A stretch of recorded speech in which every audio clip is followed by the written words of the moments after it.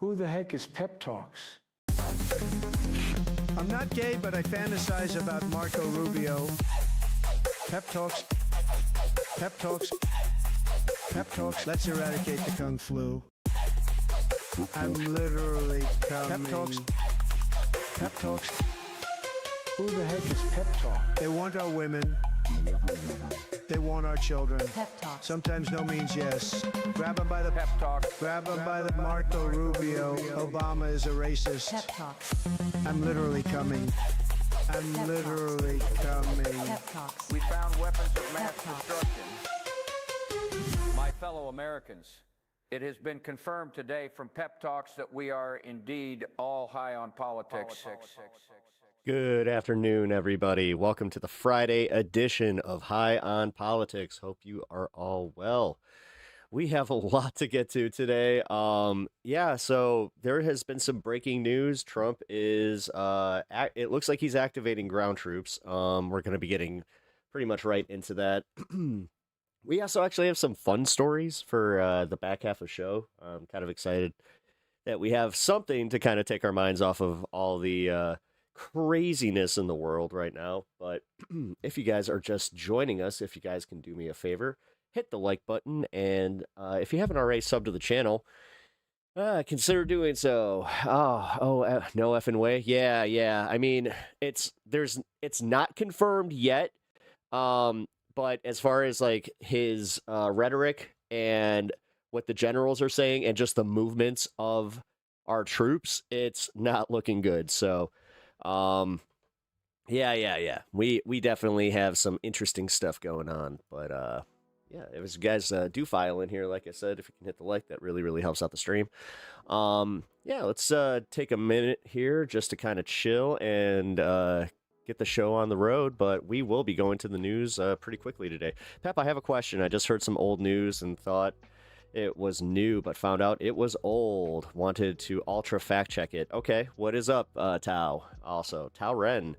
Are you a Tao player? Because if you are, my lord, did they nerfed the crap out of the Tao. Warhammer stuff I won't get to. I'm not going to stun lock, but poor guy, if that is the case. But yeah, go ahead and run it by me. What's up, Etch? What's up, Pinkerbell? Welcome. Josh the Heretic, what's up? I guess I can take a break from my digging my my WW3 bunker. Robin hanging out. Hell yeah. We are definitely hanging out today. Today's chill Friday. Nice. We got horizontal stream back. Yes. I don't know for how long. Did I have to go and do some resetting and just, oh my God.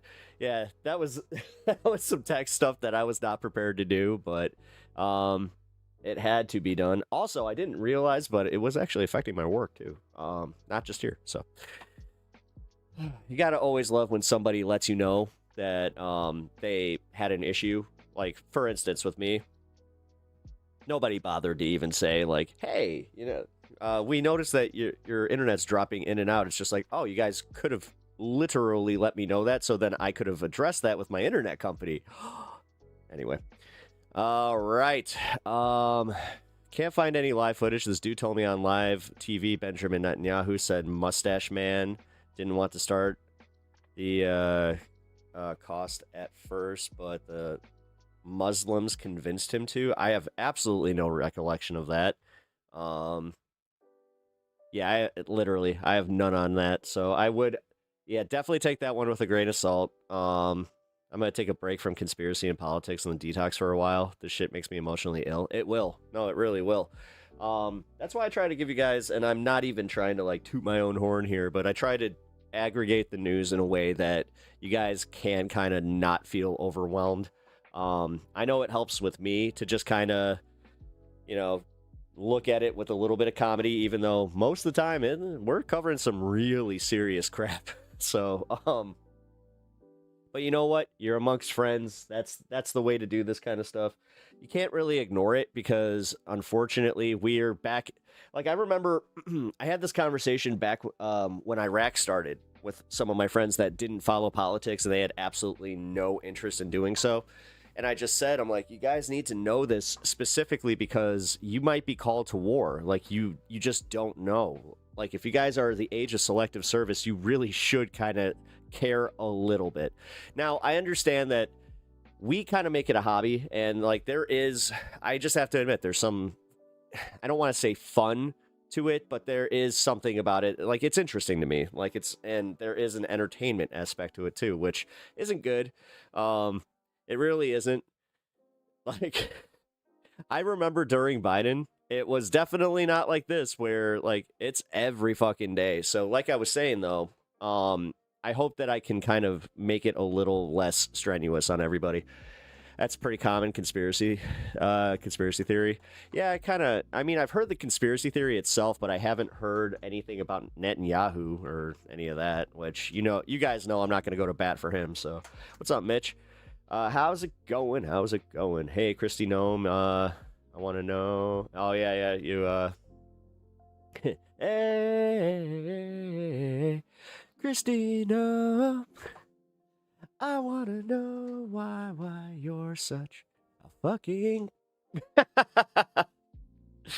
Oh, you found the video. Oh, Lord. Well, yeah, time to watch some anime and kick back. Well, Tao, I appreciate you checking in. You got me tabbed. Thanks. I really appreciate that. Yeah, come and, pop in as you need to. Like I said, I just appreciate you guys, helping out stream. But also, if you guys, I've been saying this, if you guys need to take mental health breaks away from this type of stuff, including my show, which I know. Yeah, you guys, you got my permission on that one. If that's what you need, if you needed just the push where it's just like, no, you can take a break. I know that coming up here, I'm gonna be taking a few days off. I have to figure, like, I do have to do like a little reset coming up. I'm not going to be able to do it consecutively though, so I'm most likely going to just kind of like pepper it in, kind of like, maybe convince myself to actually, take a Thursday and and that Saturday. Oh, God. As I'm saying this, I'm like, I'm not going to be able to do that because I just have a feeling, man, like the news ain't calming down, so. Pep, the front man of Pepper and the Spicy Nuggets. The Spicy Nugs. Yeah, do you guys watch any of those like little TikTok shorts from like the Tubby Nugget? My wife has been sending me those, and I gotta say, they are awesome. If you like some just wholesome little, I think they're only like 5 seconds long. But yeah, man, I like a little cartoon that's just like, hey, you deserve to have a good day. And if you don't hear it from anyone else, just know that you're loved. It's like, oh, cool. I always like a little bit of that stuff. Oh yeah, guys, by the way, last night, holy shit, algorithm definitely picked back up. I'm not sure if it's because I lost the stream the way that I did, but woof. Yeah, I gotta stop complaining. Either that or the complaint did it, but also, yeah, tomorrow I'm not sure if I'm gonna be on. Because this is why I was talking about my time off. Tomorrow is the actual anniversary of my mom's passing, so yeah, I'm gonna take a personal day. I'm not even sure. Like, so far so good. But yeah, I think I need to. So just be prepared for that.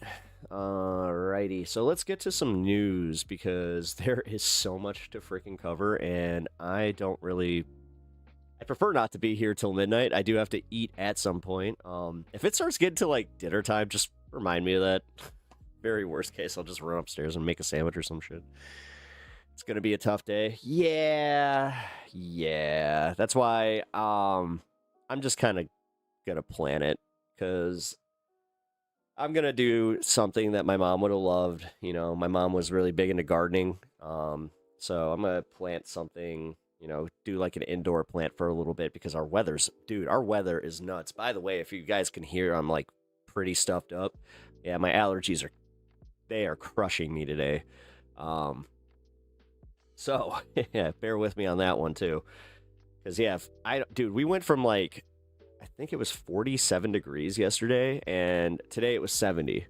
I went outside. I was just like, what the hell? And also, yeah, we apparently got like really bad storms with red skies, which you know what they say about red skies in Salem, but you also know what they say about a bunch of Christian assholes that see red skies and they don't know anything about weather. So they immediately were just like, oh my God, the rapture's happening. Oh man, for real. Oh God.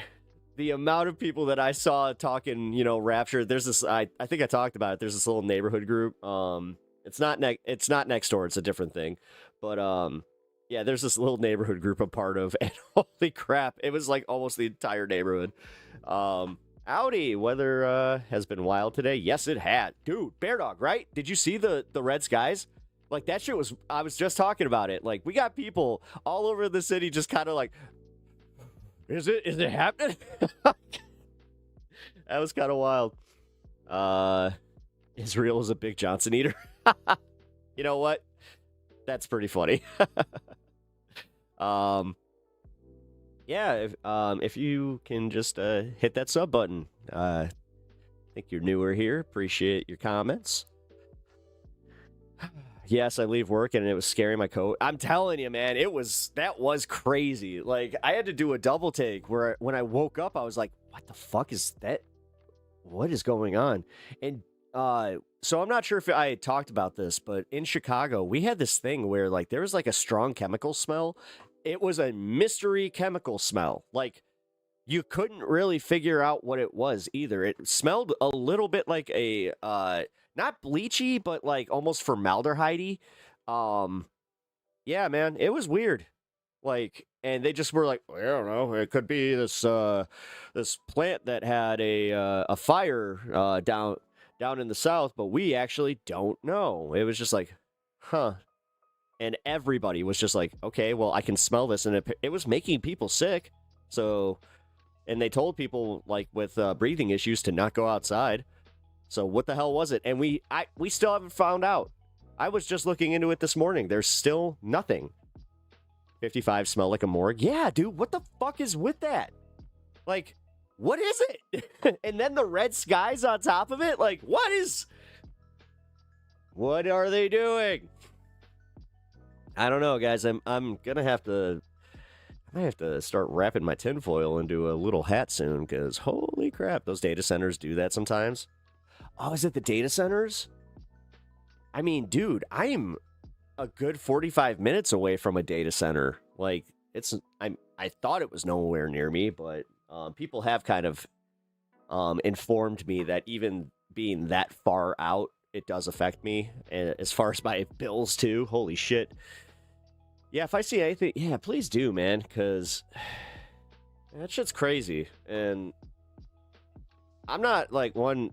I've made fun of chemtrail, believers here pretty openly, and I don't want to be that guy where I'm just like, all right, so guys, if you believe in chemtrails, I have an apology for you. I'd prefer not to do that, because I still think that one is just ridiculous, because what they call chemtrails, they don't understand. It's just fucking exhaust, but whatever. Unfortunately, there's no data centers being built kind of near me. Ooh, that sucks. It's the smell of WW. I mean, dude, everybody's starting to feel it. I've been talking to just normies that are now figuring it out, where they're just like, oh, yeah, stuff's really, really bad. And then, oh, God, Pete Hegseth did not do the Trump administration any favors by making those holy war statements. Dude, you got a lot of Christians that are pissed off. It'll be interesting. Like, if any of you guys go to church, let me know what your service is like on Sunday. I mean, I was actually toying with going to a service just to see what they have to say, because, dude, it really does seem like either they have the churches that are 100%. Obviously, I'm not going to go to where I went to school or where I went to church all my life, but I would go find like a Presbyterian church, or maybe, I don't know, Baptist. They get a little, I don't know. I'm uncomfortable with churches, to be completely real with y'all. I really don't want to. Yeah, I might burst into flames. Yeah, no, I really might. So I'm not sure if I want to do that. Go Pentecostal. Buenos dias. What's up, Ghost Dog? Good to see you. Are you in contact with anyone from my past? I am. In some cases, unfortunately. You got that classic Facebook dichotomy where I get to, I went to school with these people for so long, so I can't necessarily, they're almost like family. I've had a few of them tell me that I'm a heathen and they can't support me, but I've had other ones just say, we'll pray for you, but we still love you. It's like, oh, I guess I can't be mad at that. Hey, what's up? Did we establish what I'm supposed to call you? You've been here so many times. Shit. I'll just say comrade from now, just for now. Comrade, how's it going? People, okay, wait, Sylvie, why are your comments not popping up in multi-chat? This is weird. Oh, I just got here. Oh, data centers, yeah, they're poisoning the air. People have made videos on it. Look it up. Data centers poison the air. Okay, so that makes sense. Especially because it's a like I'm telling you, it's something I've never really smelled before. But it's bad. Where your brain is telling you like that smells like a chemical that I should not be smelling. I've blocked biological family. My family is the people I choose. No, that's how I am too. But I also, I got plenty of people silenced, but actually blocking people, you have to do something pretty egregious for me to hop on that train. Also, I'm glad that I have the knowledge that I do about these people, because I got a friend, well, Facebook friend, I guess I should call it, from my high school days that she's got like the, family. I think she's got like 5 kids or some shit.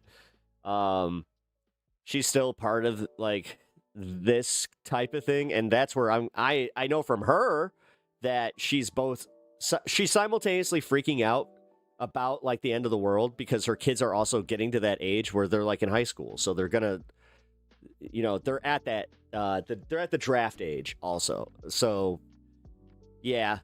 You can tell that she's kind of struggling with it, because believe it or not, a lot of people that are, they say it with their fucking full chest. It changes the second that their kids got to go to war, I just love walking outside and the air smells like fresh monster, like a fresh monster opened in front of my nose. Oh, you know what? It does kind of have a little bit of, oh, wow. You know what? You kind of nailed that, because it is kind of like when you do the initial, like, you pop the tab and it's just like, You're like, that does. Maybe I shouldn't, like, sniff the energy drink. Maybe I should just, kind of, There's some teas that are like that, though. I have to be real. Like, most of the time, tea actually, like, the aroma is really, really good. But every once in a while, they got some, like the ginger tea. There's this one ginger tea that I have to drink, like, when I get sick. It's honey, ginger, and something else. Fuck. But whatever the hell the other ingredient is, it makes it smell just like medicine. It's not good. Low volume sound pollution. Oh, yeah, I've been experiencing some of that too. Yeah, like this weird hum. I know that, like, one of my neighbors thought that there was a drone, like, right above us, but because we live, O'Hare Airport and Midway Airport are essentially, like, our city airspace is, like, locked down for that kind of shit, so, because it would have to be that high. There's no way. But yeah, like, we've been noticing some of that too, so I don't know, man. Real ones use Midway. It depends. Depends where I'm going.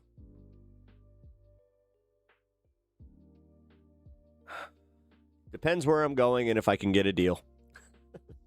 I mean, dude, I've flown out of Rockford before. I took a flight to, it was Colorado, Grand Junction, Colorado, from Rockford, Illinois. That was wild, dude. I flew from one airport that had, it was crazy. It was the smallest airport I've ever seen. It was kind of like this. It was barely the size of a warehouse, because, like, they had the security checkpoint, right? Once you get past that, they had 2 terminals. And like those terminals were like, again, or 2 gates. I don't even mean like they had 1 terminal, 2 gates. It was like, huh. I guess not like not many planes really fly out of there. So, yeah. And then I flew into Grand Junction, which was even worse, where I was just like, what the fuck? There is like nothing in Grand Junction. I think there was like a few fast food places, and the rest of it seemed to be industry. An American B-2 bomber just shot down by Iran. Is that breaking now? B-2.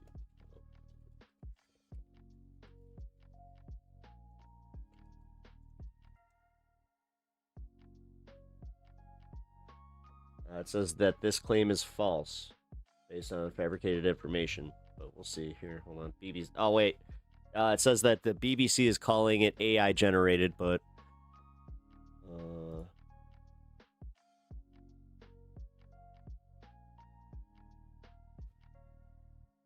let's see.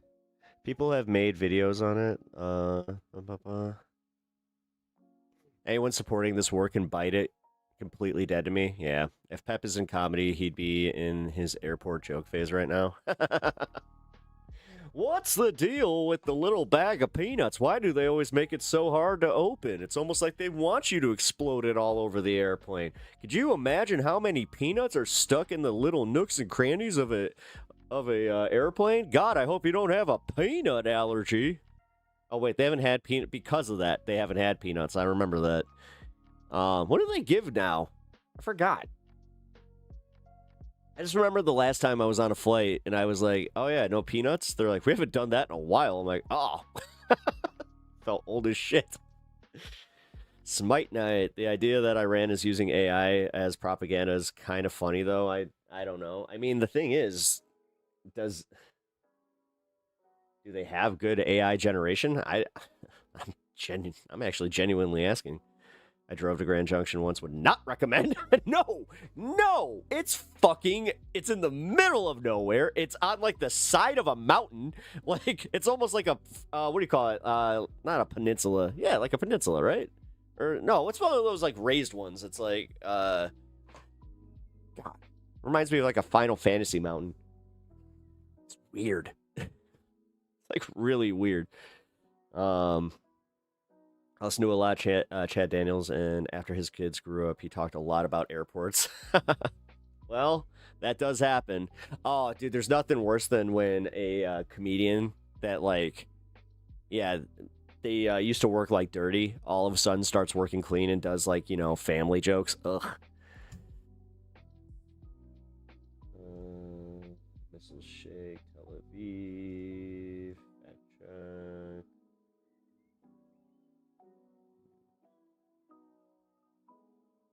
Was this 4 days ago or was this now? Because I can't find anything on this.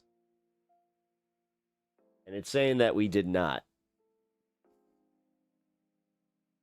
And when I say it's saying, I'm saying like every single article that I can find here says that it's not. Yeah, 4 days ago.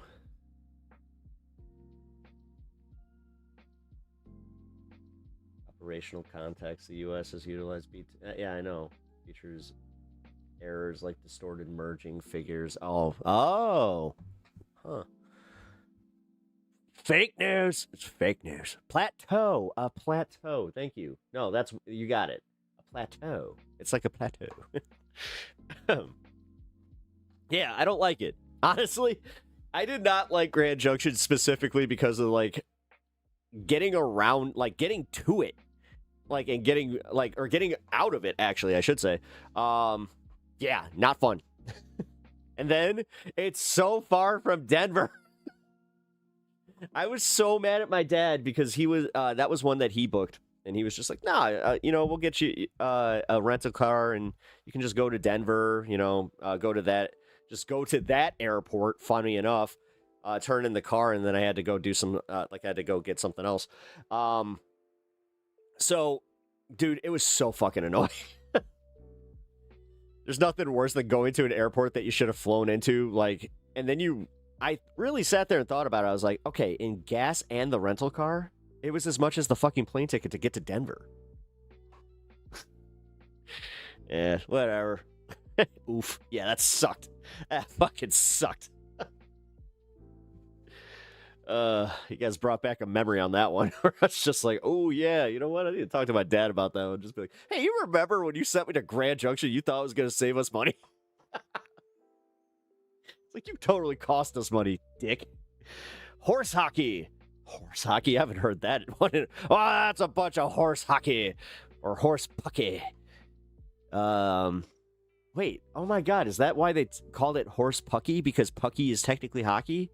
Because I've heard hockey called pucky before, which I was like, huh, that's weird. But I get it. It's been circulating for a couple days.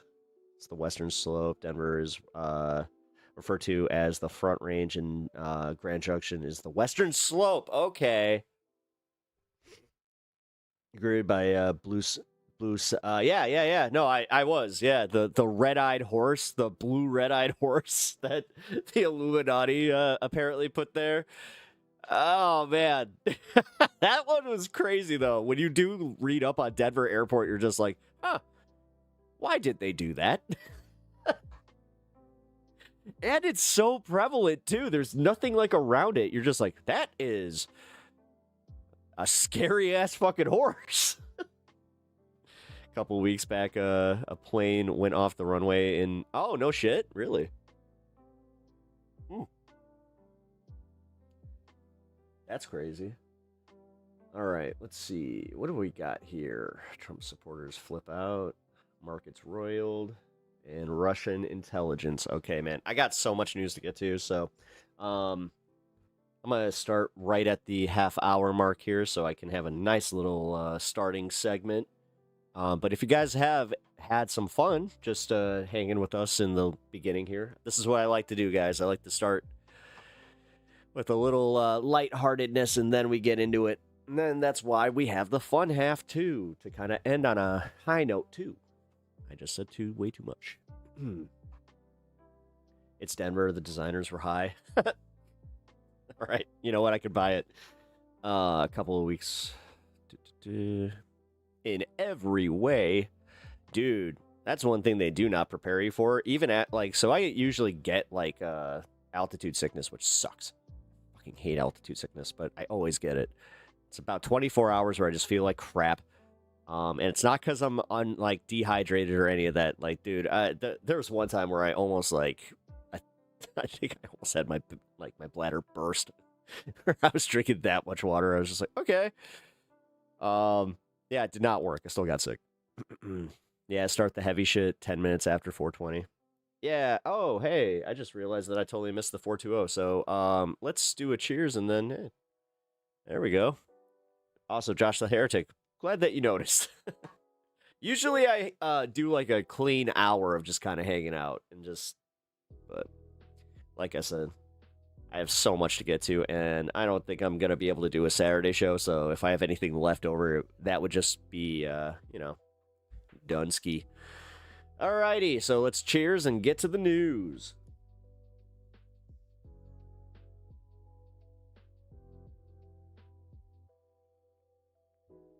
Alright. Wait, Kalshi is getting sued for not paying people's bets on Ayatollah's fate? Yeah, because it was a bet on death. Technically, in any market, that can just be negated because that bet should have never been approved. I'm Audi HD and I'm sensitive as fuck to differing altitudes. Oh, really? Maybe. Oh, dude, maybe that's it. Because yeah, I mean I have ADHD. Huh? I never thought about it, but yeah, that could actually have an effect. Alrighty. All right, let's start with something a little more lighthearted first. Not so lighthearted for anybody that is a fan of MAGA. What's going on here? There we go. Okay, hold on. There we go. As I said, I had to reset a whole bunch of stuff. So, what's up, Anna? Good to see you. Denver Airport was the greatest troll ever. It was a conspiracy theorist dream. I mean, dude, again, it is almost like they were just trolling. At Denver Airport, we're here to prove that the Earth is actually flat.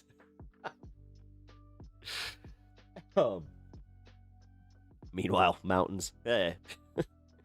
Oh, I also have an ocular migraine and wear glasses as well. I get ocular migraines as well, and that's crazy because I felt one coming on before I started stream, so I just went and took an ibuprofen as a preventative, and it worked. So, at uni update before the news. She's good. She feels a lot better today. I think that what needed to happen is, so they gave her like a vitamin dose and all that kind of shit to kind of balance her, and that worked. So I think realistically her body was just like, I have no nutrition, I feel like shit. God, that was still so heartbreaking to watch. Like, she, again, going from feeling better from the first trial of chemo to just right back to being bedbound. That was bad. 20/20 vision here. What's an ocular migraine? It doesn't even matter if you have 20/20 vision. Ocular migraines usually occur, especially if you have like astigmatism. Light will catch a certain nerve in your eyes, and it'll overstimulate it to the point where you get like a cascading effect that causes a migraine. You can always feel it though. It's like a halo. It's awful. It's fucking awful. But I do have medicine for it, so like legit, I have medicine for it. And it helps. I do not have 20/20 vision. God, my eyes are getting even worse. Lucky you with that 20/20, man. I felt lightheaded and lower air when breathing when my brother took me up to the mountain to see Area 51. Really? Interesting. Well, we'll call that the tinfoil hat first bit there. But, all right, so, like I said, this is a little bit more fun. Brian Krasenstein, must watch. Trump supporter flips out after he sees the gas prices, proceeds to rip off the Trump sticker off of his vehicle, and curses out the administration. How the F can we take back America when these cocksuckers can't even support us? This isn't an anecdote. This is happening in towns large and small across America. Trump screwed his own base. And that's a real one right there.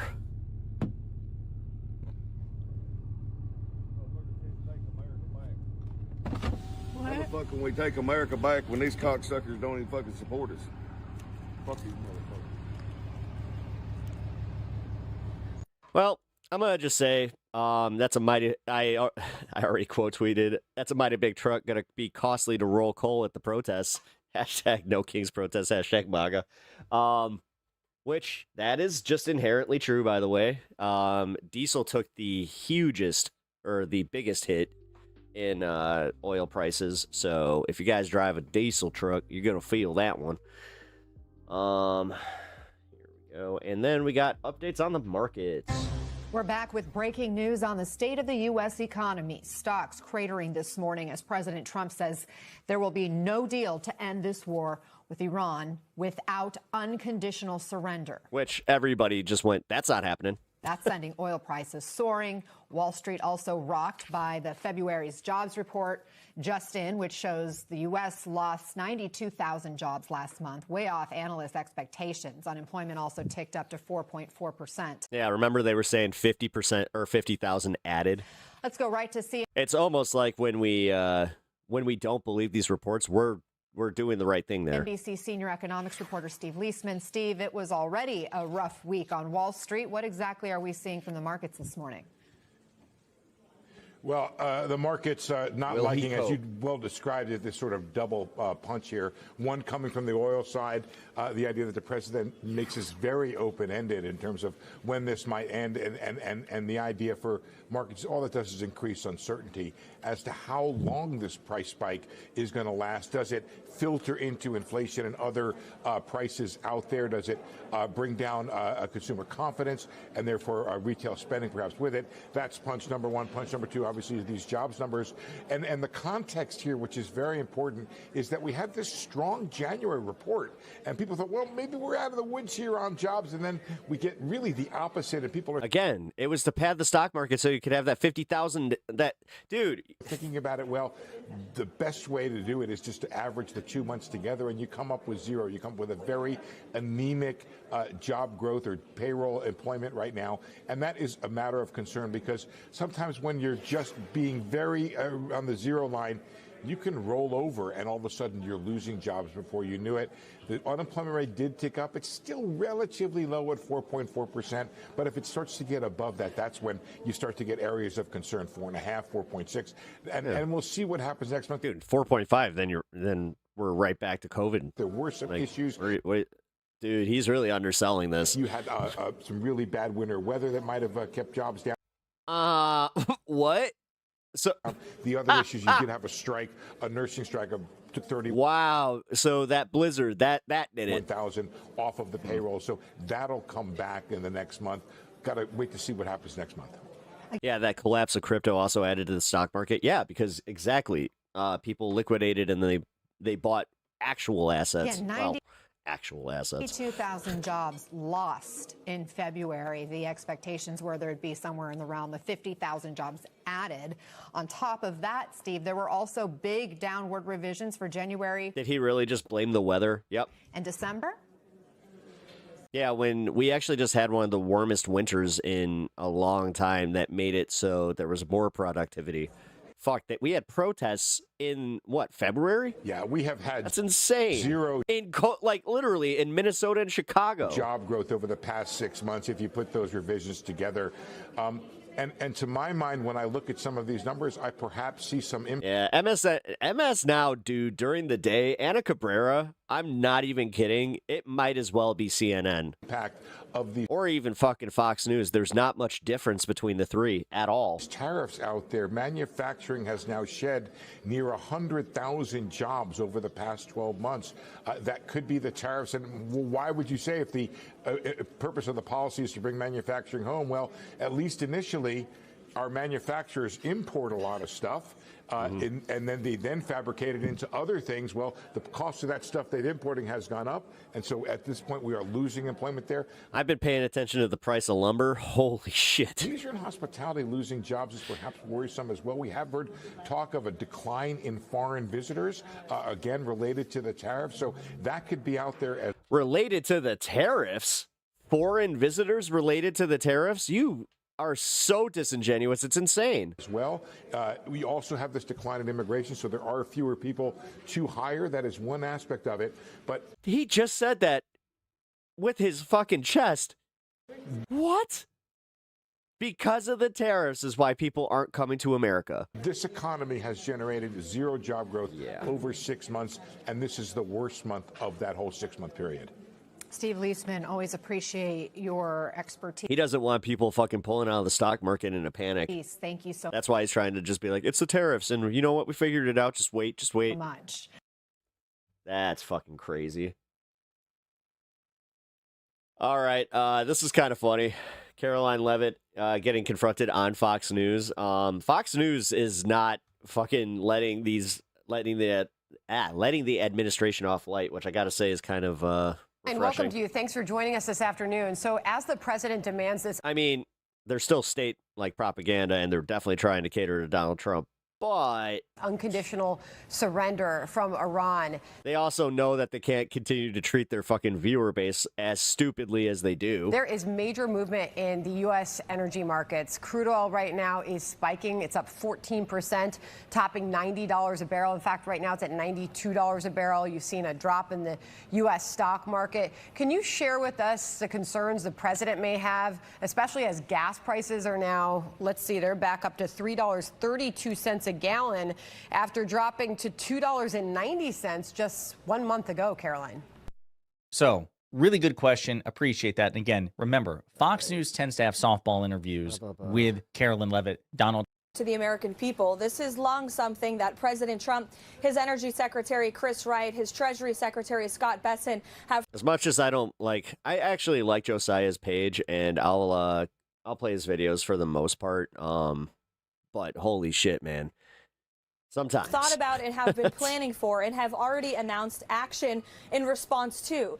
Let me just walk you through the president's thinking on this. We have to focus on the short term and the temporary goals of Operation Epic Fury to obliterate the Iranian regime will be a very good thing for the energy and oil markets and for oil prices across the globe in the long term, when you no longer have a terrorist regime that is restricting the free flow of energy through the Strait of Hormuz and to the rest of the world.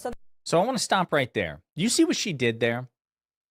The Trump administration has been wildly inconsistent in terms of its messaging on the Iran war. Yeah. They say it's a... By the way, guys, have you seen the thing going around that they've hit multiple targets that turned out to be just painted jets, or not even they weren't real jets. It was like Wile E. Coyote style. War of regime change. Then they say, no, it's not a war of regime change because we promised we wouldn't engage in regime change wars.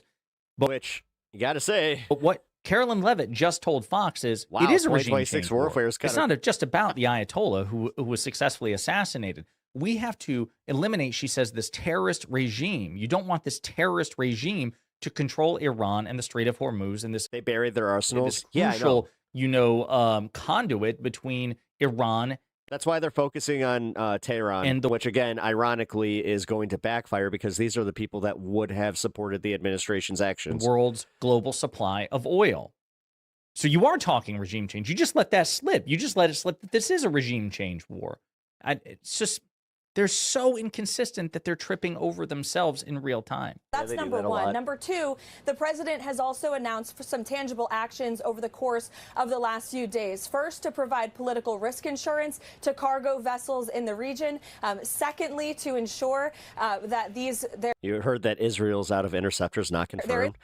Again, I'm going to be very, very careful with that kind of stuff. So, I'm glad you said not confirmed. I'm going to reiterate, not confirmed. There's a free flow of energy and that we are drilling expeditiously here at home. Other nations are sharing intelligence. I'm going to do the story about what Russia's doing after this. Into these newfound markets in Venezuela as well. And then again, the president has also made that directive very clear to his energy team. And you saw Secretary Burgum was just in Venezuela yesterday with some of the world's biggest oil companies who have committed to investments. And Delcy Rodriguez herself said that they are working at Trump speed to tap into these markets. And then lastly, the president has also announced that the United States Navy will escort cargo. They're so full of shit. The experts have even said that even if that at Trump speed, it's going to take over 8 years to get that infrastructure back up. Cargo ships through the region if and when necessary. Okay, so this idea that producers in Venezuela are going to be able to stem the flow on this, because again, you're talking about a massive capital investment for U.S. oil companies to start up work in Venezuela. This isn't something like I heard that gas prices are going to reach $7 until Trump would back off. They're spiking to that level. Going to be turned dude, diesel's almost $5. Turned on overnight. So there's no guarantee that if that occurs, that the relief would be anytime soon. This is not going to help the American people anytime soon. And she's hoping nobody notices.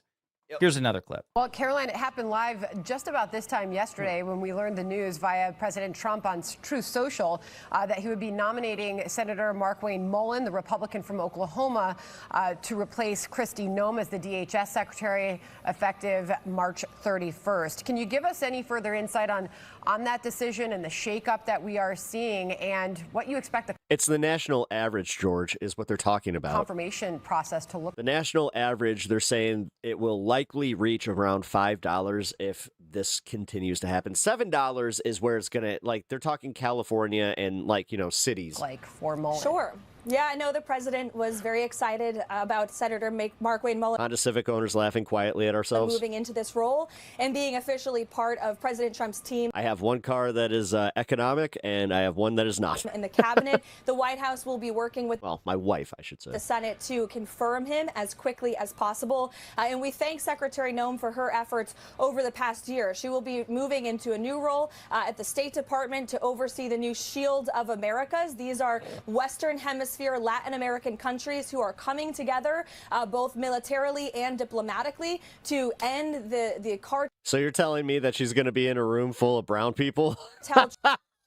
That's going to be optically hilarious. Trafficking, human trafficking, and drug trafficking in the Western Hemisphere through Latin American countries and She's just sitting there sweating. ultimately to the United States of America. So this is a very important effort. And in fact, President Trump will be heading to Doral, Florida tomorrow to speak with 17 heads of states from the Latin American countries to talk. Hybrids, baby. Hybrids all the way. Talk about this new historic organization that the Trump administration has led the way on and has put together. Yeah, so this is just total bullshit. Again, he shit-canned Kristi Noem because she Hey, the Toyota Camry is one of the best cars, I think, in existence. humiliated him It by really actually is. telling the It's one of the safest, too. truth. And we'll talk about that in a subsequent video because Kristi Noem is turning on Donald Trump because he threw her under the bus. Now, Trump doesn't want to admit that he screwed up and made a mistake, so he's trying to cast, by way of Carolyn Levitt, a veneer over what's going on. But yeah, she was effectively kicked out the door and shunted off into a closet. Mark-Wayne Mullen does need Senate confirmation, which he may very well get. I wouldn't be surprised. He's incredibly stupid, but so are many members. Again, the biggest argument here is that it gets him out of the Senate, and he is a problematic member of the Senate, even though Democrats are not fooling themselves into thinking that all of a sudden they might be able to win Oklahoma in any way. The Trump so administration. they have to be kind of careful with this. That the Republican Party have Old Toyota Corolla 2000. eagerly, you know what? They last forever. Confirmed. I will tell you, I will, and you should have a massive problem with any Democratic politician, any Democratic senator who votes to confirm Mark-Wayne Jim Bob Mullen, or quite frankly, anybody at this point with the Trump administration, but especially Mullen and especially for DHS. No, I mean, the fact that they don't hold up any of the appointments the way that the Republicans were doing during Biden is also just, that's why they don't have any like respect from their colleagues on the right, because they're so toothless. They're just like, they're not going to do anything. We know how this works. Trust me. They will cower to their lobby and they'll just kind of be like, I don't agree with this. I don't agree with this, but I'm not going to do anything about it. Without massive concession, we got a problem. And they need to be called out. So we'll see what happens there. But in the meantime, I do believe Trump can appoint like an acting DHS. Yeah. All right. Here's the big news. I hate the fact that we have to use Midas touch, but they're the ones who broke it first. As Donald Trump's war against Iran is spiraling out of control. But yes, I will watch it at 1.25 speed because I refuse to watch this guy at normal speed. We are getting this information, and we need to, of course, verify it, but information that the U.S. Army has abruptly canceled a major training exercise for the headquarters element of the 82nd Airborne Division at Fort Bragg in North Carolina, fueling... I have a saying about cars like that. That car right now, if you bought it like at that, man, that car owes you nothing.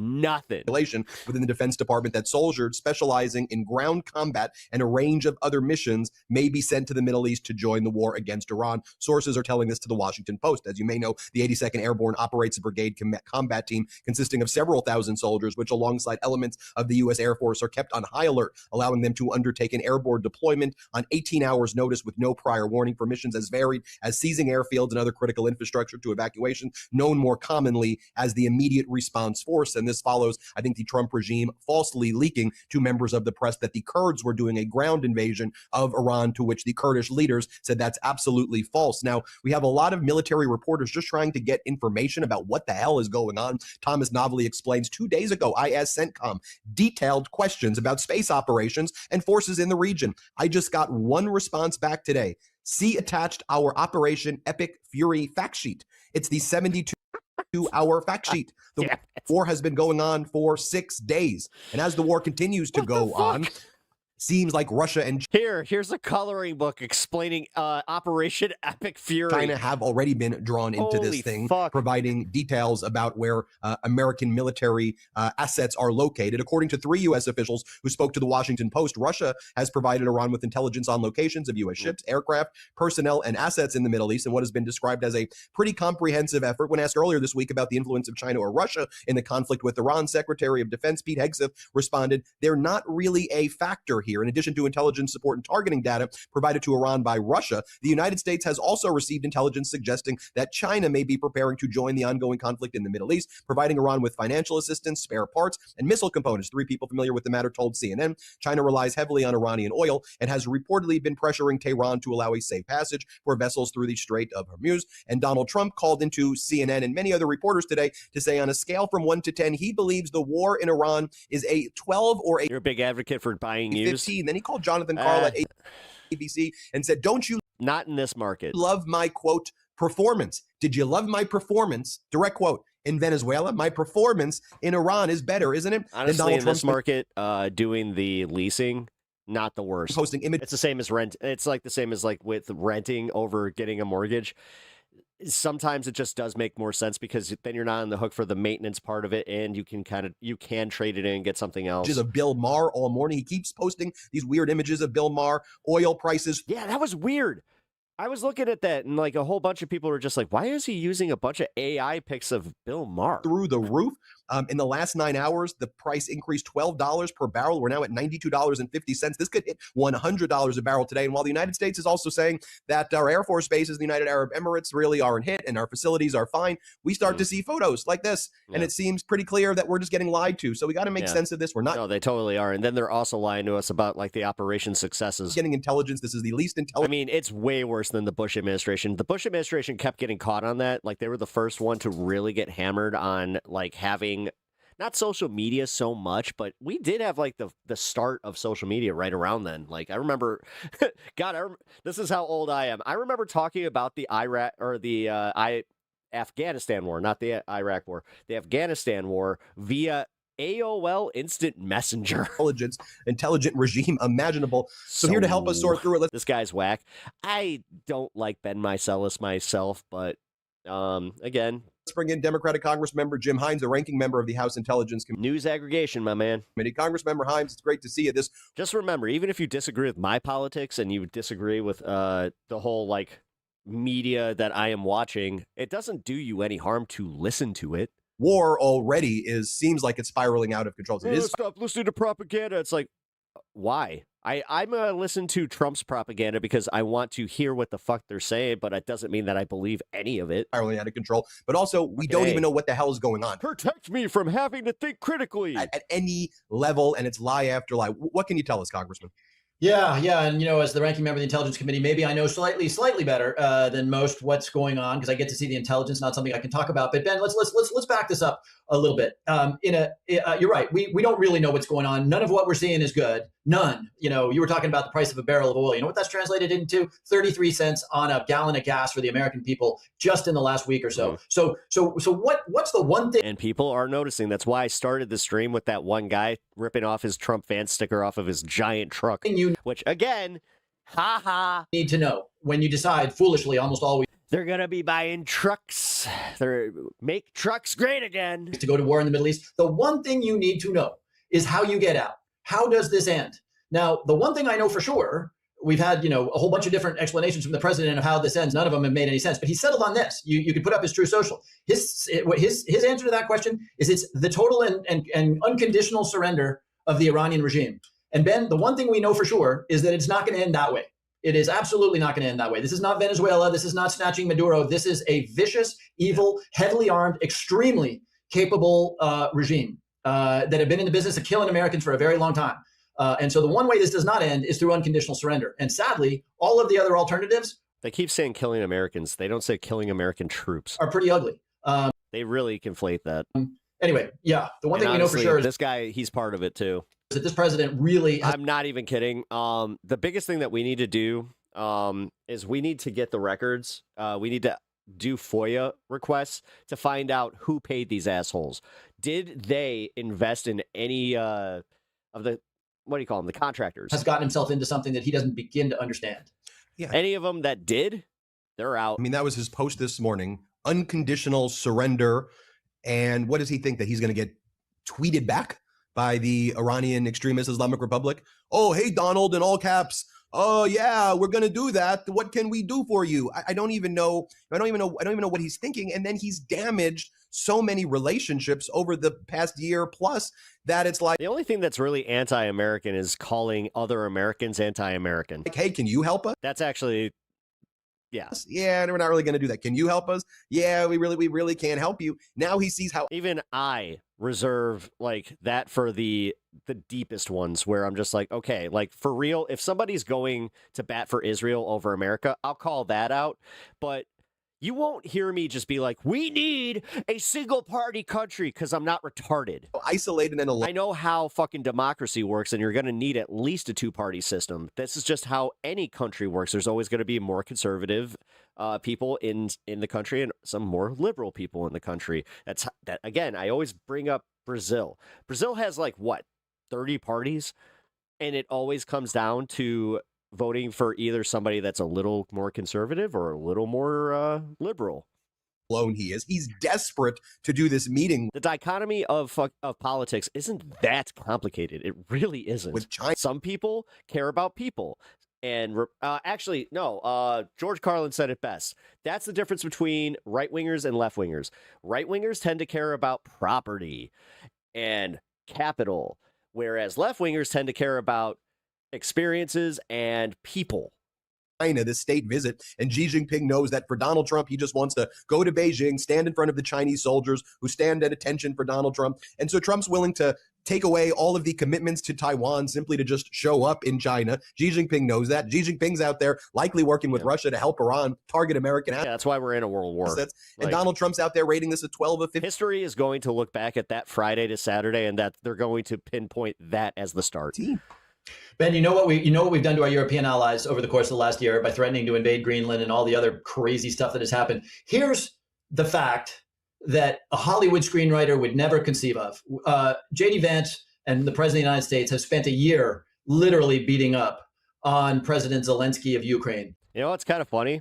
I had a situation happen like that where there was this guy that cut me off on a street that merged, right? And he was driving like a total asshole, fucking giant truck, Trump sticker, facts don't care about your feelings, bullshit, like all over his back window. This guy made an asshole move where he must not have been paying attention, because he slammed into the car behind, like in front of him. And we did find out later that like it didn't have a heart attack or any of that. He slams into the car in front of him, pushes him into oncoming traffic, and causes a 4-car pileup. I fucking swerve out. I was the one who witnessed everything, like as far as being like, I was literally the car that did not get involved just from having experience and not following too fucking close. So yeah, I went and helped that guy, even though he had all that shit all over his back window. But there were also these bikers that like they took a screwdriver and I think it was a screwdriver. They punctured the airbag and they pulled him out before the EMTs got there. I was shouting at them to stop. I'm like, stop. They're like, the car could be on fire. I'm like, the truck was not on fire. There was no fire at all. I was like, you may have just actually permanently injured this guy just because you thought you were being the heroes here. That's not what you do.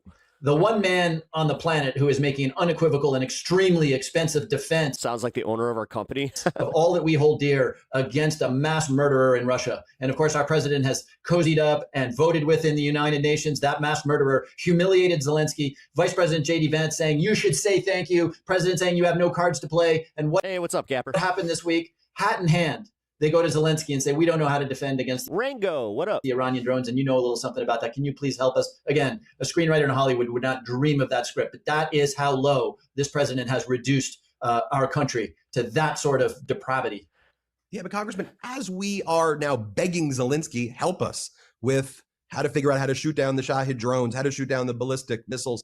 Donald Trump then gives I leave a semis link. Another interview to Politico, and Caroline Levitt holds a press conference. I don't fuck around with that shit. Again, calls Zelensky P.T. Barnum, and unless I'm in like stop and go traffic, then yeah, that's not acceptable. You know, and says that Putin's the one who wants to make a deal, and Zelensky's the person who's holding this up.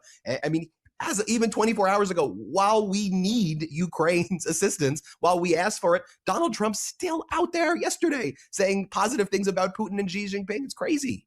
And, two interesting things, right? This is what happens when a leader succeeds in surrounding themselves with people who won't tell them the truth, people whose sole objective morning, noon, and night is to praise the dear leader. This is what happens. Nobody says, Mr. President, a war in the Middle East is going to lead to an increase in oil prices, which is very rapidly going to lead to an increase in gasoline prices. Mr. President, you ran a race saying you would bring costs down and not get involved in war. And then he literally, this has nothing to do with the race. This has everything to do with him and what he's touted in just the last month. And you're about to look at the price of gas. I brought gas prices down. Pam Bondi literally said that before she said the Dow shit. Get involved in a war that will dramatically raise costs. No one can say that to him. And I see that in the Congress of the United States. Just 24 hours ago. My wife's therapy is going well.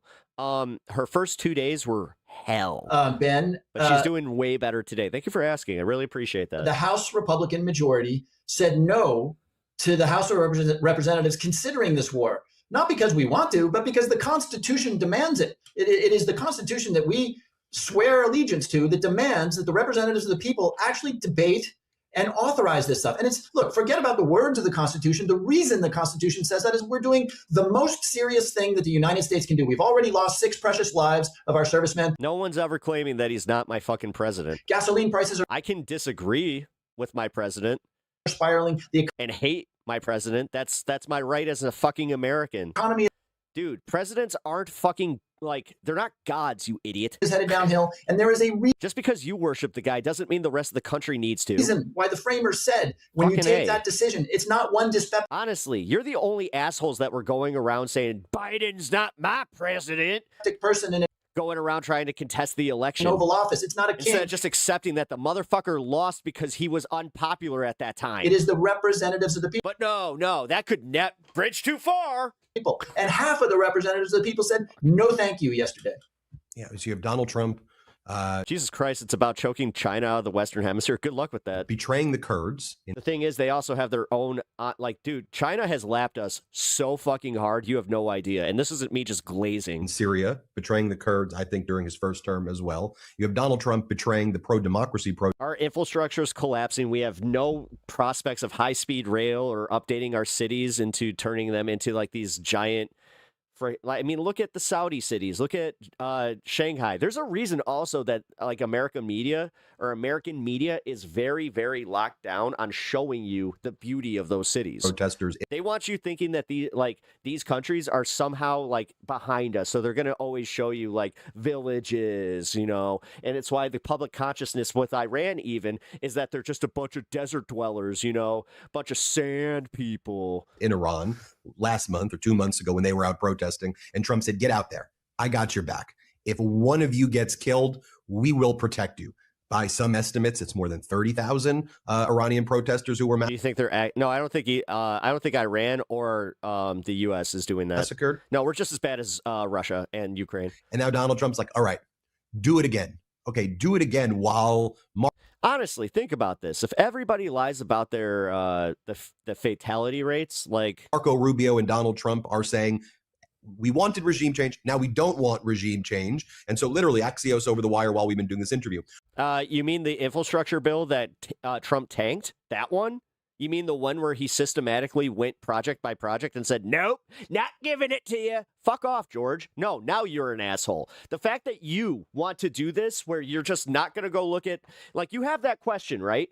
Just look up what happened to the infrastructure bill. It's that easy. You have fucking Google. Rubio tells Arab foreign ministers that Washington's goal is not regime change. But no, that's where you deserve to be called out. And it just wants some different people to... You want to sit here thinking that Biden was so bad, but also simultaneously ignore the fact that he was doing good things. Run like the CHIPS Act, too. The countries. A different crew. So yeah, the UAE. Before it was, Ayatollah Khomeini. Or the UAW, sorry. Now his son, Mojaba, who's more extreme than the Ayatollah. Let's mission accomplished. And by the way, if you're listening to, of course you are, and you're listening. Yeah, you never heard that because you seem like you go towards a different bubble there, pal. To more stuff than I get to hear. I wish I got to hear the stuff that you got to hear. But what the Iranian foreign minister is saying, what their National Security Council, head is saying, they know that they actually have Trump and the other countries in the Middle East kind of cornered and scared now. And yes, we are, and if anything I'm saying wrong, check me on it. But, yes, we're bombing the shit out of Tehran. We're hitting it. We should strive to do better. Yeah, that's why a lot of us are freaking out over these fucking billionaires pilfering our government, and they're going to leave us in shambles. We're bombing it. By the way, we're also hitting targets that we need. No, Biden was objectively better than Trump. He didn't take us into a new war. The economy was on the right track. Now we're on the wrong track. We're 2 years into this fucking presidency, dude.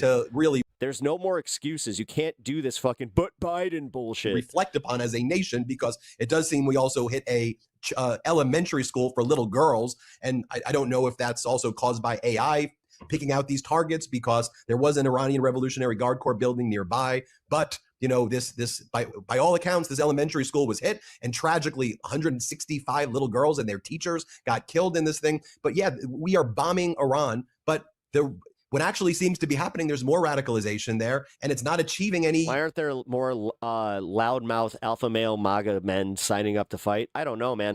Fundamental military. I don't know what talk to us. It makes the first Avenger has a good question. Sense of this for me. Well, back to your point about betraying the Iranian people. What's up, man? I have a theory on how this ends, and I'm willing to make a small bet on it. The next couple of weeks, you're going to see oil go across 100. In fact, it may happen today, $100 a barrel. That is going to translate into very high prices at the pump for the American consumer. By the way, MAGA was saying that this wouldn't happen. $100 a barrel is not going to happen for at least a few weeks. God forbid, but there's some chance we're going to see additional loss of life in our service members in the region. Projections for the economic growth are going to go down because that happens when you can't get oil. And at some point in 3, 4, 5 weeks, the president is going to realize, and he's going to look at the numbers, and he's going to say, this is really not tenable. And he's going to Are they too fat? declare victory. And no, actually, because the military and ICE, they took out a whole bunch of provisions that you would have had to pass, like as far as like physical tests. You could. I wasn't kidding about the girl push-ups. And walk away. And what he's going to say is, look, we had a couple of objectives. We said we're going to get rid of the Navy. The Navy's at the bottom of the Persian Gulf. We're going to get rid of the missile launchers. That's a little harder. They gotten rid of a lot of them, but we did that. Oh, and by the way, we set back the nuclear program that 6 months ago I told you was obliterated, but now it's set back. Anyway, and he's going to say, our great patriotic, now we're going to make Iran great again, and he's going to declare victory and walk away. And maybe the attention of the American public will fade, but what will have been achieved is that you will have replaced a very bad supreme leader, killed him, replaced him with his son, who is more radical than he is, and by the way, committed to the also younger. The Grand Ayatollah, or whatever the fuck he was actually called, that motherfucker was 87 years old. And we're sitting here just like, woo! We got it before nature did, buddy. Creation of a nuclear weapon. You will have a wounded animal of a vicious regime. And if there's one thing more dangerous than an animal, it's a wounded animal. And you will have stirred that, if I can continue to use too many metaphors, you will have kicked that hornet's nest literally adjacent. Oh, there's the first sign that I might be losing horizontal again. To the arteries that allow for 25% of the world's energy consumption to move. So that's the scenario I see. And at the end, by the way, if horizontal does crash, just go to the vertical. I'm a link. At the end of the day, one of the most tragic elements of that will be that the people who suffer most will be the Iranian people, who briefly, because of the expectations that this president set, briefly saw freedom, only to have it snatched away and to find themselves now under the rule of somebody who was much more vicious than Jesus fucking Christ. They couldn't wait a few months. Nope. Than his father ever was. No, trust me. And now, because of the spring and the summer, people are going to notice this a lot more.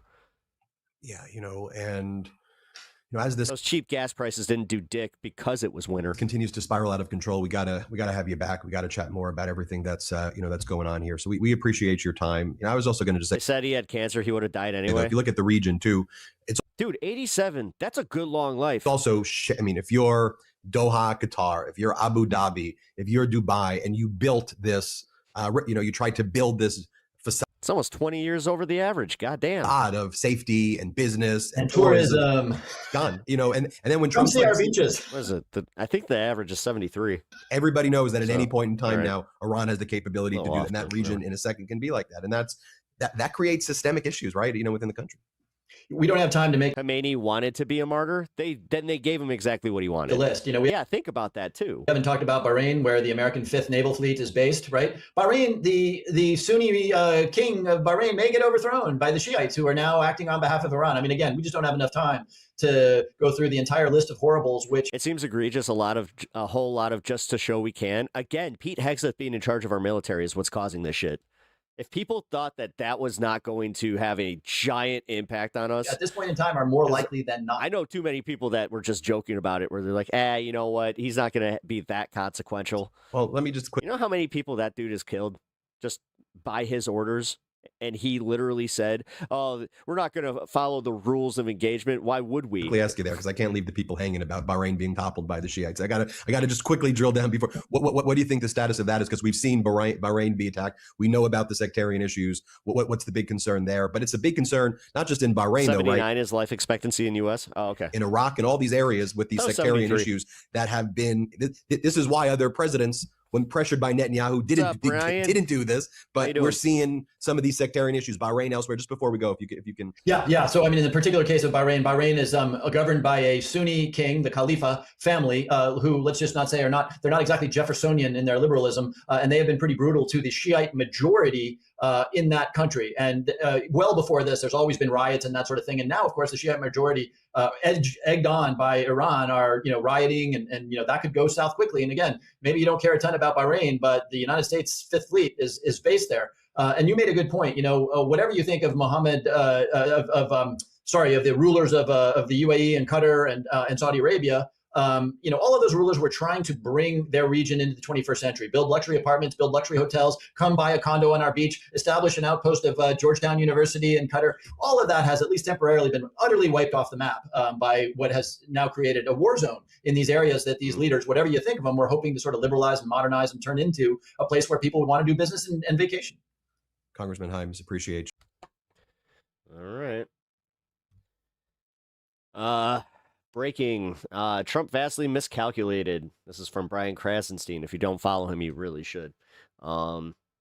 Iran, first bullet point, Iran knows that if they shut off the oil in the Gulf, they destroy our economy. They can keep doing this with little effort using drones. Second, China may be preparing to provide Iran with financial assistance, spare parts, and missile components, according to CNN report. I call that.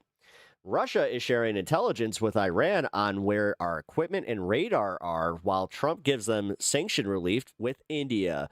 Russia now has even more incentive to help our enemies. Here's another one. U.S. Patriot missile stockpile running low. U.S. voters are against this war.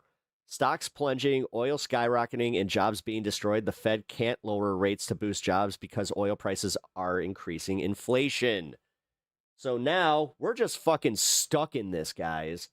Like, yay. Here, let's do this. All right. So Russia sharing intelligence with Iran to target U.S. forces. The Washington Post cited 3 officials saying Russia provided Iran with real-time locations of U.S. warships and aircraft since the fighting began on Saturday, with sources anonymous due to sensitivity. Russia and Iran deepened ties with a January 2025 partnership treaty, which analysts cited by the Washington Post say boosted defense and intelligence cooperation benefiting Moscow and its ongoing conflicts. Analysts say the assistance likely included satellite information and intelligence data as Iran's tracking capabilities weakened since February 2028, improving precision against radars and command and control targets. The report could mark a broader escalation as officials say China does not appear to be providing military assistance, while the scope of Russia's support remains unclear. Here, we also have a report on this to give us a little bit more information on it. Okay, so it is day 7 of U.S. airstrikes in Iran, and they come with a warning from President Donald Trump. The president writing on social media, there will be no deal except unconditional surrender. He added, the U.S. and its brave allies and partners will work to bring Iran back from the brink of destruction. He also says Iran will have a great future. Now, that message comes as Israel announces a new phase in the joint war. They're heavily bombing Tehran and Lebanon. That happened overnight.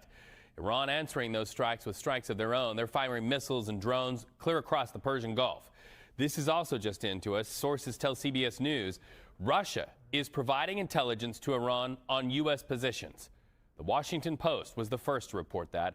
CBS News chief correspondent Matt Gutman reports from Tel Aviv as tens of thousands are either sheltering in place or trying to get out.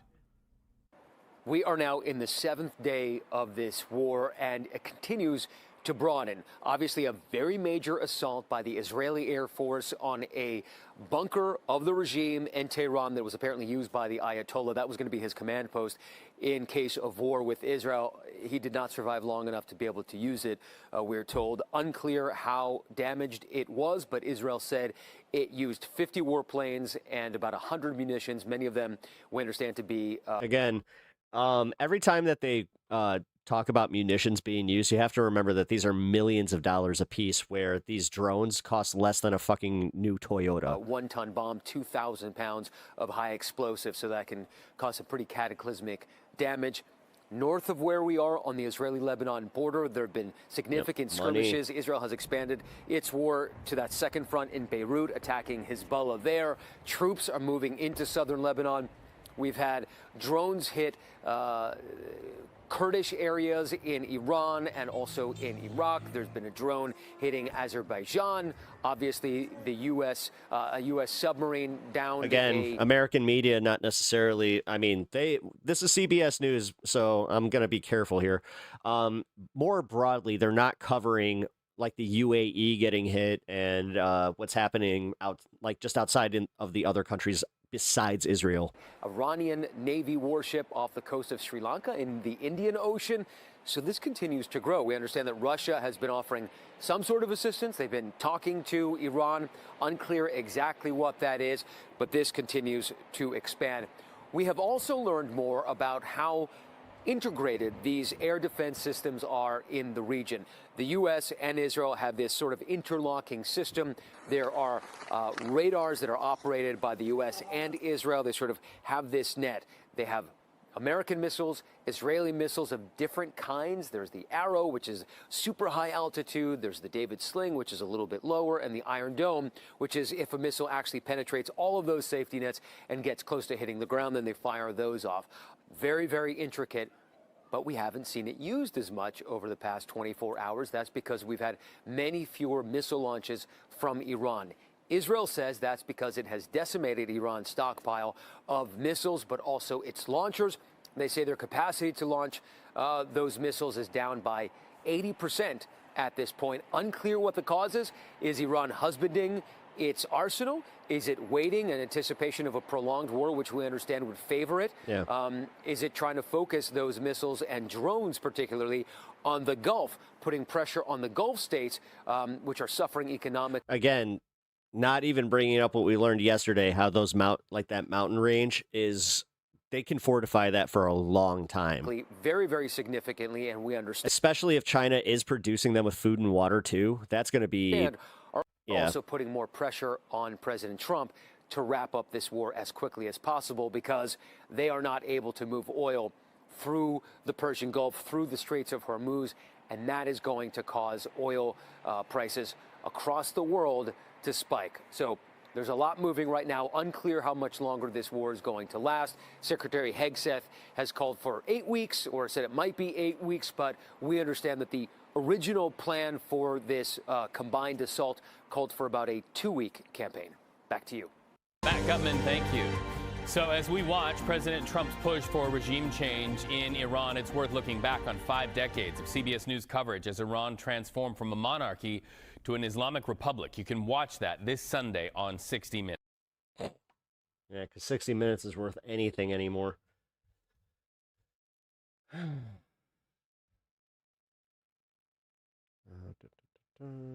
U.S. Central Command touted new video of what it says are Iranian targets being decimated by precision U.S. airstrikes. However, yeah, these are the ones that Iran's coming out and saying that they were painted targets. Our next guest warns this aerial campaign will likely not be enough to affect real change in Iran.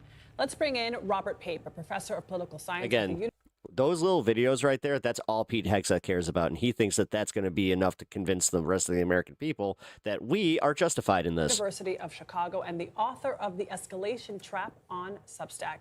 Professor, thank you so much for joining us. Historically, has regime change ever been brought about from an air assault?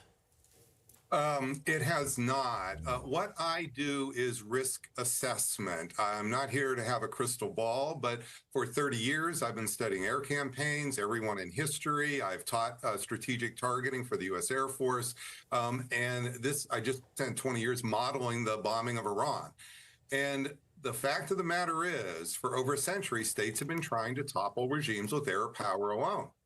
And I'm choosing my words carefully, it has never worked. We are heading toward the predictable result of growing risk, growing escalation, and I'm sorry to say, this could go on for quite some time. But Professor, surely there's also covert operations going on the ground. So there is that ground element. Do you think, we should be factoring that in more? We always have covert operations. So when we tried to decapitate Gaddafi, April 19th. Again, they're really trying to sell the American war machine as being way scarier than it is. 1986, with the very first set of waves of precision bombs, we had covert operations. When we went after Milosevic and his regime in March 99, again, plenty. This is the U.S. government. We have nothing but CIA all around Washington, D.C. This is not the problem. The problem is not that we don't hit the targets. We do that. The problem is, as you're seeing, the opening plan did not produce quick and decisive victory. And it's not because we don't have those tools. It's because it's ultimately a self-defeating policy practice politically. We are injecting nationalism, and the usual result is you get a more hardline leader. This is why President Trump's saying, I don't want that one guy. It's because he would be much worse than what we had before. And this is the normal result of these efforts to win through leadership decapitation, topple the regime alone. And what you are seeing is now, even Pete Hegseth said this may go on 8 weeks. They really have opened not just the Pandora's box, but an open-ended and what you're seeing is the regime can do many things to prolong the war and hurt us and never fight a set piece battle with us. That's how we lost the Vietnam War. And I'm sorry to say, we're heading down a road where we don't have a strategy to win. So, Professor, I love the fact that you referenced the Vietnam War because you no doubt have seen that the President of the United States has suggested that he should have a role in picking the next leader of Iran. And of course, we know through history that one of the reasons why the war in Vietnam began in the first place is the United States supporting and installing the leader of South Vietnam, Diem, after the French withdrawal. We also know in this current environment, as we look to what is happening with Iran, that this all began in 1953 when the United States, along with other Western powers, helped to overthrow the democratically elected leader of Iran, Mohammad Mossadegh, and installed the Shah, which led directly to the Iranian Revolution in 1979. So, in other words, the hostage crisis. And the hostage crisis, and where we are. So, the question, of course, is. We don't have a great track record when it comes to picking leaders of sovereign nations. And so then what is the risk for the United States if the president gets his wish? Well, that is really quite brilliant, let me just say. And in fact, why we lost the Vietnam War is how I started studying this problem in the 1980s. I wanted to know, how could you lose with all that great wealth, power, air power? And the reason is because you can destroy targets, but it won't stop the nationalism in the long war. No, it's honestly just, it's increasing it. We learned this yesterday from that professor. Now, when I started to work for the U.S. Air Force, precision age, all of a sudden you talked about intel. This was the whole idea. The idea is, wow, we have precision targeting. We'll do this with precision intel. We really can now take down governments. And notice, we just can't simply do that. We've tried over and over and over in the precision age. There's a record of 0 success in the last 30 years. And the reason is because the targeting is so mesmerizing, you don't see the long war coming. And that's the big thing. You say, what is the risk? The risk is this will not just stop at escalation in the Middle East.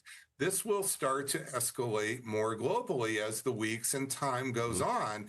Iran, big and as it continues to spread too. Supporter of terrorism. I mean, again, we're a week in and we're talking about how Russia is already sending intel to Iran. China is backing them with provisions. this is a world war, guys. No doubt I'm sorry. Like, about that. I don't know why I'm apologizing for just breaking it as it is. Like, we just have to recognize We this. seem to be The people that are ignoring that and just keep saying, "Oh, it's just a conflict. It's not even a war." It's like, wow. saying they're a supporter of terrorism. Bury and your face in the sand, ignoring guys. They can do terrorism. so this is really making no sense. That's what I'm trying to say. There's not really a strategy here. Doubling down, talking tough and smack in front of your publics. That is the way democracies often get into these long wars. And then those leaders basically have look like embarrassments years later because it turns out it just doesn't work. So where is the strategy is my question. Professor Robert Page. Notice how the Republicans don't talk about Bush in a very good light. With so many questions, so much important context. Thank you so much. Hello, I'm Anna Foster, live from the Qatari capital, Doha. For the next 30 minutes, we're bringing you a special program looking at the key developments from the first 7 days of the US, Israel, Iran conflict, which has dragged in countries across the Middle East and beyond. We'll be live with our correspondents across the region and around the world.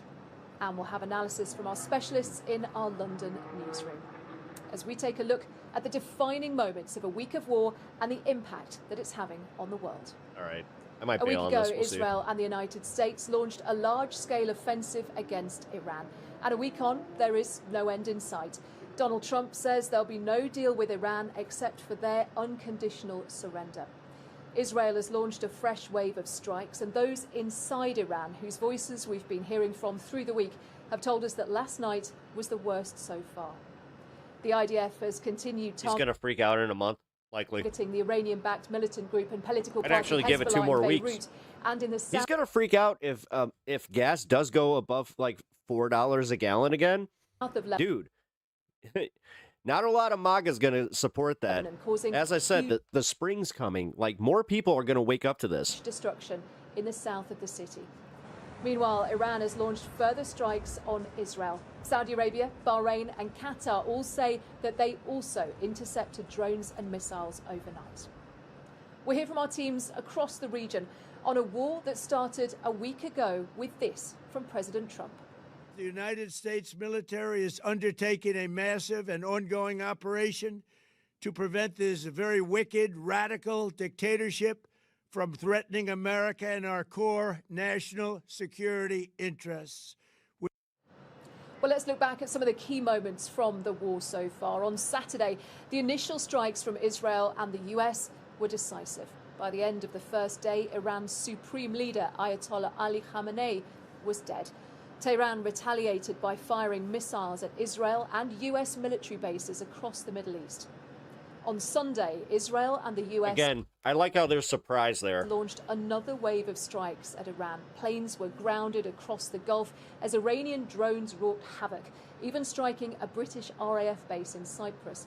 Later that day, Prime Minister Sir Keir Starmer gave permission for America to use RAF bases, but only for what he called defensive strikes on Iran. On Monday, a new front opened up in Lebanon.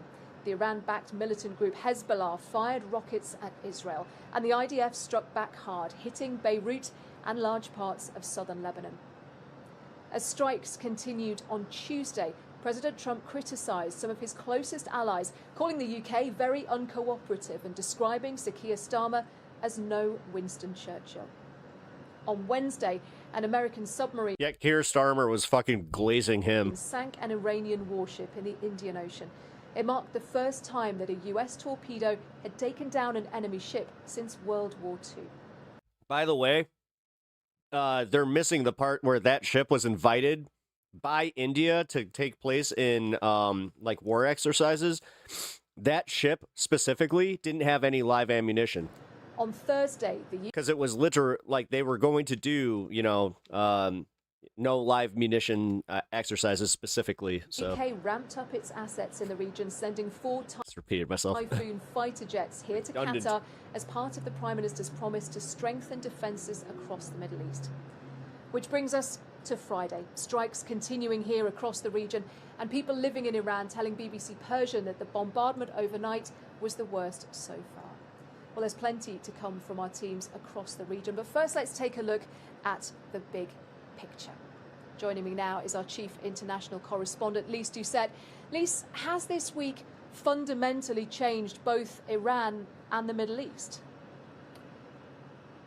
Iran is a different country. The region is a different region. This is a momentous time in the region, which has seen all too many momentous times. There is a before and after moment. Iran has now been pushed into what it sees as an existential battle. After 1 week of war, its military assets, its security forces have been degraded, but the Islamic Republic of Iran isn't defeated. Dozens of its top clerics and top commanders have been assassinated, but Iran still It was a sea trial maneuvers, yeah. shows no sign of surrender. And as you just alluded to, the people of Iran, 92 million people, including those who have been calling for change and who had dared to hope that the start of this war signaled the imminent end of the Islamic Republic, now find themselves trapped in a vicious war, leading them and their country into an uncertain future. And the region, Anna, the old rapprochements between Iran and its Arab neighbors, which had changed decades of being a dagger drawn, are now wrecked. One senior official in the Gulf told me it would take many years, possibly generations, to repair the damage of the last week. Well, yeah, I mean, America literally brought up stuff from the 70s as far as grievances. You don't think that they're going to do the same? And there was always a risk when this war was unleashed that it would widen, but it has escalated and intensified at a speed never seen before.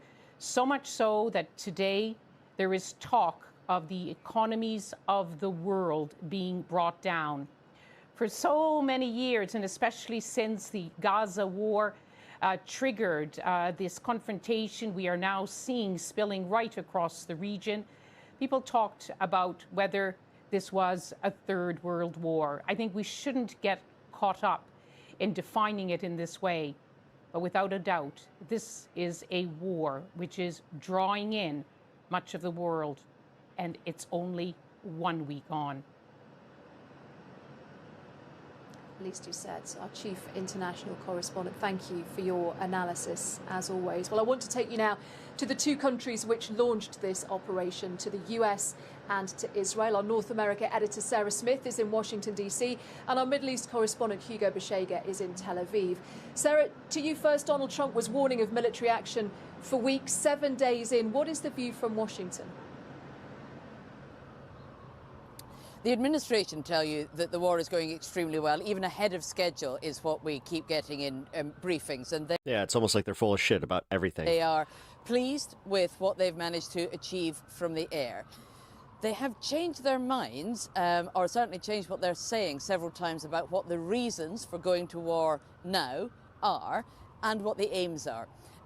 Donald Trump started off telling us that this war was to stop Iran ever developing a nuclear weapon, to get rid of their ballistic missiles, their conventional weapons that could threaten US targets in the region, and to make sure they could never acquire a nuclear weapon. Today, he's posted on social media saying that this conflict will not end until there is unconditional surrender from the Iranian government. He is demanding total capitulation, basically, from Tehran, and even saying he wants to be personally involved in choosing who the next supreme leader is. Now, he wants somebody who would work with the US and give in to his demands, including the country abandoning its nuclear program. But he's also said that while the US had drawn up a list of several possible contenders, they've now all been killed in US and Israeli airstrikes. So they are talking now about ramping up the scale of this war, saying that over the next few days they will multiply the combat power that they're using against Iran,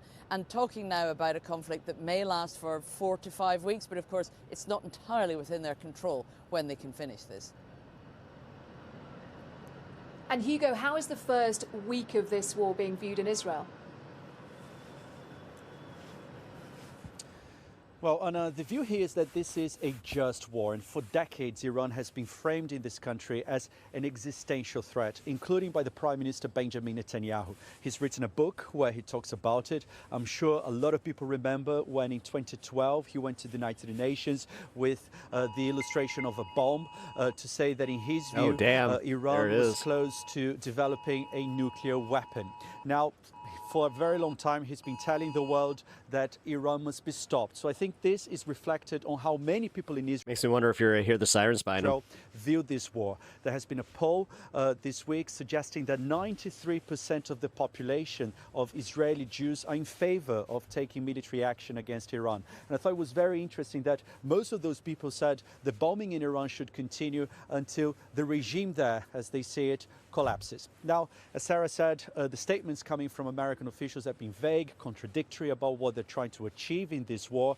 But here in Israel, officials have been very open about what they're trying to achieve. They hope to create conditions for the regime in Iran to be toppled. They've been talking about weeks of a bombing campaign. They seem to be against any kind of diplomatic de-escalation, diplomatic off-ramp in this conflict. And finally, domestically, there's been very little criticism of the Prime Minister's decision to go to war, even from his opponents, and very little debate about what might come next. Hugo Bashega in Tel Aviv and Sarah Smith in Washington, D.C. Thank you both. Well, let's take a look at how other countries... I love how she kind of, like that lady in the pink coat, really broke that news. Just like talking about a child. ...across the region have been drawn into this war over the last 7 days. Wira Davis is in the Lebanese capital, Beirut, and our senior international correspondent, Ola Gerin, is in Erbil in Iraqi Kurdistan. Wira, you've seen heavy attacks by Israel today. There have been large-scale evacuation orders. What's the latest where you are? Yeah, Anna, there's been around-the-clock attacks by Israeli missile strikes, mainly on the southern area of Beirut known as Dahia, where Hezbollah has one of its strongholds. But it's pretty clear that the scope and scale of Israel's bombing campaign here in Lebanon has been expanding in the last couple of days.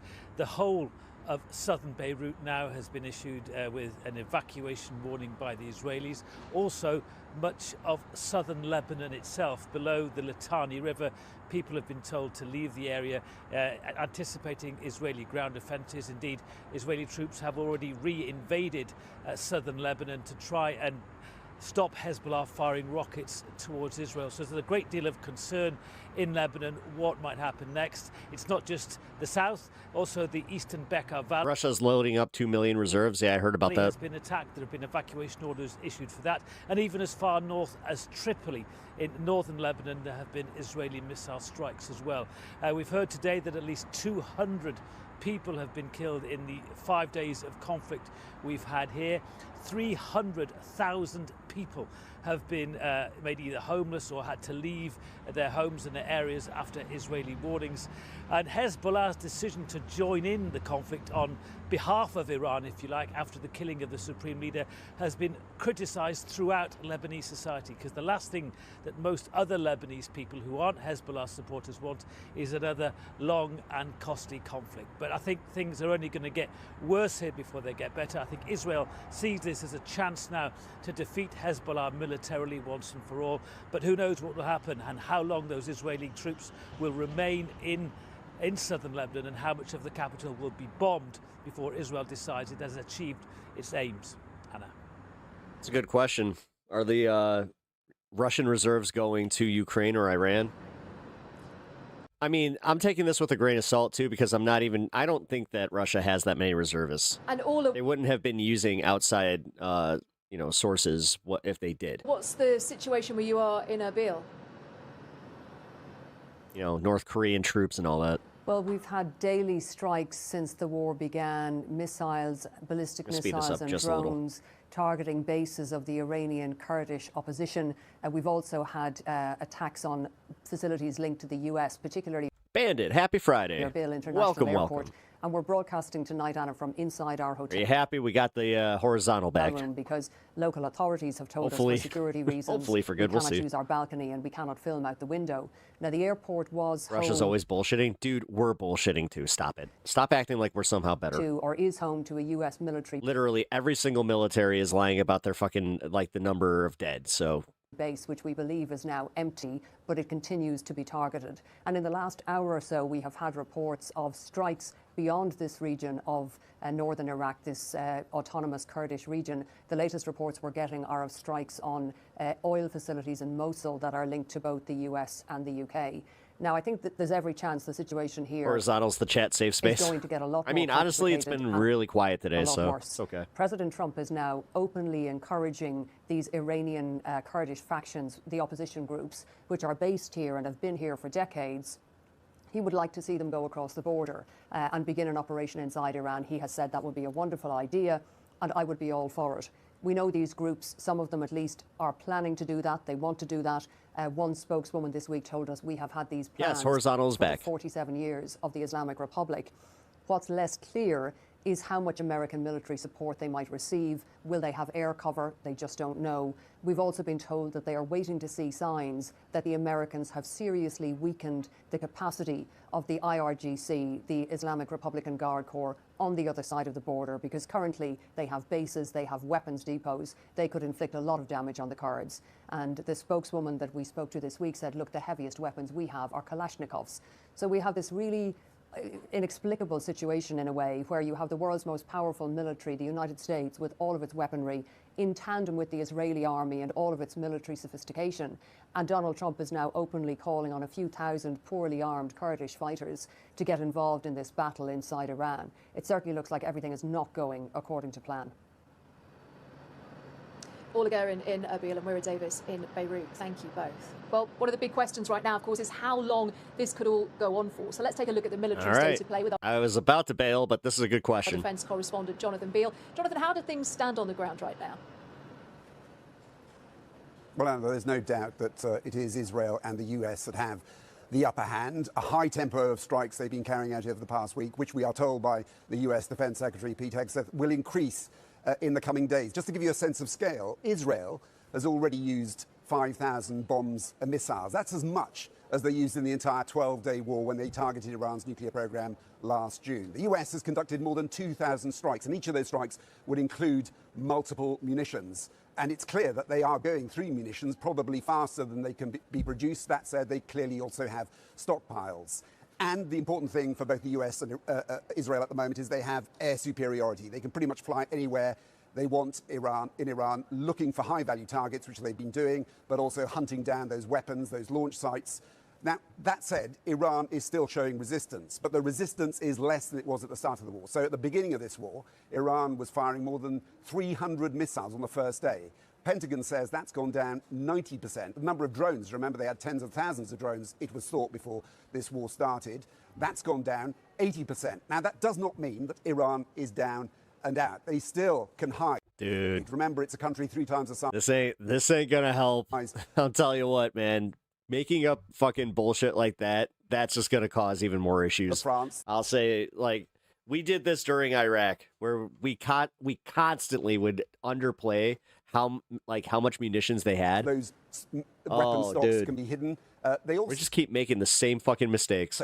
Still have proxies, namely Hezbollah, which you mentioned, but also the Houthis in Yemen, who they supported in the If you've never thought that it sucked to be an American, then you might not actually. past, and they can strangle. This No, that's insane. could affect all of You've never thought that it sucks to be an American? Like, come on. us because they can strangle trade through the Strait of Hormuz, where about 20% Sometimes you have to be like, dude, you have to be embarrassed by your family. Like, of the world's oil comes. You can love it, but that doesn't mean that you should always just be like, no matter what, I stand by it. True. Now, Donald Trump has set himself a very high bar indeed, saying that he wants to end this war with the unconditional nationalism is stupid surrender of Iran's government. But if you look at what's happened in the region recently, Israel bombing Gaza for more than 2 years, that did not lead to the unconditional surrender of Hamas. The US pretty much bombed the Houthis in Yemen for the best part of the year. That did not lead to their unconditional surrender either. So I think it's still it's still very difficult to see a quick end to this war.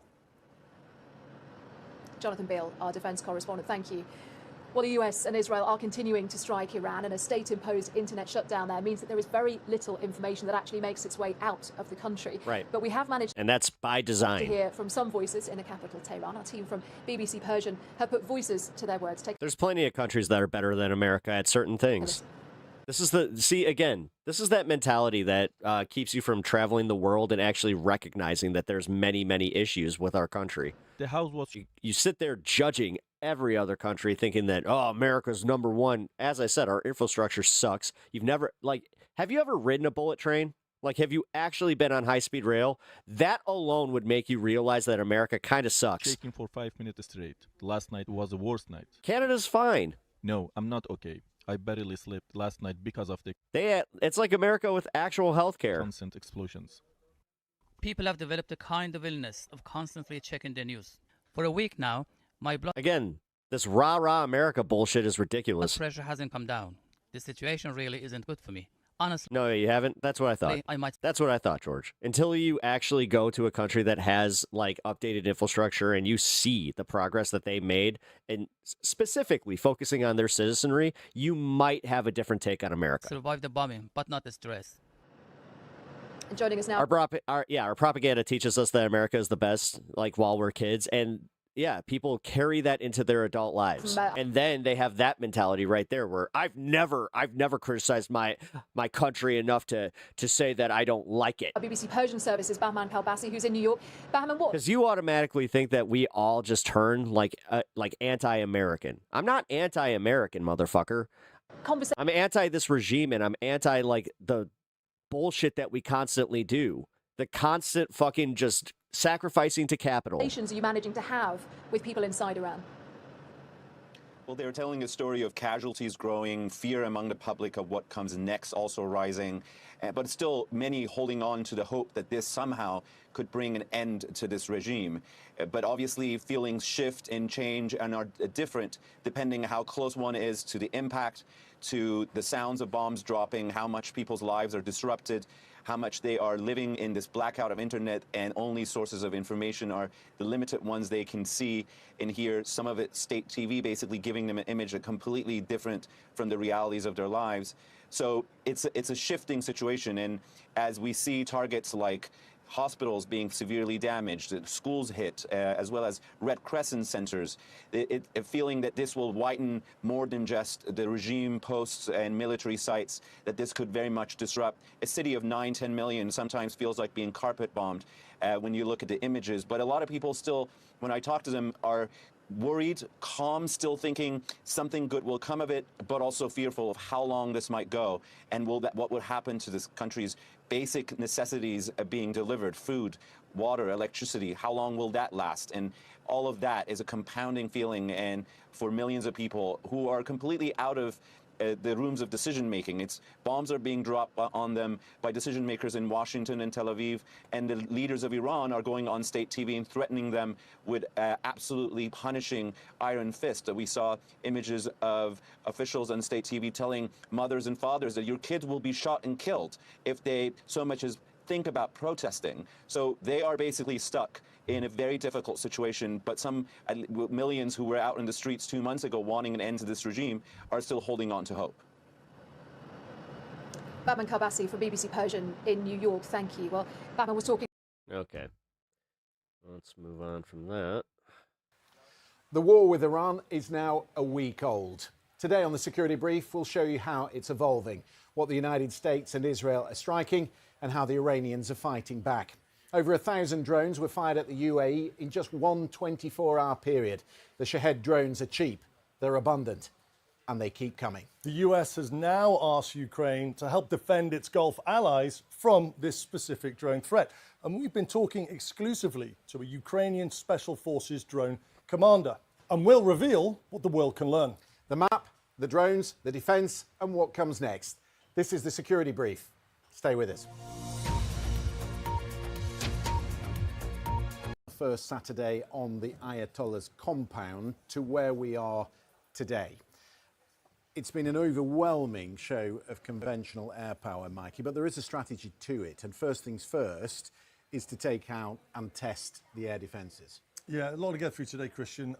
In air power doctrine, and I hate using the word doctrine because it's boring, but in air power doctrine we call this offensive counter-air. So what does that mean? It means that there are a number of targets that will come out from this doctrinal term. First one is destroying enemy aircraft on the ground before they get airborne. So, I mean, the Iranians don't have a sophisticated air defense aircraft. They're getting there with the Su-35s, but targeting those aircraft so they can't get airborne and pose a threat to US or IDF aircraft. Destroying enemy air bases and runways so the jets can't get airborne. So if they don't get the jets, then the jets can't get airborne.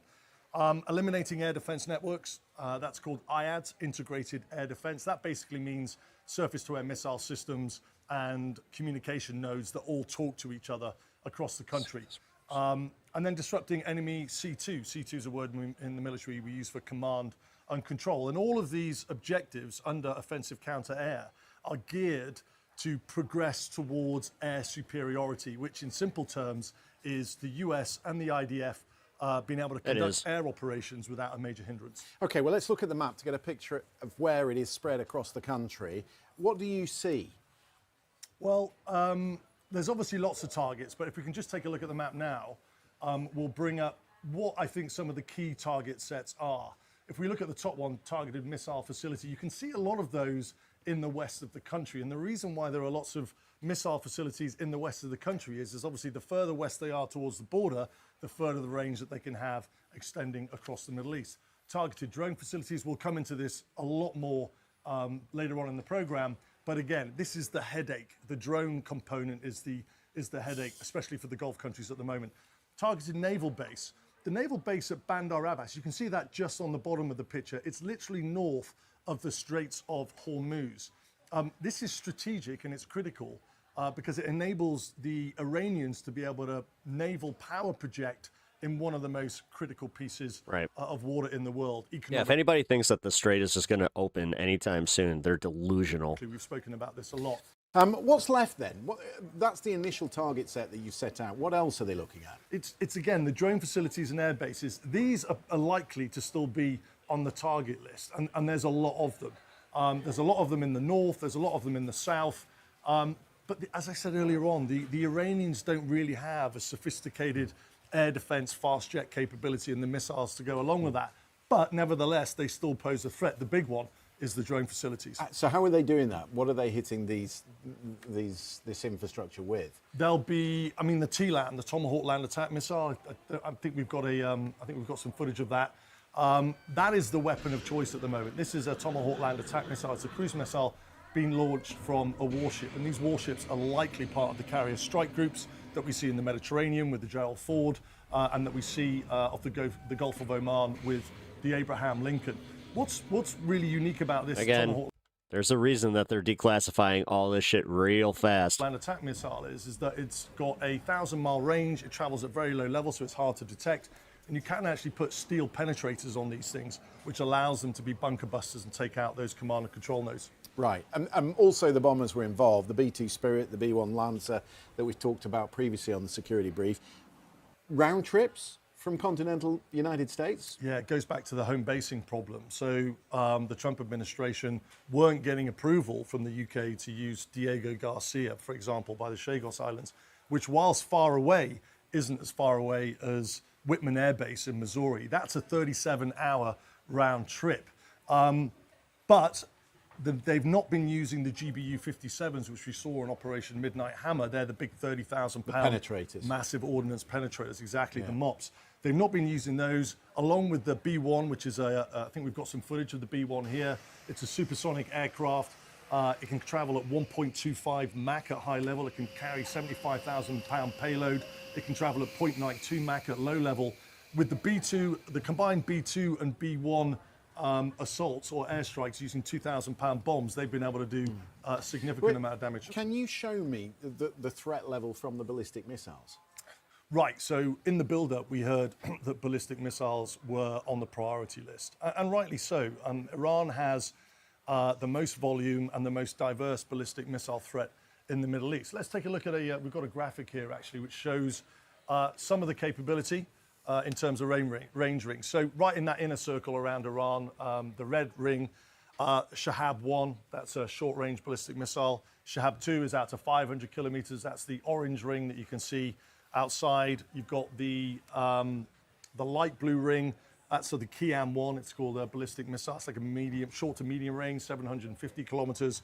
And then the Shahab 3, which can go out to 2,000 kilometers. And what's interesting about that is when you look at RAF Akrotiri, which is in the southern part of Cyprus, obviously that's within range of the Shahab 3. But it's not just those missiles. Information suggests there's missiles called the Karam Shah ballistic missiles. This is an interesting ballistic missile that the Iranians have because it's actually got the highest payload in terms of a warhead at about 1,500 to 1,800 kilograms. And then the Shezil ballistic missiles, their estimated ranges are actually 2,000 to 2,500. So when This you really look at does, like that graphic and the dark ring on the outside, it's more and more clear that this is not going to be a quick conflict in the slightest. you can extend that. If anybody potentially keeps extend saying range that, a little I bit mean, further. I feel like even Trump has kind of abandoned that because, like, him saying this could go forever. But the biggest headache, obviously, I mean, the ballistic missiles, an enormous threat, but the biggest headache day to day is the Shahed drone. Yeah, the Shahed 136. I mean, we've seen this in Ukraine. You know, in 2025, the Russians launched over 60,000 of these on Ukraine. This year, they've launched over 12,000 in just 2 months. So they are pervasive and they can cause a lot of havoc. Over 2,000 drones in the first week were launched by Iran. And if you just think about that, every dollar that Iran is spending on a Shahed drone, the UAE are spending $20 in shooting them down. And that cost-benefit ratio, we'll talk about this a lot. We have spoken about this a lot. It's unsustainable. That's the strategy of the Iranians. Just going back to your ring graphic, I don't know if we can... Again, I mean, the simplest way to say this is like all of our ordnance costs so much more than what they're using. Bring that back up. And the drones, specifically with the Iron Dome, dude, Israel really, you egg on their face on that one because they were just like, oh, shit. We designed this Iron Dome to intercept missiles, not drones that can just swerve out of the way. Oh, fuck. But what would the range of the Shahed be? In which circle does it fit? So I've been speaking to a lot of the drone commanders in Ukraine, and there's all sorts of conflicting information about the ranges, but their sort of advice and what they work on in terms of planning assumption is about 1,000 to 1,500 kilometers. Wow, So, that's further than I thought. yeah, so when you look at the Shahab 3 at 2,000 kilometers, you bring it in a little bit, and again, you know, you go back to RAF Akrotiri, that could be within the target. set Iron of Dome turned out to be a waste of money. Shahed I mean, again, how many trillions of dollars have we sent to Israel just for it to not fucking produce anything for us? As we know. It was targeted. However, we have information suggesting that that particular drone didn't come from Iran. Now, we don't know. We haven't seen any bomb damage assessment. We haven't seen any forensic evidence of what that drone was. I mean, it could have come from Hezbollah in southern Lebanon. They do have drone capability, and it is thought that they also have Shahed capability as well. What numbers? Estimated about 2,000, but again, unverified. When you speak to Western analysts about how many of these they have, how many they can produce, they will tell you that they can manufacture between 200 and 500 a month. The Iranians say it's much more than that. So the figure as to what they're producing is disputed. But in any case, they have a huge stockpile. The evidence is there for all of us to see. Yeah, it's frightening, the stockpile, if I'm honest. I say that, I don't say that lightly. But let's take a look at what the Shahed is. And what's been really interesting is that you and me have been talking about Shahed 136s for 3 years. I'm getting people asking me questions who have never heard of a Shahed, and it's obviously only because they're now being used on Gulf countries that people are starting to realize what this. Yeah, anybody that's been paying attention to the Ukraine conflict knows what these are. Hey, Serena, how's it going? Happy Friday. That is. Ukrainians have been dealing Welcome, with it welcome. for a long time. But if we look at this, it is a really, really simple system. You know, if one gets shot down and you open it up, you'll find it's remarkably rudimentary. The airframe and engine, it's a delta wing design. It's 3.5 meters long, so it is bigger than you think it is. Powered by a piston engine, a two-stroke piston engine, travels at around 120 miles an hour, so it's not particularly fast. The warhead that it carries is between 20 and 60 kilograms, and that will be based on the range you want it to fly, because the heavier the warhead. So it's a push propeller. It's what civilian hobbyists might use in light aircraft. Yeah, super simple. Really simple. And it's Okay. very simple. And inside it, the technology, is that Iranian? The technology, so it's been shot. I mean, this is the kicker. When one was shot It's down American. and they opened it up, out of the 52 components. Is it one of the ones we removed from sold? the Shahed that was captured. 40 were manufactured by 13 different American companies. Called it. Commercial, off-the-shelf products called dual-use components. It's a flying dirt bike. Parts. Yeah, essentially. Not just US parts. There are components that have been traced back to companies that are headquartered in Canada, Japan, Germany, Poland, Netherlands, China, and Switzerland. And I think what's really important to know is that these companies are not directly selling these parts to Iran, but they get around the sanctions through shell companies and middlemen. So Iran is building a weapon of war here out of commercial dual-use parts that are actually difficult to control by sanctions. You often talk on the security brief about cost-benefit ratios. Yeah, we'll let this one go. What's the most effective way to shoot these down? Yeah, cost-benefit ratio is the buzzword at the moment. For starters, you know, a $300,000 missile on a $35,000 Shahed drone, it's not sustainable given the numbers of drones that we're actually looking at. It's not just expensive, the reproduction of these missiles in order to counter the threat. That's why Trump came out and said that we have an infinite supply of weapons, and it's like, no, we don't. You know, they're sophisticated. The production timelines are quite long. The stockpiles will be attrited pretty quickly given the numbers of the drones. I kind of wish that our government would just stop lying to us all the fucking time about everything. It's crazy, dude. Absolutely. You know, the goddamn day they lie about and something. And the analysis on that means they have to find something better, more sustainable, with a better cost-benefit ratio. But obviously, it has to be effective as well. All right. There we go.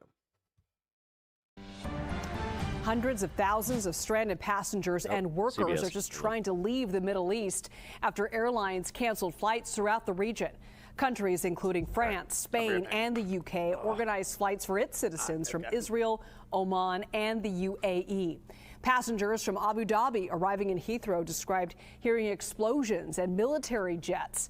And there were happy reunions in Taiwan when the first direct flight from Dubai landed. Flight Radar 24 shows a massive drop in air traffic over Dubai there. Take a look at that.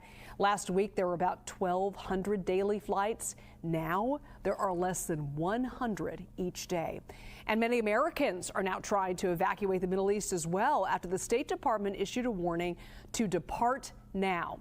CBS News foreign correspondent Raymond Inocencio spoke with Trent Burns, who's a Florida man who's stuck in Qatar. Not only can I not go home, but safety is, nowhere near guaranteed. Can you walk me through what's been happening? The majority of it's been happening at night. It's 2 o'clock in the morning, wake you up out of a sleep. Everybody goes outside to take a look at what it was. And then they come on with announcements, go back inside, shelter in place, that type of thing. We saw on Facebook that you wrote, I have contacted every number I can find and have received zero help. Tell me about that. The U.S. government has been absolutely disappointing in this situation. We were registered with the embassy before we got here, and we knew about nothing happening until a missile was actually intercepted not far from where we were working. But as I'm contacting the U.S. embassy, the first time I called, I got a recorded line saying that we're closed today. So then I started going through the contact this, contact that. They led me to a 202 number, call for help with evacuations. And the guy basically said, make your way to Saudi. Just get there. Just however you can, just get there. Just get there. This is what happens when we export Florida Man. Essentially said, well, the government's not assisting. How does this make you feel? It's really disappointing. We put a lot of faith into our government system, and to be put into a situation like this where they basically go, you're on your own, is just, like I said, it's really just disappointing. So is it the administration, or is this somehow Democrats' fault? Disappointing is probably the best word. If you had a message for the elected leaders in Washington, for President Trump? That hasty decisions put Americans... By the way, guys, if you're just joining us, can you please do me the solid and hit the like button on the stream, especially if you're in the vertical. Lives at risk. Really helps me out. I want to bring in CBS News intelligence and national security reporter Olivia Gazis. Olivia, Thanks, what is the State Department saying now about getting Americans out? They essentially earlier this week they were on their own. Absolutely. It has definitely taken a few days to start getting any sort of consistent information from the State Departments. Those updates are now coming with a bit more frequency and detail.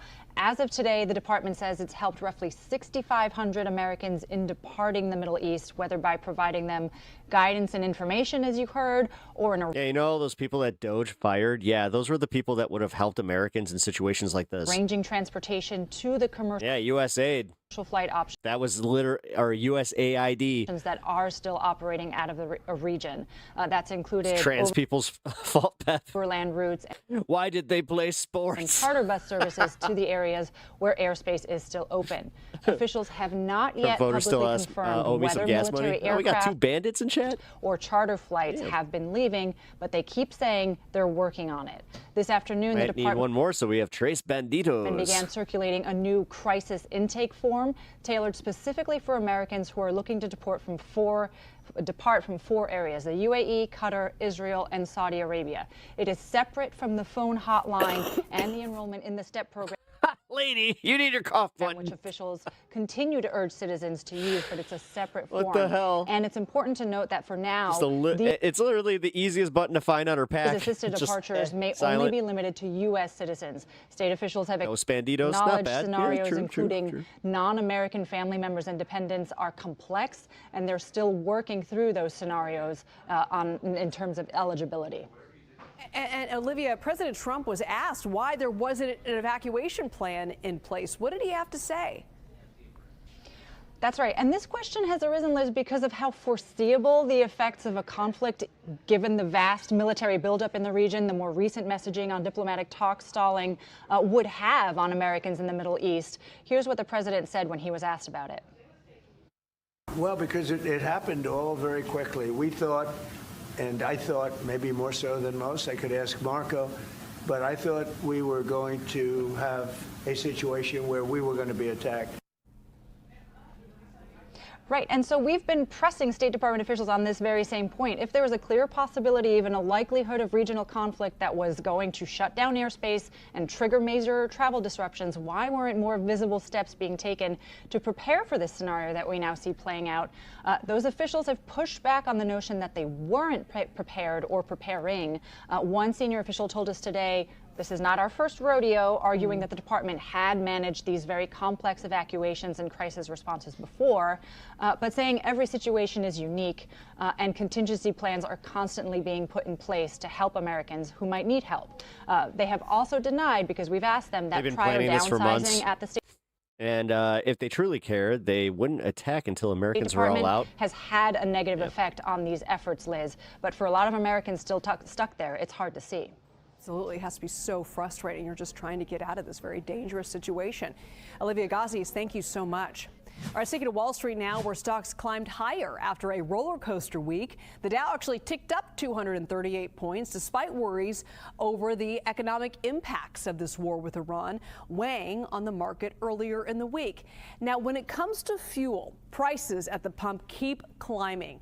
Today's national average gas price is 9 cents higher. Oh, this is that one that is bad for all of us. Okay. Than yesterday's. AAA says that marks this is all oil futures. The largest daily jump since March of 2022 during the start of the war in Ukraine. So I want to bring in Constance Hunter, the chief economist of the Economist Intelligence Unit, to talk more about the impacts of this war with Iran. Constance, great to be with you. It's worth noting there is no. All right, we already did this. All right, let's get Al Jazeera's reporting on this. Has Donald Trump failed to sell the Iran war to the world? Some of Washington's allies have been critical and won't join the conflict. As fighting escalates, the US is still struggling to garner support from its partners. But does it need them to continue to wage this war? This is Inside Story. Oh, shit. It's always Inside Story. God damn it. They need to get better at tagging their thumbnails with Inside Story and just Al Jazeera News. Oh.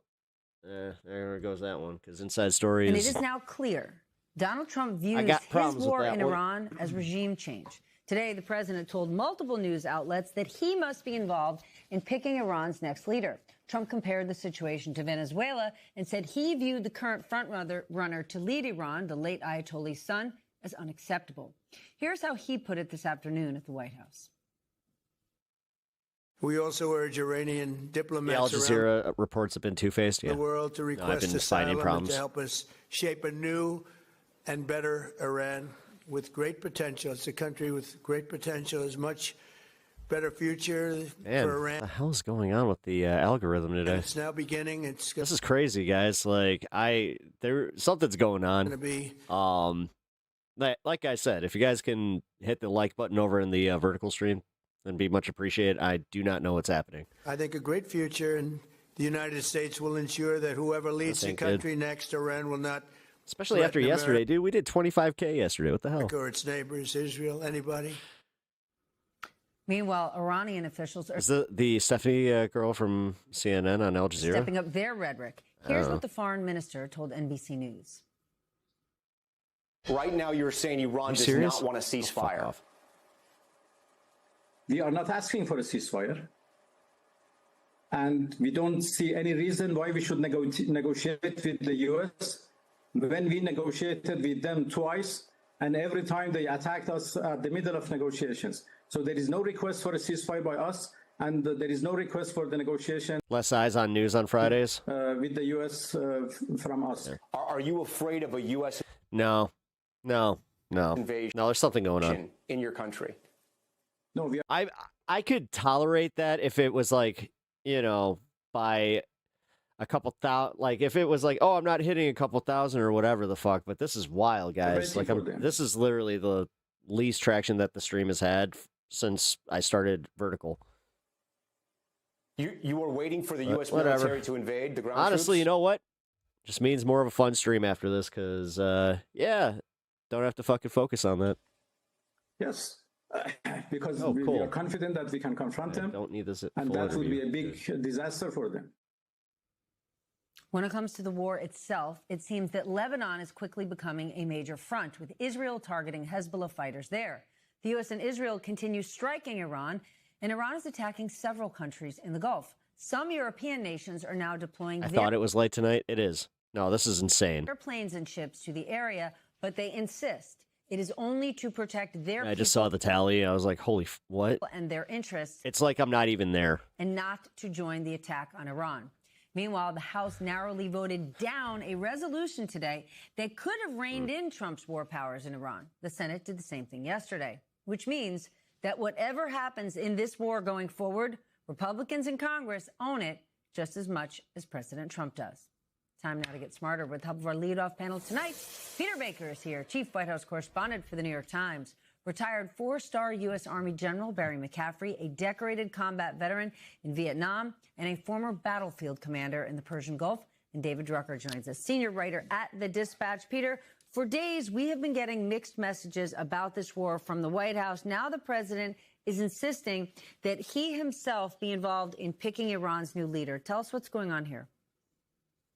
Yeah, it's all over the map, right? He started by telling us that the Iranian people should rise up, take over their government, effectively make their own choice. Then he told us he had his own people in mind that he. Pep, I'm out, but I want to see how your wife's therapy. All good. If you don't want to mention, I already said that she started her new therapy this week. She had a little bit of a rough go with the first 2 days, but now she's kind of settling. Wanted to take over. It's wiping out all her just like reserve energy. So fatigue is the word of the day. would actually be part of the regime, not against the regime, except the problem was that they killed the people that they wanted to take over. And now he's back to saying, well, there's going to be a whole new regime that he's going to pick them, but who knows who he's going to pick. And the truth of the matter is, like, unless you have boots on the ground, it's hard to see how on earth you make that happen. There's not an obvious mechanism in which the president of the United States gets to decide who the leader of Iran is, unless he, it controls the country. And the bomb strikes and the air strikes are devastating, and certainly have the capacity to take out the top of the leadership, as we've seen. That's different than actually creating a new government altogether. General, we have not spoken to you since this war started. Give us your take on where things stand and how long you think this thing's going to last. Well, there's rarely been a bigger political mess in a national security strategy than we're now undergoing. Mr. Trump made no effort to consult with Congress to gain support of the American people. putting that aside, he also made no attempt to bring in our allies, not just the European great powers, Germany, France, the UK, but also the regional powers. So the war's largely unsupported by the American people, and we've outraged much of the global community that I think it's called Fox Firm or something like that. We're in an alliance with. Now, having said that, Admiral Brad Cooper today with his presentation, I think that's what it's called. Rarely in history have we seen a more decisive impact without ground forces, in which we've successfully decapitated the political and military Nah, this is a shadow. That's what I thought. leadership, sunk most of their Navy, destroyed their Air Force, and are now going after internal It targets makes sense. that can allow. Oh, god damn it. I know what it's from. I got hit for pomp and circumstance because I thought I was using a non-copyright version of it, but yeah. The Iranians God damn it. to threaten neighboring states, principally Well, these let's hope that intermediate this doesn't last too long. Otherwise, I'm going to have to fucking stream tomorrow because, yeah, no, range, guys, like, ballistic fuck. missiles. So the war is pushing the Iranians to a place where within a month it is chemo. would be running out of targets. It's a At pump. that point, they got to talk in some way, and we can only hope Mr. Trump doesn't make these public statements about that he wants to approve the leadership. No greater way to keep the war going than having that kind of rhetoric coming out of his mouth. He insisted today, he told Politico that, quote, people are loving what's happening and that Cuba is going to fall too. I want to share what he said directly to Marco Rubio today at an event that was being held at the White House for a soccer team. Watch this. Marco, you've been doing a fantastic job.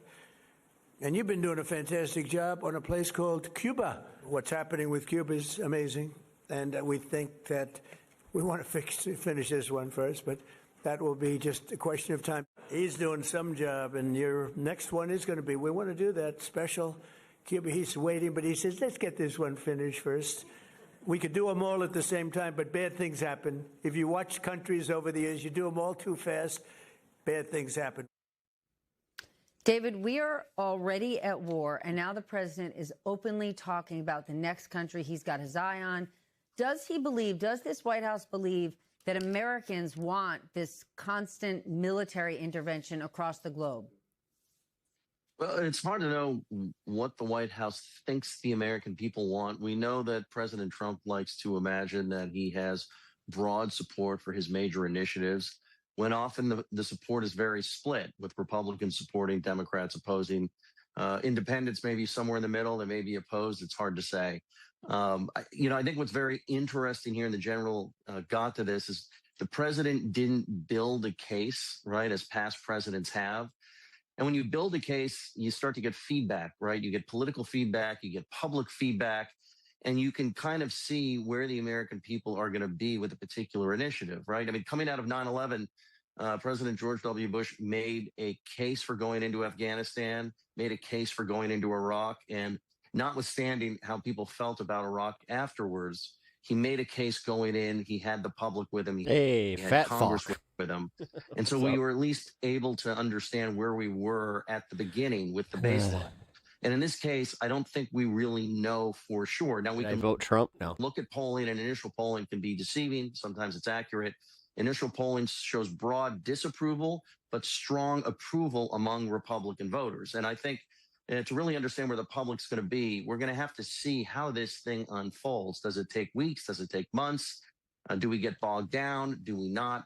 And it's hard to tell because we don't know exactly. We know what the president says he wants, but we don't necessarily know how he's going to try and affect what he wants, and how he goes about it is going to determine to a large degree how the public reacts.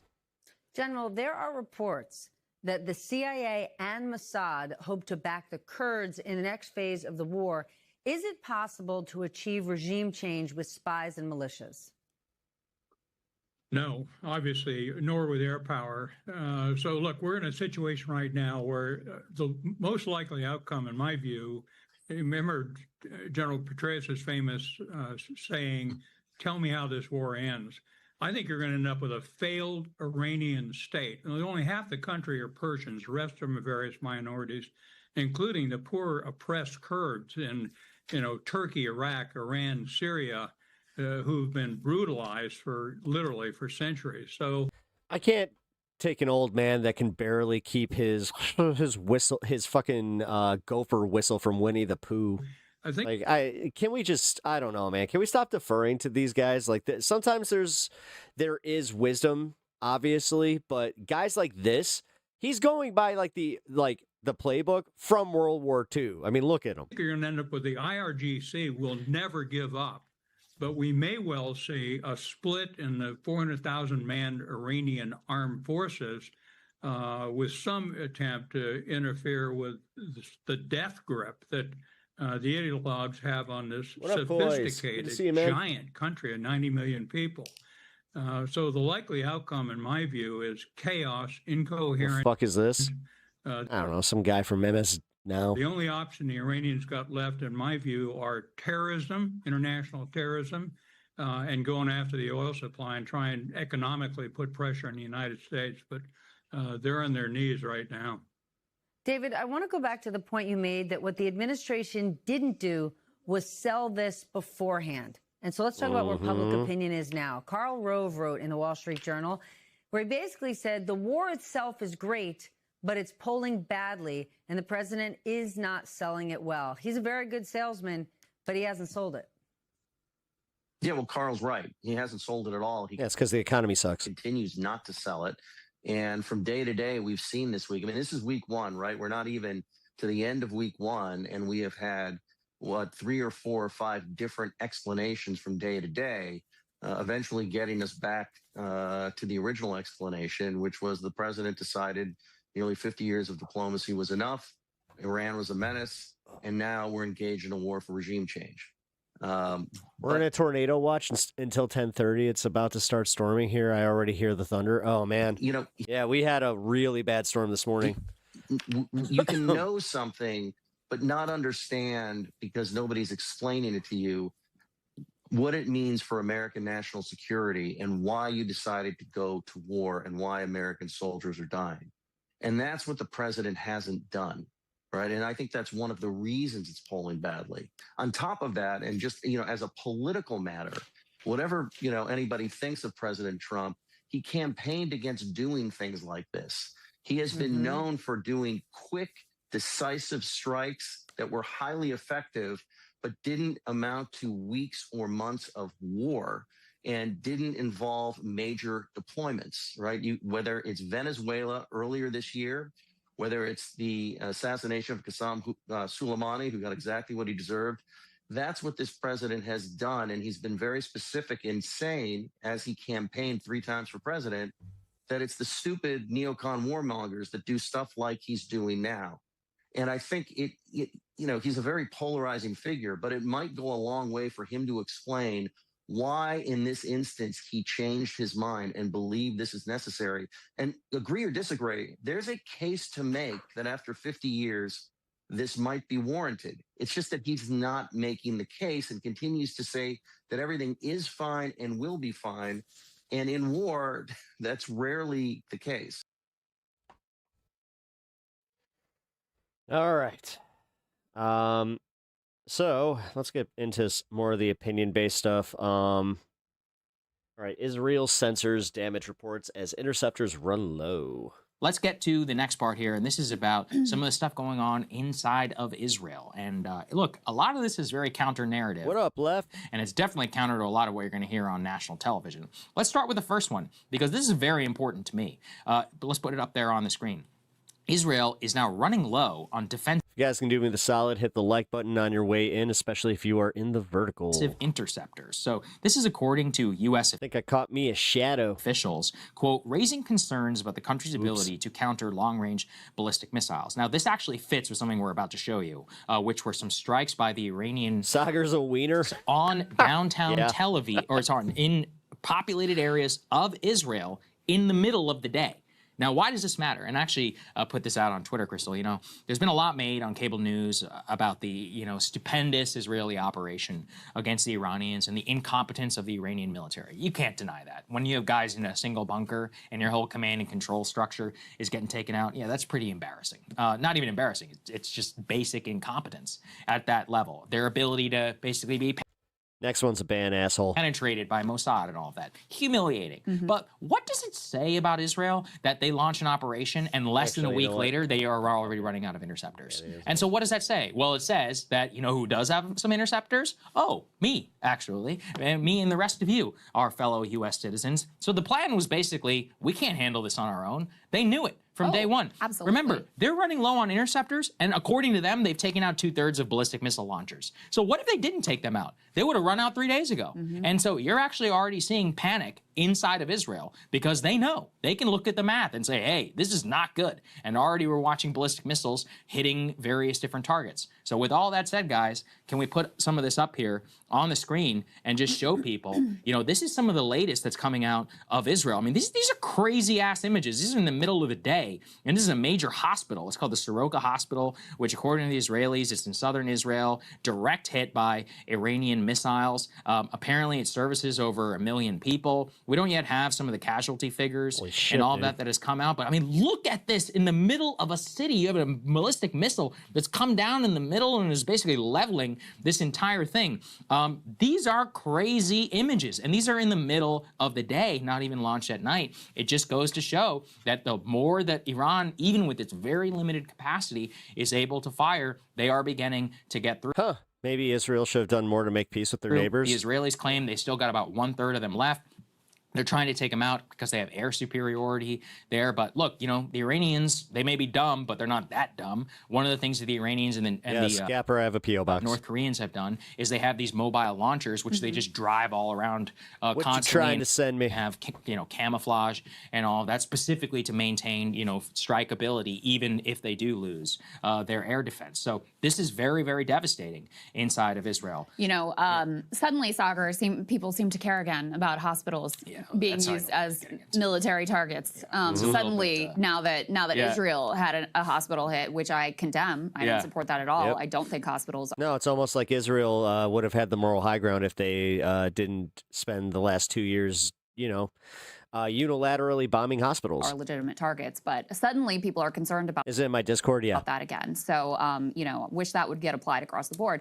And here's the thing, Israelis, this is the world you authored. Congratulations. This is the world you authored, where any civilian target is totally legitimate, where there are no rules, no norms, nothing that's out of bounds. That is the world that Gonna send something for the wife intercessions. Oh, I appreciate you created. So it's horrific, but that's where we are. So, you know, save me until I see a single one of you condemn the multiple attacks on the entire medical system in Gaza. I'm sorry, I don't want to hear it. Yeah, I mean, look. If you're getting comments deleted and it doesn't say deleted by Ahmad, no, that's YouTube. I completely agree, and I'll just say, falls a little bit on deaf ears when I hear about civilian casualties and targeting civilian facilities like hospitals. Look and how all many this. civilians they've killed in Iran. Is there even a hospital Vastly that more. is there even a hospital standing left in Gaza? Whatever. Somebody can go and can check None that are out undamaged. for me. No. What I do know is that they're, of course, though, using this as a propaganda campaign. The Something from Israeli Tennessee. foreign minister came out today and said that they're going to begin, you know, ramping up even more targets on. Hey, if you want to make a quick trip to Buc-ee's and get some Bucky nuggets to add to that. Iranian facilities. I would say no. Retaliation for this attack on the hospital. And, you know, you do see some of that going on. But at the very least, I mean, the fact that they can't keep one of their largest hospitals safe from an Iranian ballistic missile is crazy. That is just not what was offered up. And keep in mind that a lot of what we're able to show you All right, Gapper, I'll catch you later, is man. very limited because of some censorship. Now, let's also get, though, you know, to some of the other things that are going on inside of Israel. Oh, are you not taking off? This is always, you know, very whitewashed by the United States and the Western press, but Let's put B4. Wait, what? I said the Bucky Nuggets. Please, up on the from Bucky's. Screen. The Israeli is that what they're called? Beaver Nuggets? No, I thought they were called Bucky Nuggets. Economy is really suffering. Either way, they're great right now, and also a lot of foreigners who are inside of the country are doing their absolute best to get out. So here, Birthright Israel, apparently the trip has collapsed as some 2,800 participants were boarding cruise ships from Israel to Cyprus, and in some cases under the protection of the Israeli Navy, basically trying to get the hell out of there. Keep in mind, remember that there's been a lot of shutdown of civilian aviation. I was kind of kidding, but yeah, when we went to Tennessee, my wife, she fell in love with those. Inside of the country. They're Beaver Nuggets, okay. Looking at stuff like this, like let's put B5 as well up on the screen just to show you what's being broadcast. You can see here a huge banner for those who are listening is just Mr. President finished the job. A massive banner across one of, I think it's a train station, which has Donald Trump's face and a major appeal here to Americans, but also to him in particular. Yeah, to Trump in particular. Let's keep this in mind as well. Israeli society and life right now is pretty crazy. I mean, let's think about this. Basically every single night and sometimes during the day, their phones are going off about ballistic incoming missiles. They're basically living in bomb shelters and coming up and out, variously. Society is completely and totally disrupted. Just imagine, you can't run an economy like that or run a society only for a very, very short period of time. It also has revealed some pretty, some social schisms, is that a polite way of saying it, about some of the things that are going on. Let's go ahead and put this up there on the screen. For example, B2, please. And just to show everybody some of the video, you saw some videos that were coming out of Israel, actually of settlers and others who are locking out other settlers of shelters. Here she says, we're going soon. There was going to be a siren. We went to the next door house to a bomb shelter. We were not allowed in. They had closed the doors and closed the parking lot. We were knocking on the door. They came out and said, we don't have to let you in. We have no space. So really like dystopian scene, right? And I believe that woman is actually a Ukrainian. Yes, a refugee. Who was locked out because she's not Jewish. And the Palestinians who live inside of Israel and are citizens of Israel, I mean, first of all, there's just vastly less infrastructure in predominantly Palestinian areas, vastly fewer bomb shelters. And then you can put B3 up on the screen, just so you know this isn't just like a couple TikToks. There's reporting about the way that there is a, systematic discrimination. It's an apartheid society. There are some 65 laws on the books that discriminate explicitly against, I'm not even talking about the West Bank and Gaza. I'm talking But God forbid you fucking talk about this. God forbid you point out the fact that they're shitty. Palestinian citizens of Israel.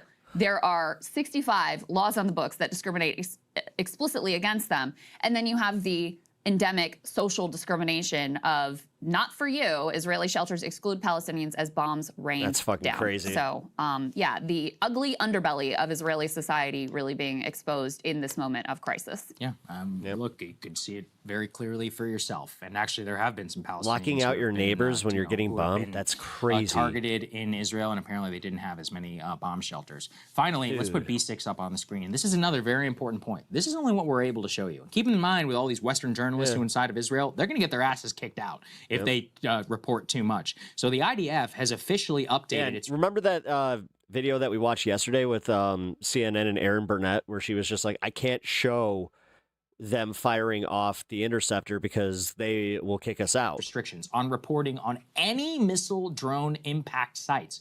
Quote, any person who prints or publishes printed matter or a publication regarding the location of a strike hit by the enemy or war material will be submit to the military censor for approval. So military censors are running everything that we are seeing out of the country. The only even reason we know about this hospital is because they want to publicize it as being hit. We have no idea some of the other stuff that's actually been hit inside of the country. We have to rely on some open source reporting. And already that policy has been put into effect. Put B7, please, up on the screen.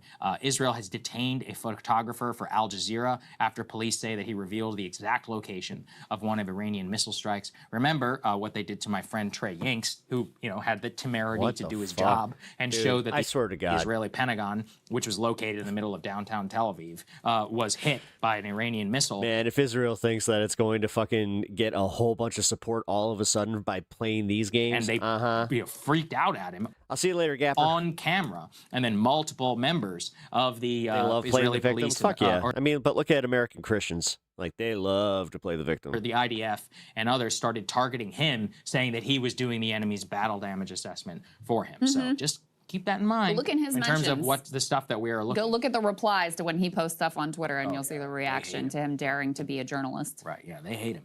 They hate his guts. So that's what's going on inside of the country. It's chaos. It's absolute chaos. And they're projecting a vision of of we're winning the war and all of this. But this is always what I say is look, it's only been less than a week. What if this goes on for a month? What if this goes on 4 months? Well, it's not going to, because Big Daddy, the United States, is probably going to come and solve all of this for you. But this really, in my opinion, shatters the image of like this country which can stand alone. It's like nothing could be further from the truth. No, that's why all they have is leverage on Trump. That's why I really do buy that Bibi Netanyahu told Trump that he had something on him. The fact that you can't even go a week. I mean, also the fact that they're now releasing more Epstein files to kind of distract from how bad this war is going. I mean, can we not ignore that? Without running out of interceptors, even after you pulled off these spectacular, sabotage operations inside of Iran. Like, this is not, look, I'm not going to downplay the IDF's combat strength and all that on the ground, but there's a level of technological sophistication and of independence of the country which is being sold right now to the American public, which is very unfortunate, and it just could not be further from the truth. Well, and that you can't last a week, right? Okay? And that also exposes the fact that at any time, any American president, whether it is Joe Biden or Donald Trump, can come in and say, we're done here. You're done with the genocide. You're not starting a war with Iran, because they are dependent on us. We shipped, like hundreds of Hellfire missiles in advance of this attack. Yes. Like, don't play dumb. We wanted this. We are involved in this. This is our war. They cannot do anything without our support. And if we decided we were going to pull that support, it would end. It would be over. So, there's often an attempt to be like, oh, well, they're a sovereign nation and that we can't just tell them what it. Yes, you can. No, you actually can, because without us, they're out of interceptor missiles in a week, apparently. And I mean, of course they are, because they've picked a fight with every neighbor around them practically, Yeah, because they literally are dude, they're literally that annoying little friend that does not know how to fight, but they know you know how to fight. And they're just like, yeah, what? What you gonna do about it? What you gonna do about it? Always pulling you into the fight. Actually, these are just Iranians. That's the fun. The thing is about the high-level interceptors. Hamas got things that you need to use for intercept. That's Iron Dome. That's like pedestrian stuff. This is the thing. Whenever you have a relatively sophisticated military, yes, even one that is pretty embarrassing, like Iran, you still have some military capacity, and it shows you. It actually does show you how incredible the United States and British and like NATO armed forces are, and the level of capacity that they have. But Israel is always held up as like somehow equivalent to that. It literally could not be further from the truth. So keep it in mind. An American president literally can end this at any time. This is just like Ukraine. This is just like any of the. Thank you, Bryant. Appreciate that. Other literal client states. I mean, they owe their entire existence to us, and it's pretty shocking. Both the censorship and the level of capacity that they have after just less than a week of war. I can't get over it. I think again, this is why I don't trust any of them. Parallel. This idea that it's like, oh, we have enough ordnance for this XYZ timeline.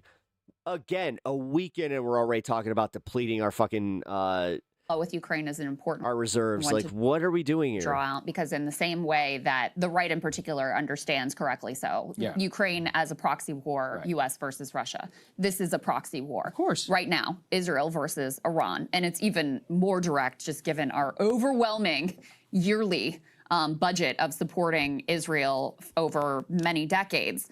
And so, even if we're not yet directly involved in offensive capacity, make no mistake about it, this is our war. We are right now engaged in a proxy war versus Iran. And the only question is whether or not we sort of, fully engage offensively and don't just do it through our proxy client state. Hey, if you like that video, hit the like button or.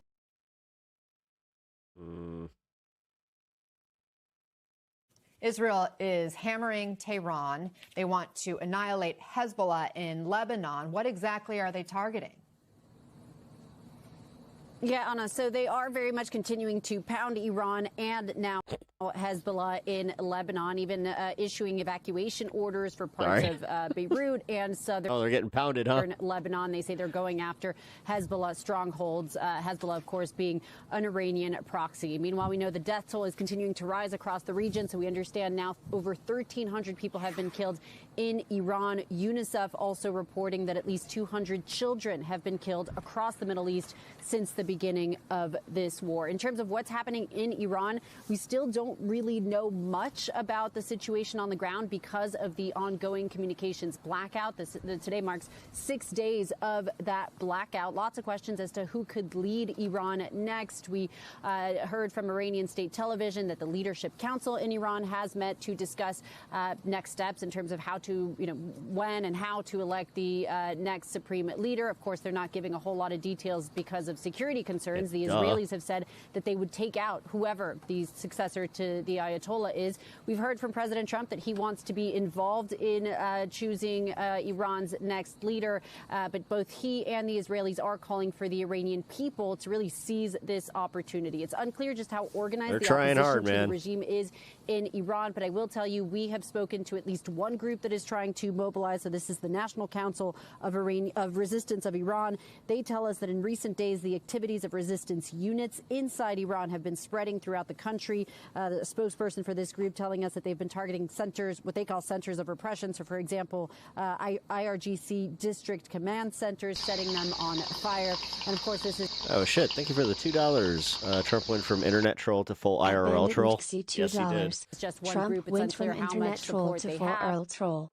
We know there are likely lots of different groups inside Iran preparing to mobilize. Welcome. And it's also still unclear how much support the regime has. And meanwhile, there are concerns about this conflict, of course, spreading to other countries. There are fears that other countries could get dragged into this conflict. We know, for example, European nations are now sending more military assets to the region. So the French are sending jets, a nuclear aircraft carrier. The Brits are also sending jets. They have allowed the U.S. to use their base on Cyprus. That base, of course, becoming a target of Iranian drones. So there are concerns that the French and the British could potentially become targets. And today we also learned from the Australian Prime Minister that there were Australian nationals aboard the U.S. submarine that torpedoed an Iranian warship. 87 Iranian sailors killed in that attack. And so that is raising concerns that Australia could also end up dragged into this conflict.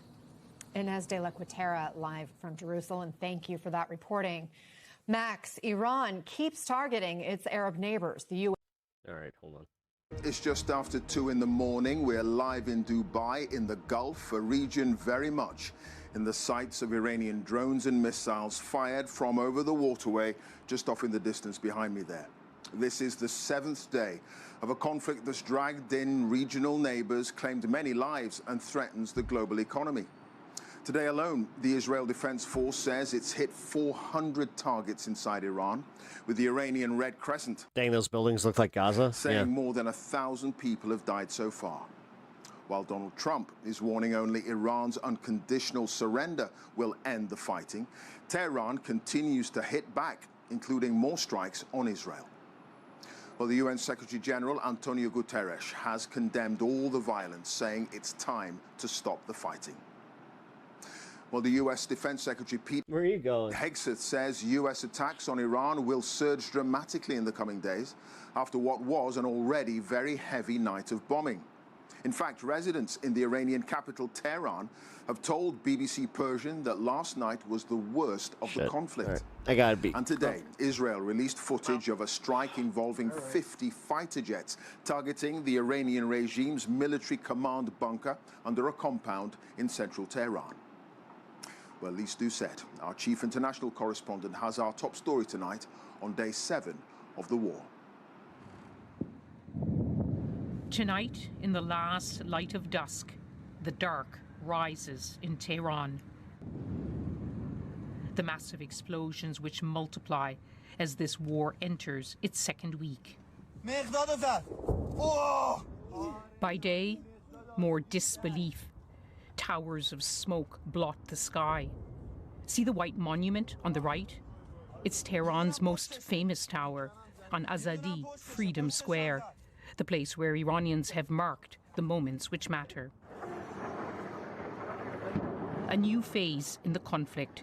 That's how the countries firing these missiles, Israel and America, have described this moment.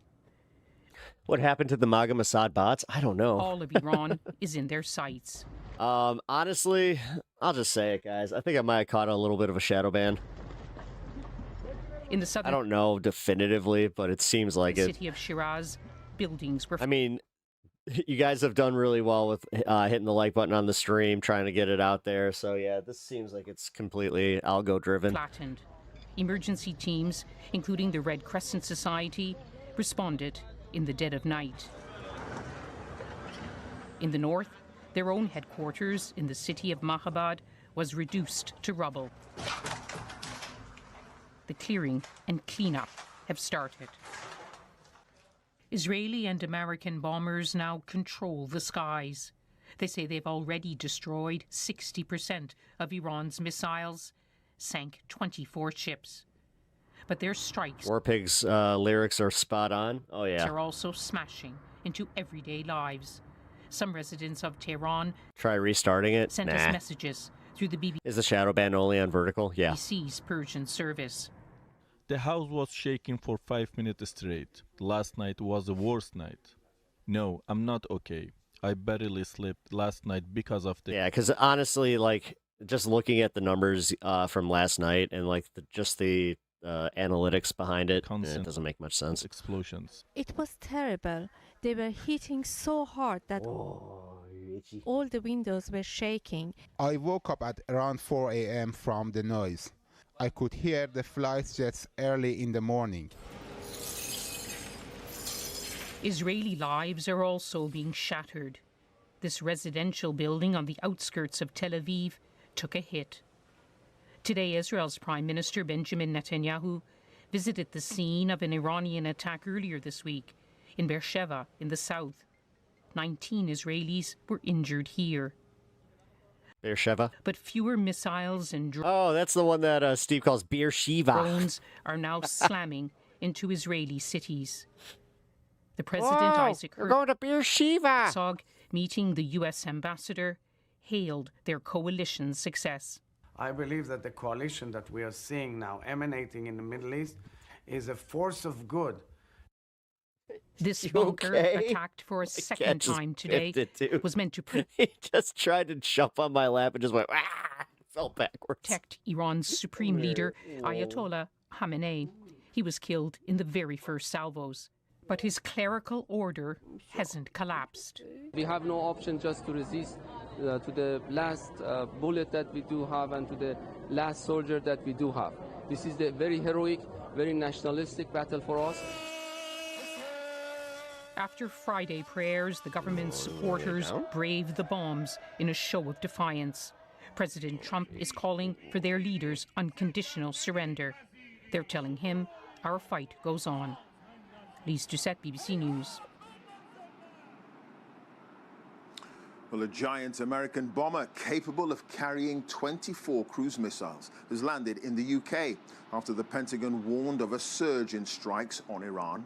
But when Donald Trump calls for unconditional surrender, what could that mean for the course of the war? Sarah Smith has more from Washington. The Commander-in-Chief welcomed an array of sporting executives to the White House today. He is committed to saving college sports as well as to defeating Iran. He posted on social media, there will be no deal with Iran except unconditional surrender. Over the last 7 days, there have been confusing and contradictory messages about why the president chose to start this war and what the objectives are. He began by urging the people of Iran, via social media, to overthrow their government, to change the regime. I call upon all Iranian patriots who yearn for freedom to seize this moment, to be brave, be bold, be heroic, and take back your country. But President Trump's team and his supporters shudder at the mention of regime change. Dude, this guy is useless. It sounds Worst president. He really is, too much dude. like Iraq and Afghanistan. The defense secretary insists this is a very different conflict. This is not a so-called regime change war, but the regime sure did change. Not really. Donald Trump has said consistently for years that Iran must never have a nuclear weapon. His own intelligence services say that prospect was about a decade away. An Iranian regime armed with long-range missiles and nuclear weapons would be an intolerable threat to the Middle East, but also 25th Amendment, dude, that would take to the American people. Yeah, it'd be nice if Congress actually did something, but again, we don't have the power in Congress.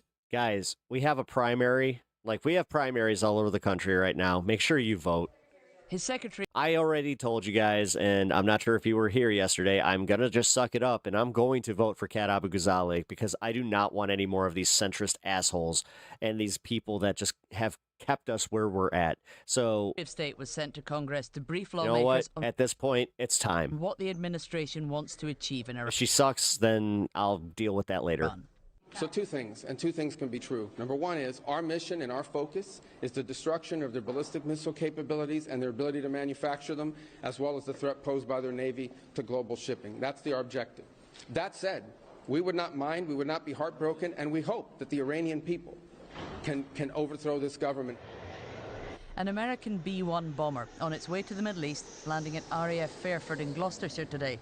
Yeah, if she sucks, I can flame her on YouTube. Yep. Illustrates how the No, I UK can. changed its stance on No, the I war thought this about week, it. reversing the original decision not to allow the US access to British bases.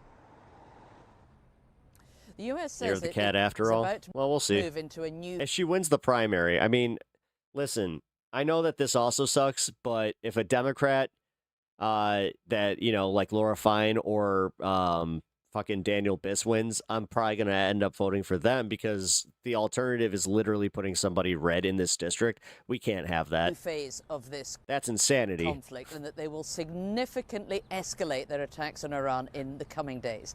While at the same time, President Trump is insisting that he should have a personal say in who becomes the next supreme leader in Iran. He wants somebody who would do business with America, who would accede to his demands, basically, including giving up the country's nuclear This woman smokes like at least 2 packs a day. program. The US did have several people in mind who they thought could take over in Tehran, but they say they have now all been killed in the Israeli and American airstrikes. Sarah, thank you. As much as it'd be nice to have Simmons get a chance to, I feel bad too because his campaign was actually really good. If they just didn't get buried, they would have had a solid ass chance. Thank you, Sarah Smith, our North America editor there at the White House. Back here in the Middle East, in the past 24 hours, there have been more Iranian strikes on Gulf states. Here, the UAE says its air defenses have intercepted 9 ballistic missiles and 109 drones today alone. In Bahrain, more drones were shot down. And in Kuwait, a fire could be seen near a military base hosting U.S. forces.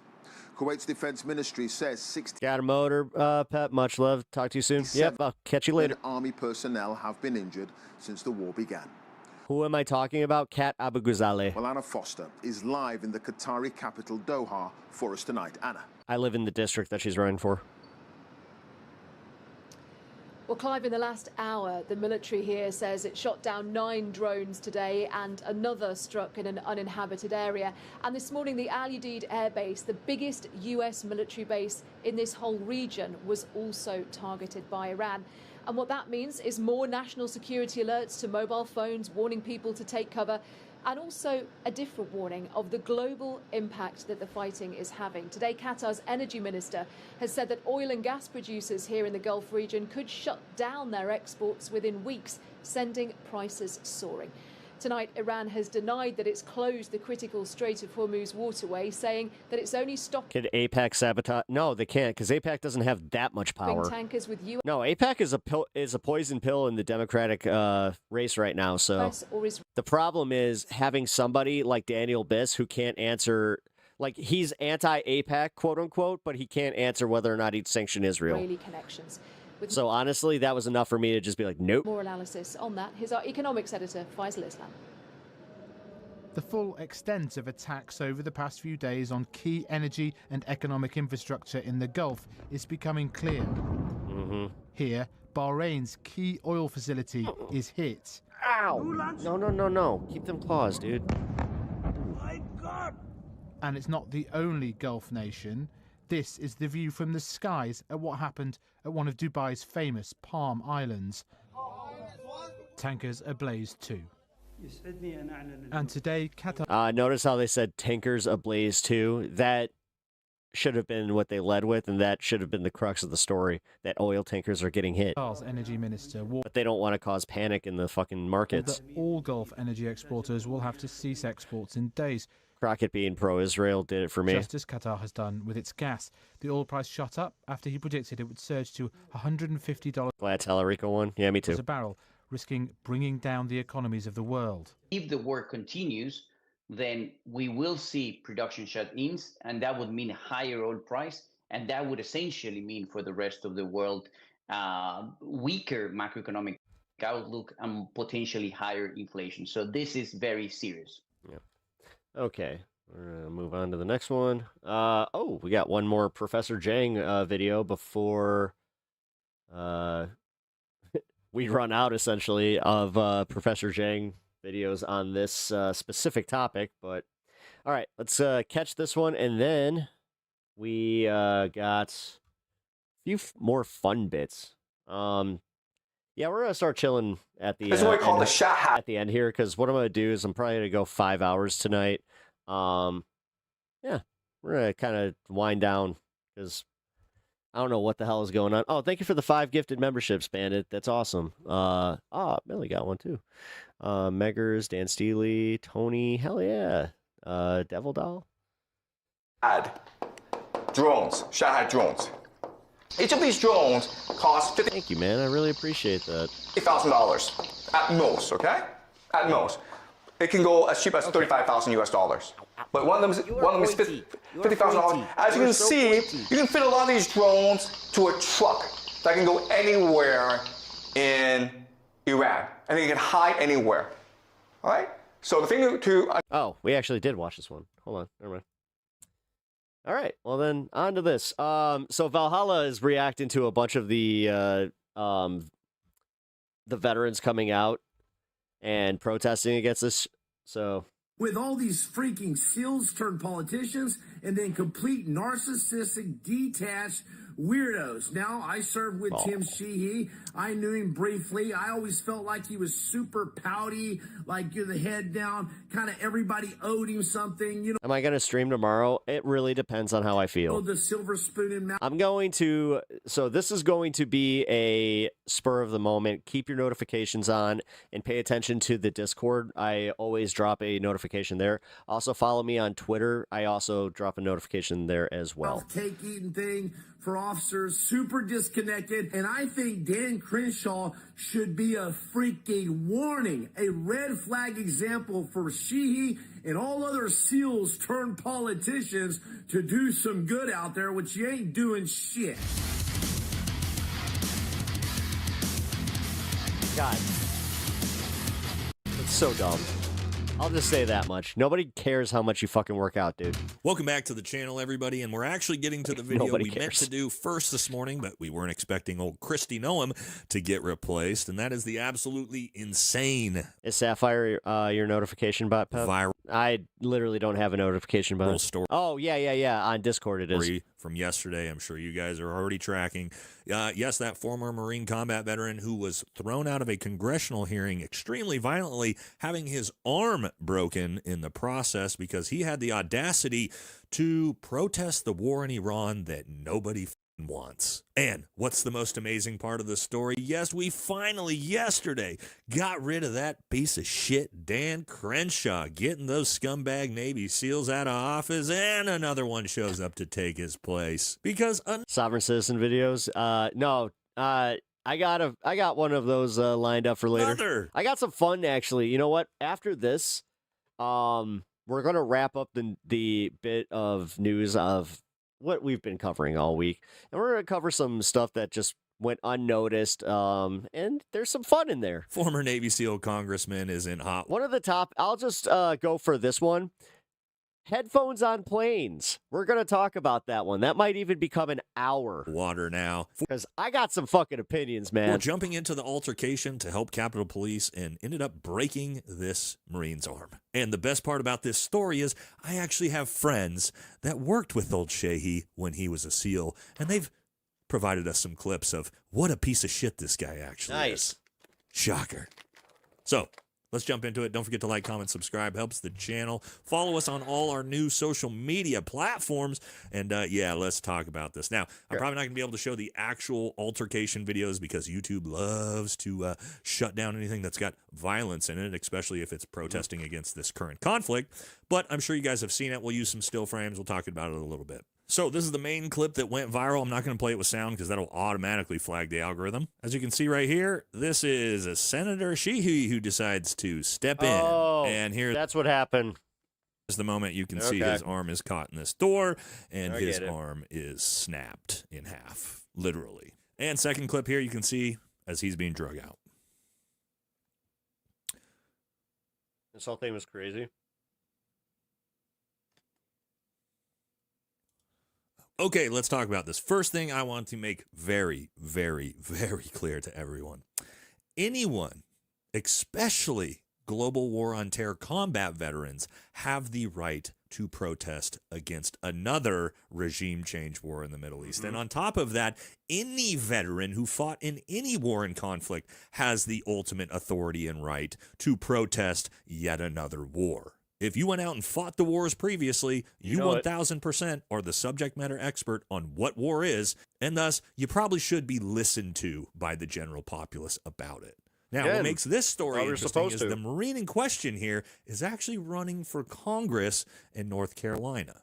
So, yes, Brian McGinnis actually turns out he's running for Senate with the Green Party, as it says here, veteran U.S. firefighter, father of 4, healthcare is a human right, people over profits. And so what's interesting, yesterday, as I was sitting in the dentist chair and my phone started to blow up, vibrating nonstop, I knew something had happened, and when I finally could get to it, saw these viral clips everybody was sending me, I went and actually found Brian, and he had about 15,000 subscribers at the time, of about an hour after this happened. And it turns out, as of a couple hours ago, Brian now has 327,000 followers on Instagram.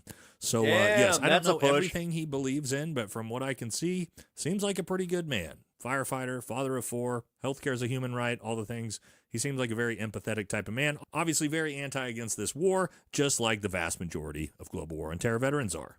Now, let's talk about old Navy SEAL Senator Tim Sheehy. Now, why might he have wanted to shut down and shut up another global war on terror veteran from protesting this conflict? It's so hard to oh, this is why. Oh, that's right, another Navy SEAL congressman who loves that AIPAC money, baby.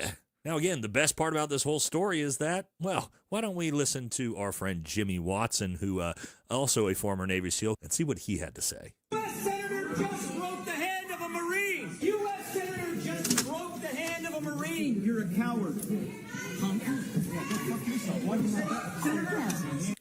Oh, and then we got Anthony Aguilar here, who just called him a coward punk bitch to his face. And, of course, that old chubby boy Tim have anything to say back? Nah, because he's a coward. We'll see more of that. Thank you. And as Anthony said there, that's why you got kicked out of the military, fat ass. Don't know if that's true, but maybe it is. Let's listen to Jimmy.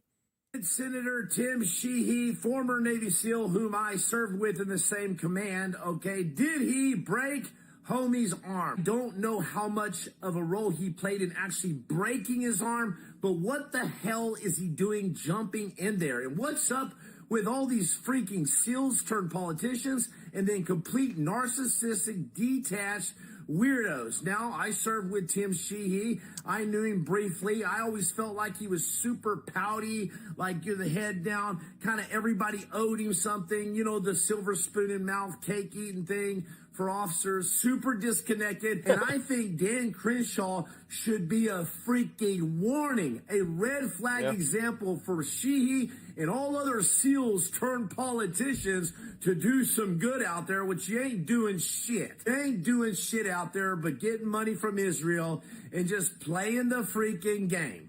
You're playing the game. And let Dan Crenshaw be a huge warning for you, Sheehy, if you keep on going down this road. God, I hope you do a big turnaround, because you guys are freaking disconnected narcissists. I'm telling you. I'm just telling you how it is. So, yes, turns out he's not just a piece of shit politician. He was a piece of shit on the SEAL teams as well. What a surprise, isn't it? And there actually has been word from Anthony Aguilar on the status of Brian. And, yeah, it sounds like he he's going to have to go into surgery because his arm was literally snapped in half. Yeah, so we finally did get to hear from a direct family member to know that he will have to have surgery. So his injury is serious, and I want to remind everyone that this injury was specifically the cause of Senator Tim Sheehy getting involved. Oh, he's going to get sued out into oblivion after that one, too. And interfering. Because, again, that just because it was in the chamber, somebody tried to say that. They're like, he was in a Senate chamber. He was acting in self-defense. I'm like, no.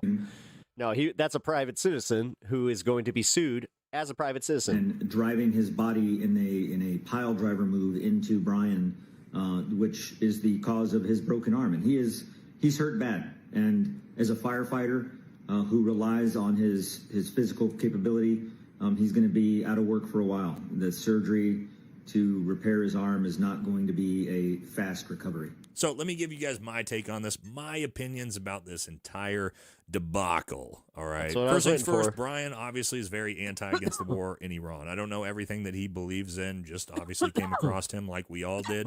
But I'm 100% on board with that sentiment, just like the vast majority of Americans are as well. Second thing, you're going to see a lot of people talking about this. This is usually a very controversial issue, and that is veterans making the decision to do things like this politically, wearing their uniforms. Now, I've been somebody pretty much all the time in the past where I'm very, very against this. You will never see me wearing dress blues. You will never see me wearing honestly, I'll never wear my military uniform probably ever again in general because I'm a veteran now. And so I don't like this typically. However, I started thinking about it this morning and I came to the realization of, unfortunately, times have changed. And what I mean by that is, well, traditional protesting is not working. This administration does not give a No, and the optics, that helped his optics. About what any Americans think. I mean, it's the most politically unpopular thing that's pretty much happened in the recent American politics, and yet they don't care.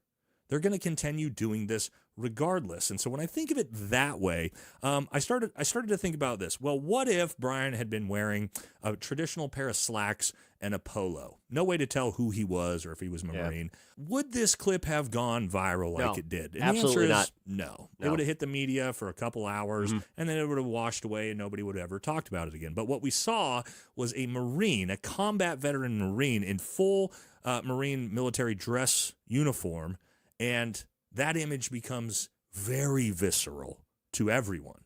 It becomes extremely emotional for most people who are watching that.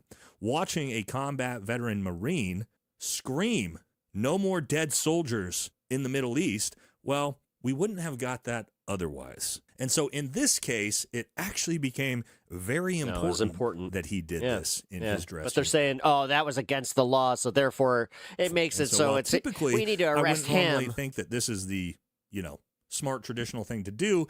We're not in normal times anymore.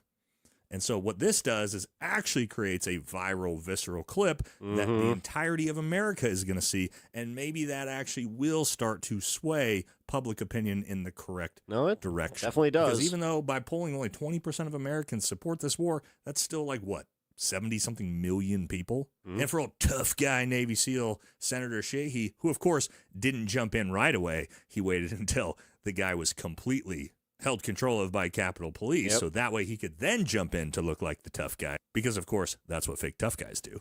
He also is responsible for his arm being broken, and he should most likely be charged with assault, because guess what? You're not a fucking police officer, and that's not your job. But again, we needed a new fake tough guy Navy SEAL to step in the breach to take Dan Crenshaw's place. And so I hope this goes viral and all of America sees this so that you can get a better understanding of how most global war combat veterans actually feel about this fucking atrocity bullshit. So. All right. Whew. Let's do a little bit of a pivot here. We're going to go to... Wait. All right, yeah. Good pivot, too. We're going to talk about the Epstein stuff that just came out, because we do need to get updated on that. And we're also going to watch this story after this about how Chinese whistleblower exposes how China spies on people.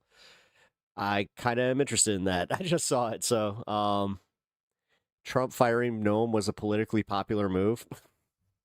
Whatever, man. Oh, my God. Harry Enten needs something to cover, I guess. It's not like we're in wartime or anything. Trump asked everyone to leave the room. Trump mentioned something to the effect of, quote, "Let me teach you how little girls are supposed to be," unquote. Trump unzipped his pants. The accuser, quote, "bit the shit out of it." Trump struck the accuser and said words to the effect of, "Get this little bitch the hell out of here." The accuser's mother was also threatened on numerous occasions prior to her death. This really, I don't know, man. So this is all, this sounds like Trump. All new details that we did not have because the Department of Justice was hiding these documents. Oh, cool. You can help build the only independent news outlet. I did promise we were going to talk about this today, too. Always on the ground with the people for as low as 16 cents a day. Corporate media, they've been lying to us for years, and you're going straight to the people. Flint, Michigan, Washington, D.C. Hell yeah, status quo. You to the residents of Chicago. We need as many independent voices as possible, and that's why what you guys do is so fucking important. Covering what the corporate media covers up. Hey, it's JT Siskowski with Status Coup. New documents have just dropped from the Department of Justice in the Epstein files, specifically documents related to a credible accusation of sexual assault against a minor that was made against President Donald Trump.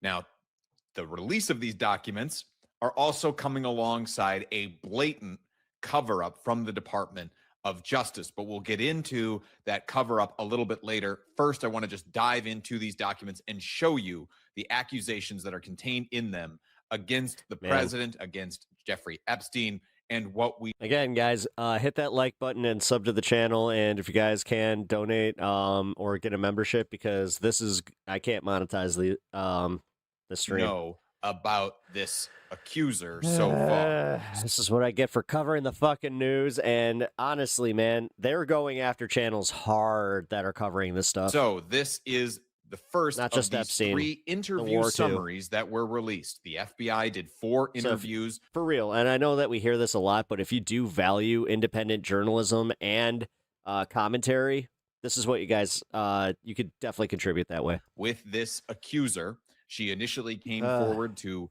in 2019 to talk about allegations against Jeffrey Epstein, and then later also talked about Donald Trump. This is from the second interview that she did with the FBI, where she talks about Donald Trump. The accuser recalled at least one incident in which Epstein took her off of the island when she was between 13 to 15 years old. Jesus By the way, Christ. that reference to the island. There's no, and the way that they've been trying to do that too, where they're just like, you know, they liked young girls, not teenage girls. It's like, no, they like. Stop. These are children. Stop. Not a reference to Little St. Fucking James A. to Epstein's Island. That's actually Anytime that I hear that from somebody, immediately I'm just like, God damn, like you're one of those guys that we really need to like report for your hard drives. a Jesus. reference to where this girl is from, which according to reporting in The Guardian is Hilton Head Island in South Carolina. So when they refer to the island, that's what they're talking about in this context.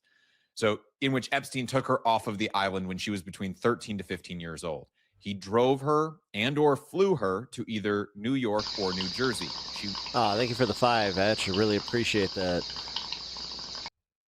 At HBX $5. Pep, your mission is righteous. They will be back and we will be here to welcome them. Oh, I know. Was introduced to Thank you. someone with money.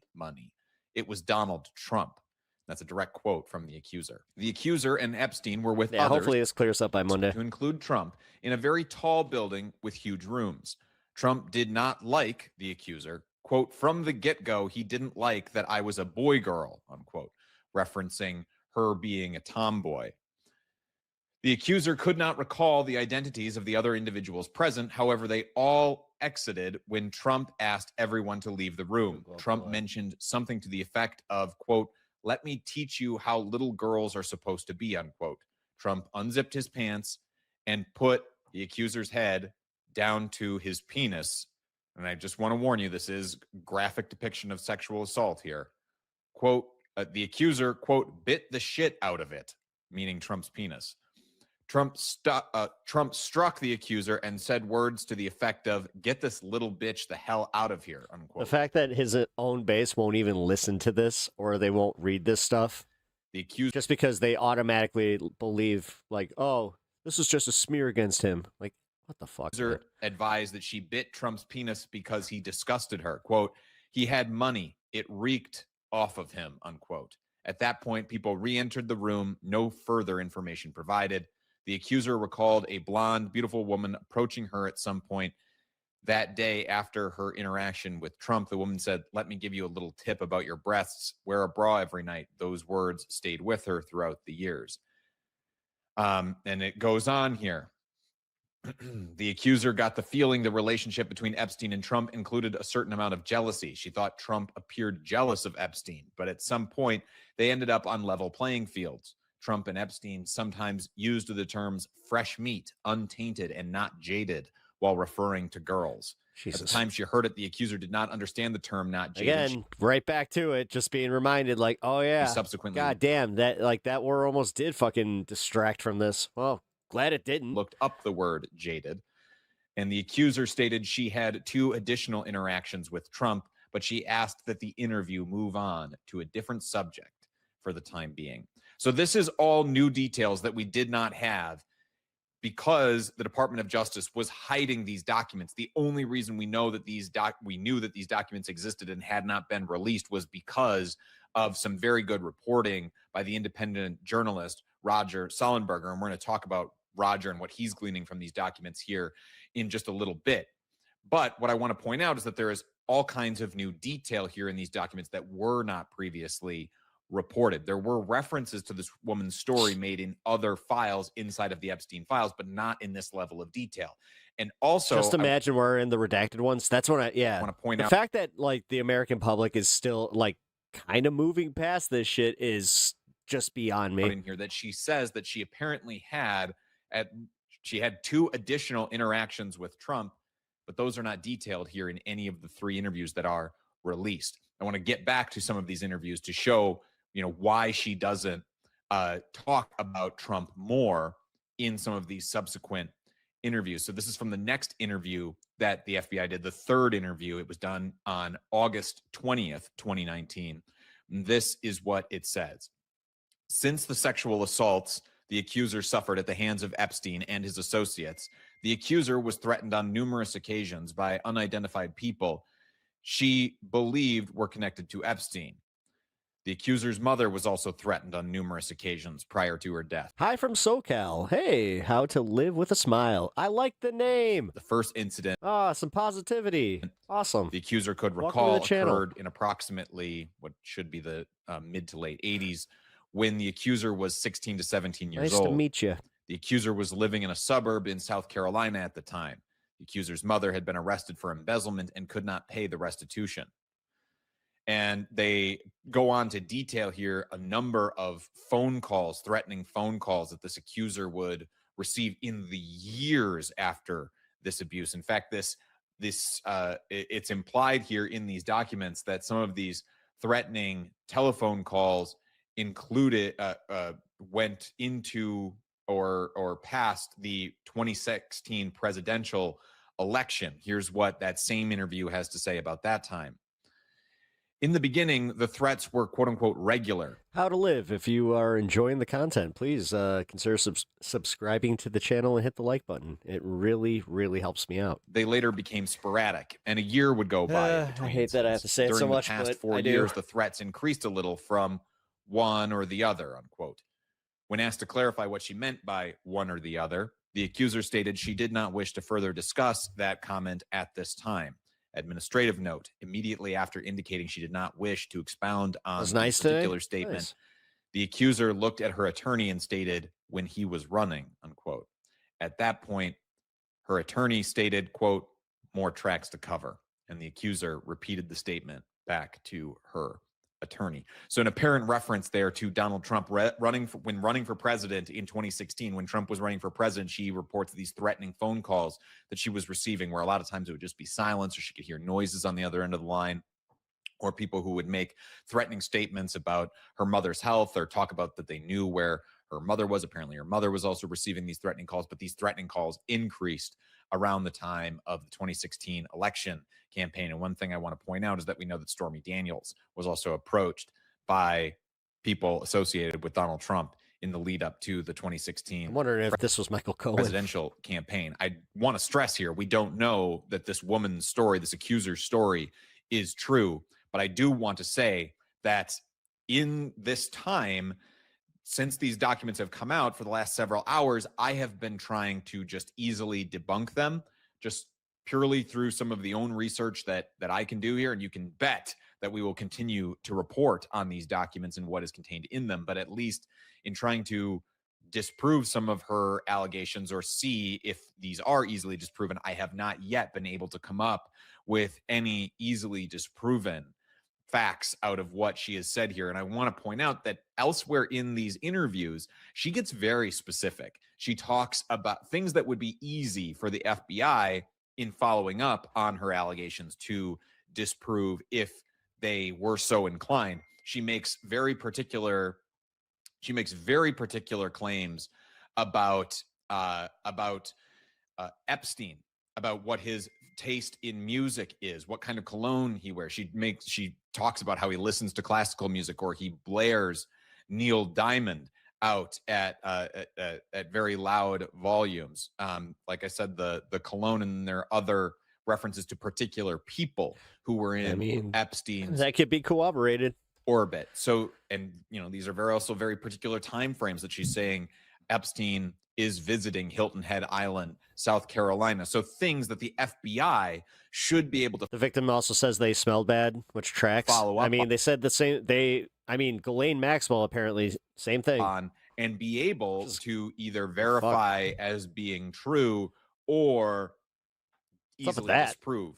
And what I want to point out here is that over the course of several months, the FBI saw fit to interview this woman 4 times, meaning that she was a credible witness. She was credible does not mean that her accusations here are in any way verifiable, right? Doesn't mean that they are proven correct. It just means that smells the like FBI sulfur.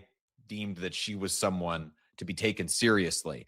And Roger Sullenberger, the journalist who broke this story, I did an interview with him just a few days ago. He stressed that point as well. And again, the thing to remember, if you're worried about being delicate or whatever, it's what the FBI thought, right? That's the shocking thing, is that the FBI seems to have believed that this woman, there was something to her claim. Mm-hmm. And again, the bar for that has got to be extraordinarily high for the sitting president of the United States, who by the way, at the time could not be charged, right? They would be building this case theoretically, for when he was out of office. They couldn't even charge him, but they wanted the woman to cooperate.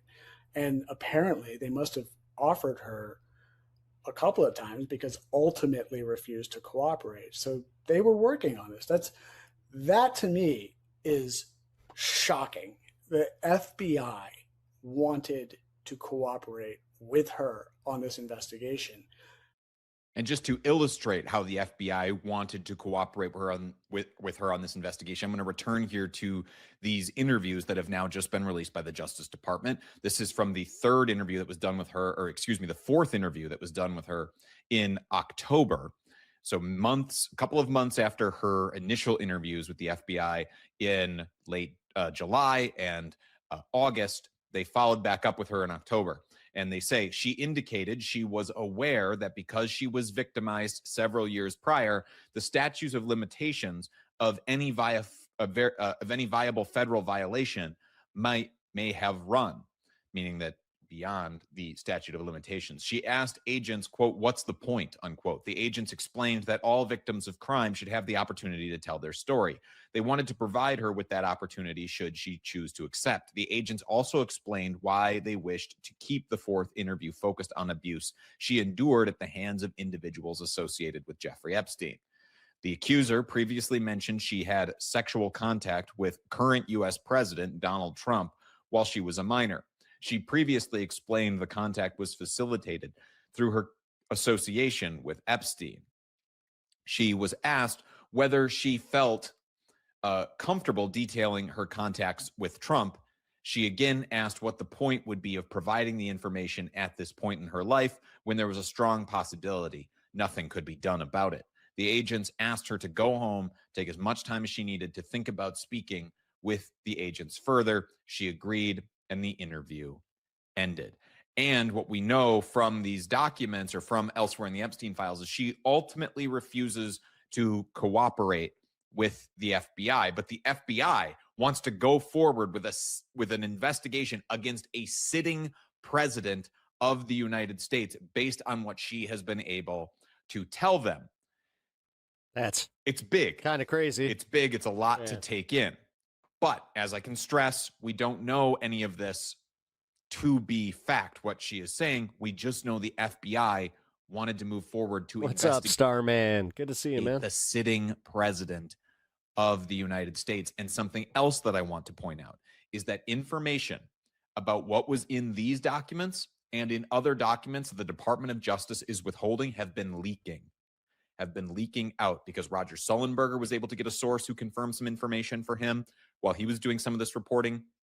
And most recently, The Atlantic was able to get several sources from inside the Department of Justice and the FBI to tell them that the Trump administration was withholding records that should have been released as part of the Epstein files, but weren't because they referenced Trump and allegations against him. We've seen him attempt to change the subject routinely, from the Epstein files to the brutality in Minnesota created by ICE to now his foreign entanglements in Venezuela, Nigeria, and most recently now Iran.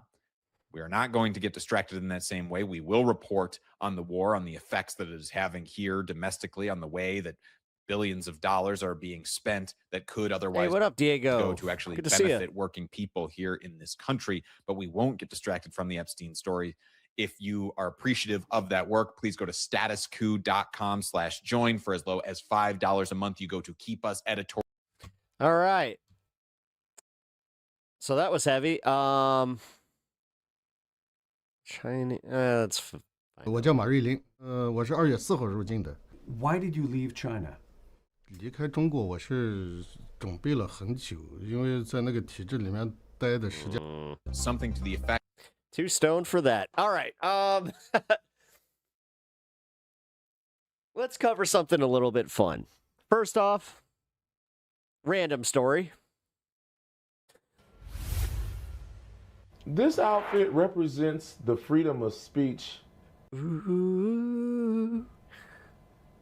New tonight, rapper Afro Man is speaking out ahead of his trial this month. This suit just made me smile. He is being sued by Adams County Sheriff's deputies for using a video of them raiding his home in 2022 in one of his music. Dude, it was his own. I think it was his footage, wasn't it? Videos. Afro Man filed his own counterclaim. Yeah. Now, if you guys don't know what's going on, this is Afro Man of Because I Got High fame. He apparently is being sued for using, again, footage from a arrest in his home in a music video. Claims against the officers, but a judge... And yes, that was him in all-American garb going, I'm just trying to be recently dismissed those patriotic. claims without a hearing. In an interview you'll only see right here on Fox 19 now, Alexis Martin sat down with the Afro Oh, Man man. to talk about the raid, the lawsuit, why it was thrown out, and what happens next. This all started in August of 2022 when Adams County deputies raided the rapper's home, causing significant damage. Afro Man says he turned that experience into music, using his own security footage from the raid in a music video to help pay for the repairs. Yeah, it was his own footage. Now he says the lawsuit against him isn't just about the money. He believes it's a violation of his freedom of speech. I should have freedom of speech. I should be allowed to sing about my life, and police officers that violate my home, steal my money, should not be allowed to sue me. In August of I have a feeling I'm going to see him this summer. 2022, Adams County deputies raided the home of Joseph Foreman. I've seen him twice. He's a fun time. The rapper I mean, Afro Man. They had a search warrant tied to an investigation into There's only possible drugs. There's only a few songs. He's one of those guys, man, where he really does only have like 4 or 5 songs that you're just like into. When I saw him though, he did some covers. That was pretty fire. And kidnapping victims. They didn't charge me for any crimes. They didn't find no large amounts of marijuana or whatever narcotic they were saying. They didn't find any kidnapping victims. Afro Man was never charged with a crime after the raid. Deputies seized thousands of dollars in cash that was later returned, but Afro Man says about $400 was never recovered. The raid also left damage throughout his home. Go figure. And that's that's a skim off the top situation right there. It's almost like we know they do this. The department told him it Stay safe, y'all. All right, thank you. How to live with a was smile. not responsible for paying for the repairs.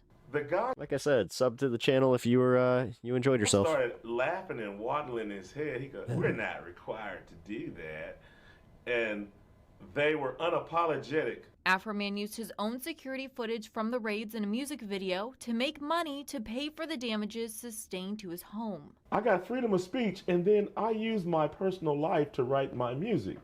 I was going to clean my room, but then I got out. Will you help me repair my gate? Will you help me repair my door?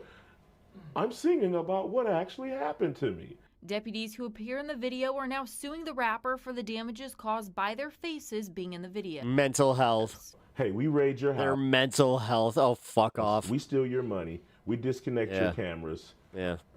Now we need to sue you for saying something about it. Afro Man filed a countersuit for the damages to his Damn. home, and Judge Jonathan Hines dismissed those charges in February. They dismissed all of my claims with the click of a mouse in some little office somewhere without a hearing. Afro Man believes this is so lawsuit good. violates his free speech rights as an American and as a working artist in the United States. As a working rapper that raps for a living and pays taxes to America with rap money, I need raw materials. Raw materials is my life experience. Fucking dude. I reached out to the judge about the dismissal. I love how he did that with a smile, too. As well as the attorney for the deputies and the Adams County Sheriff's Office.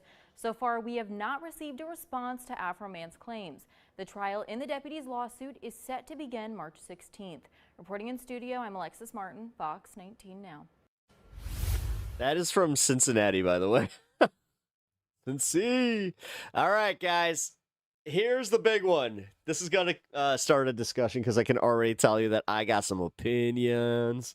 All right, I'm going to let it play, and then we're going to discuss. And if you're packing for the airport, you're going Also, my local need news. to remember your real ID, your luggage, and a pair of headphones if you're flying United Airlines. NBC5's JC Navarrete explains the Chicago-based airline's new policy. If you're listening to music or watching videos, if you don't use your headphones, you could be kicked off the flight. Fucking based. I love that they fucking did this. All right, listen up. A big rule change is coming to a flight near you.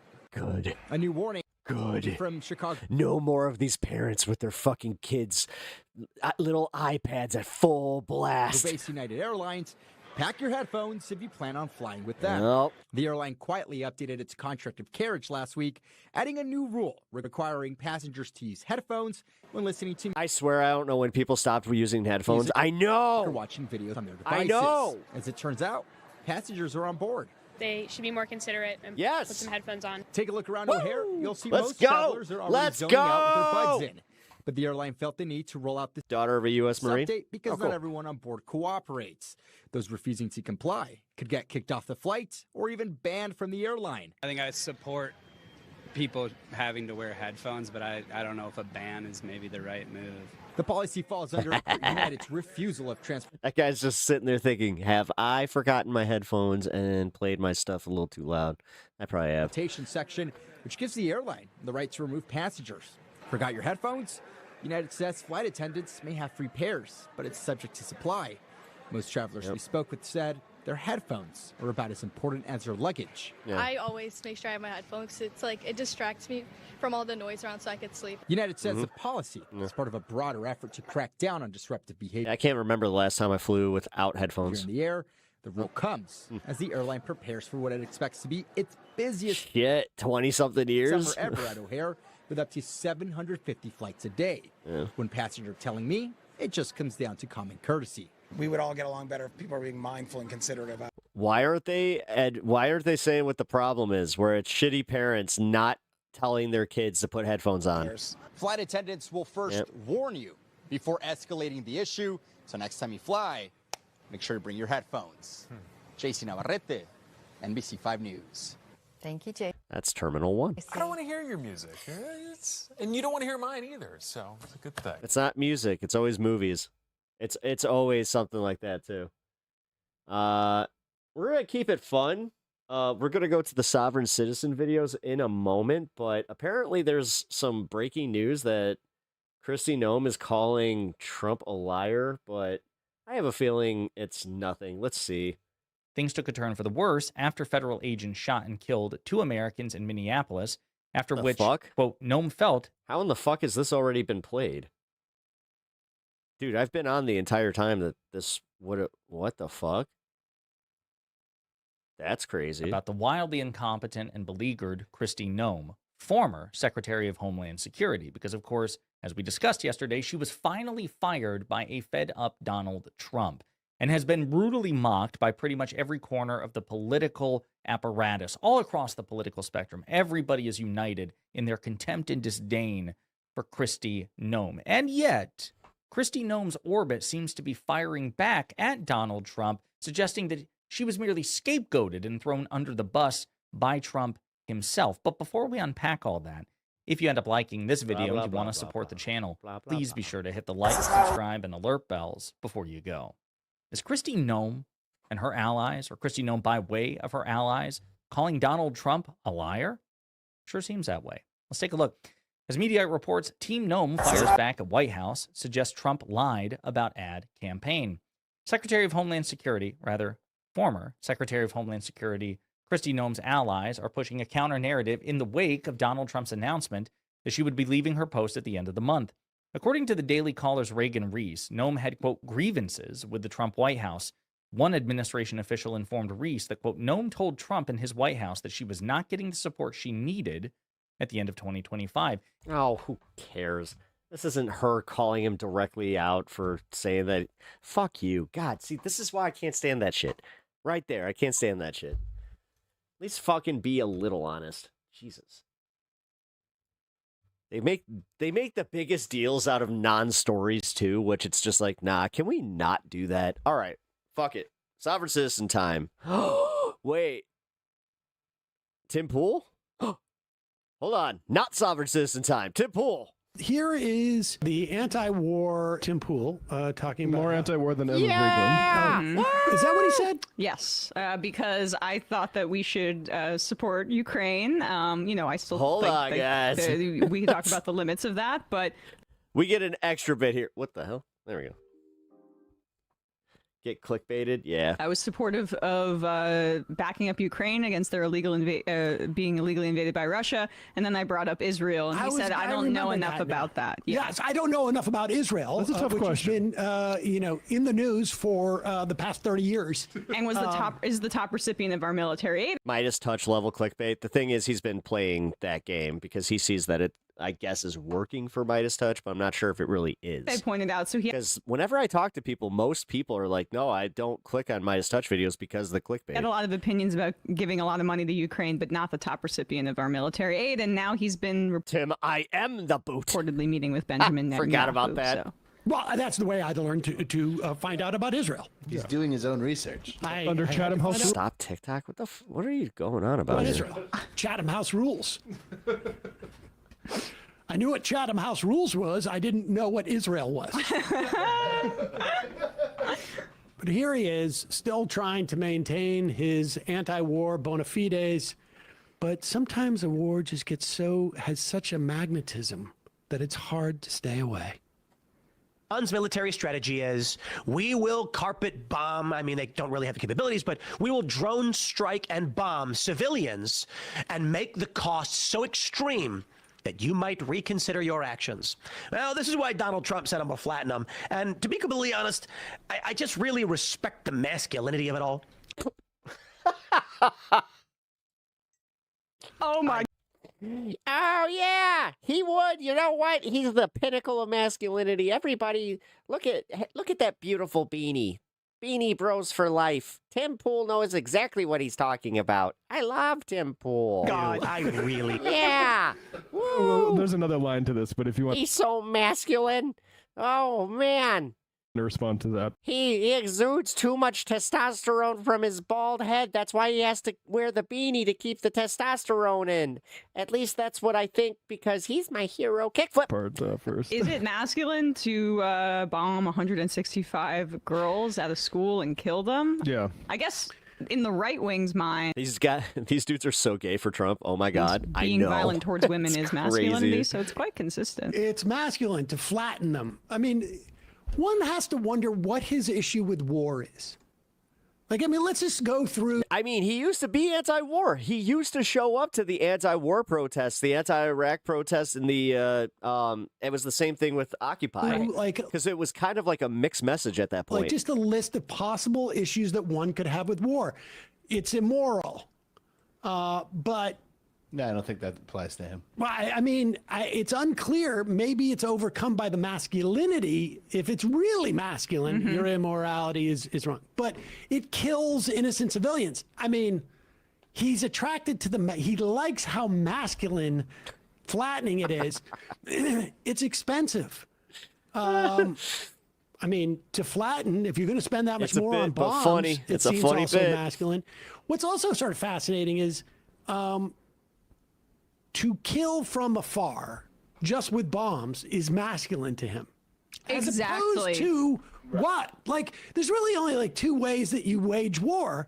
It's either from afar by lobbing weapons, or up close, where you actually like are on the ground and have to see what you're doing. Wait for the whites of their eyes, sort of thing. Yeah.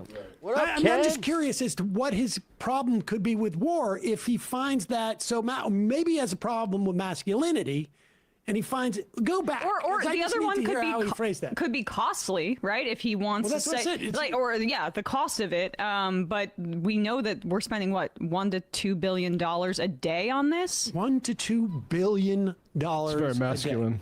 Yeah. We will carpet bomb. I mean, they don't really have the capabilities, but we will drone strike and bomb civilians and make the cost so extreme that you might reconsider your actions. Well, this is why Donald Trump said I'm going to flatten them. And to be completely honest, I just really respect the masculinity of it all. Oh, he respects it. I do. I really do. Guys, again, I got to go to Star Trek because it's the best show ever made.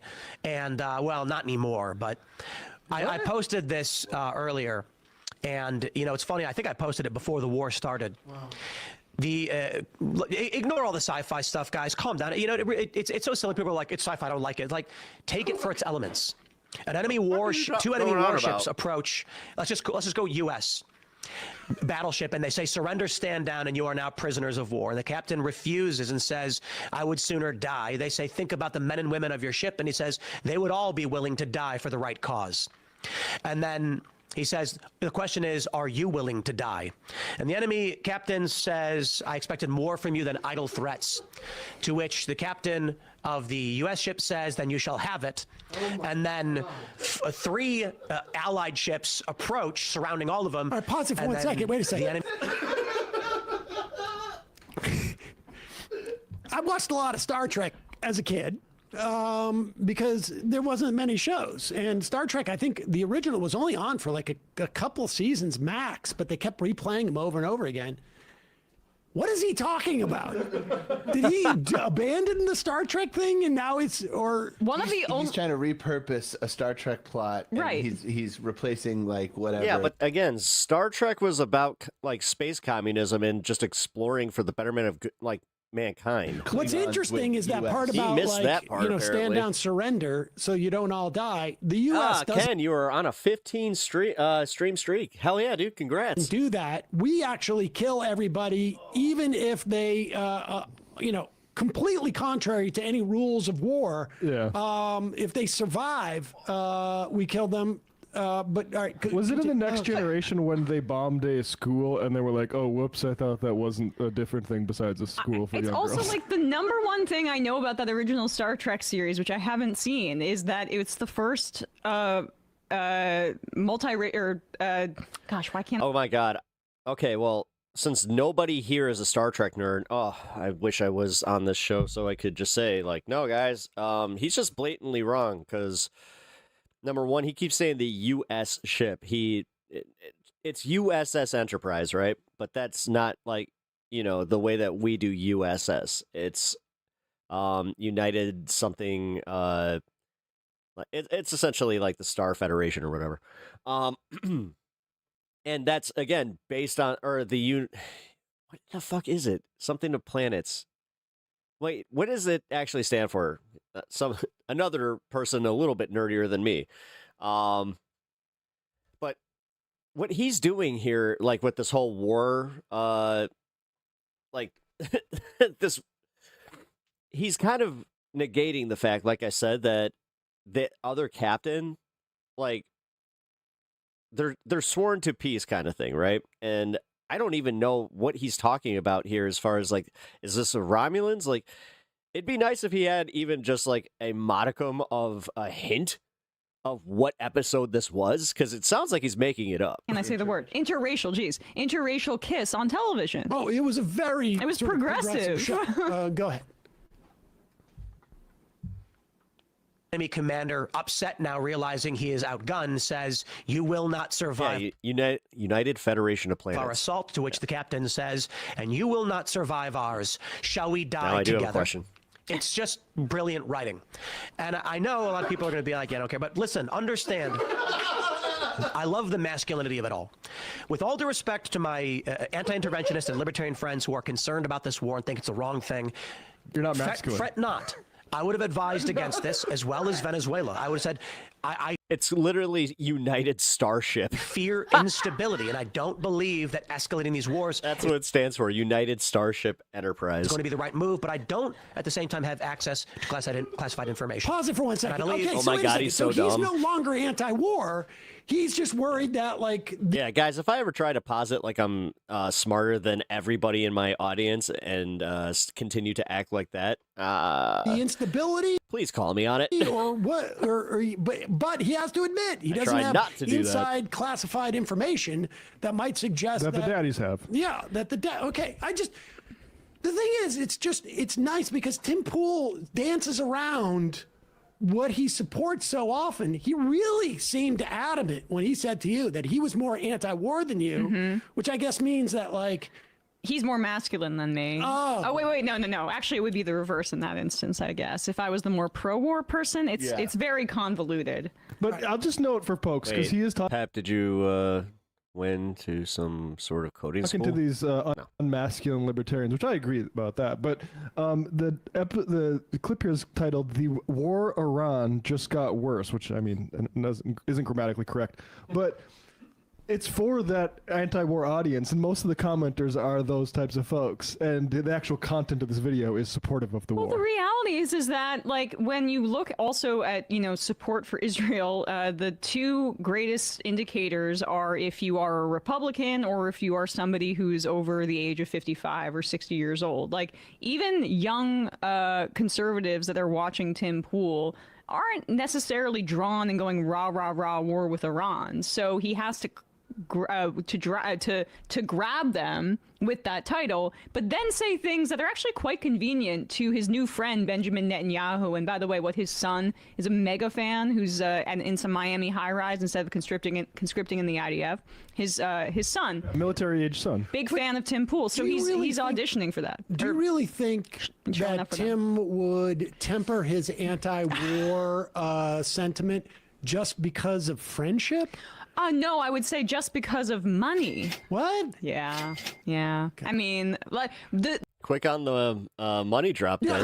But the previous war commentary was about the war in Ukraine, being against that war. That's interesting. When he was anti-war, when he was getting money from tenant media, that was a cutout for the Russian government. Well, he was really, really against that war. You like the same things engineers like, bro? MTG, Star Trek, and he had no idea. But now that Mr. this is Edward Gregorian, now that didn't even sound Russian. Now that his potential new benefactors, I don't know this for a fact, but we do know that meeting happened, are in favor of this war. Suddenly, he's impressed by the masculinity. Hold on for a second. Yeah. You seem to be leaping to conclusions. Okay, we know it's been reported that there's the Israelis have been giving up to $7,000. At least this is what we know per post for influencers like Tim Pool, for instance. And we know that he met with Benjamin Netanyahu, but it's Chatham House rules. You can't talk about it. We know that Tim was feeling pressed for money. It's expensive. He spends a lot of money on security. And the skate park renovations. It's going to be really hard to sell that property. Let's listen, because this sounds like it could be principled. Okay. He says to his libertarian anti-interventionist That's one friend, thing that celebrities never count on is how they constantly devalue their property by having, like, you know, extra pools and all that shit. that you need to appreciate the masculinity of this war to really get, like, past wars have been so feminine or woke as the administration. And the hobbies on your wall. Very nice. Of our assault, to which the captain says, and you will not survive ours. Shall we die together? It's just brilliant writing. And I know a lot of people are going to be like, yeah, I don't care. But listen, understand. I love the masculinity of it all. With all due respect to my anti-interventionist and libertarian friends who are concerned about this war and think it's the wrong thing, the fact that he just said it's his favorite show, but he couldn't give a summary with any names, the captain, who they're against, any of it. Fret not. And he's just like, I don't need to get too involved in the sci-fi aspects of it. It's like, I mean, I would have advised against this, as well as Venezuela. I would have said, I fear instability, and I don't believe that escalating these wars is going to be the right move, but I don't, at the same time, have access to classified information. And I believe... Which I trust. There comes a time when you're between a rock and a hard place. And the reason why I say I love the masculinity of it all, Iran has threatened us, attacked civilians, and gotten to the point where eventually you get a person like Trump saying, crush them. And Iran says to us, we will make you regret it when we attack civilians and threaten your oil supply. And Trump's response is, I'm going to kill you first. I'm sorry. You know, it's funny. I made a tweet and I was like, okay, can you people pause are it? stupid. I'm sorry. People are stupid. No, you are. Does he not realize that headline is in response to... I mean, it sounds like the Wrath of Khan. To the bombing that the Israelis and the That's Americans what I was thinking it was. engaged in first. He has the sequencing completely. Yeah, who's carpet bombing and who's killing civilians? Yeah, I mean, he's made up that civilian part. And then I guess he's bringing this up to say that this justifies further action by the United States. Or which generation of Star Trek was his fave either? He lies so badly. The Strait of Hormuz closure was in response to American bombs. Fascinated by his anti-war stance. Yeah. He doesn't like war unless one of the parties gets really aggressive in the war. Right. The thing that he didn't like war is like, it's too much back and forth. Yeah, don't help them up when they fall down. Too consensual. One party needs to slaughter the other. Now, he's concerned about civilian casualties. Oh, for sure. When we look at civilian casualties in this war, who has killed more civilians? That is not the issue. It's just like Iran killing civilians, apparently. He should really look into how many civilians the U.S. and Israel have killed. He might find that very disturbing. Can we just unpack for 1 second, or super masculine, the repeated claims about this being a display of masculinity?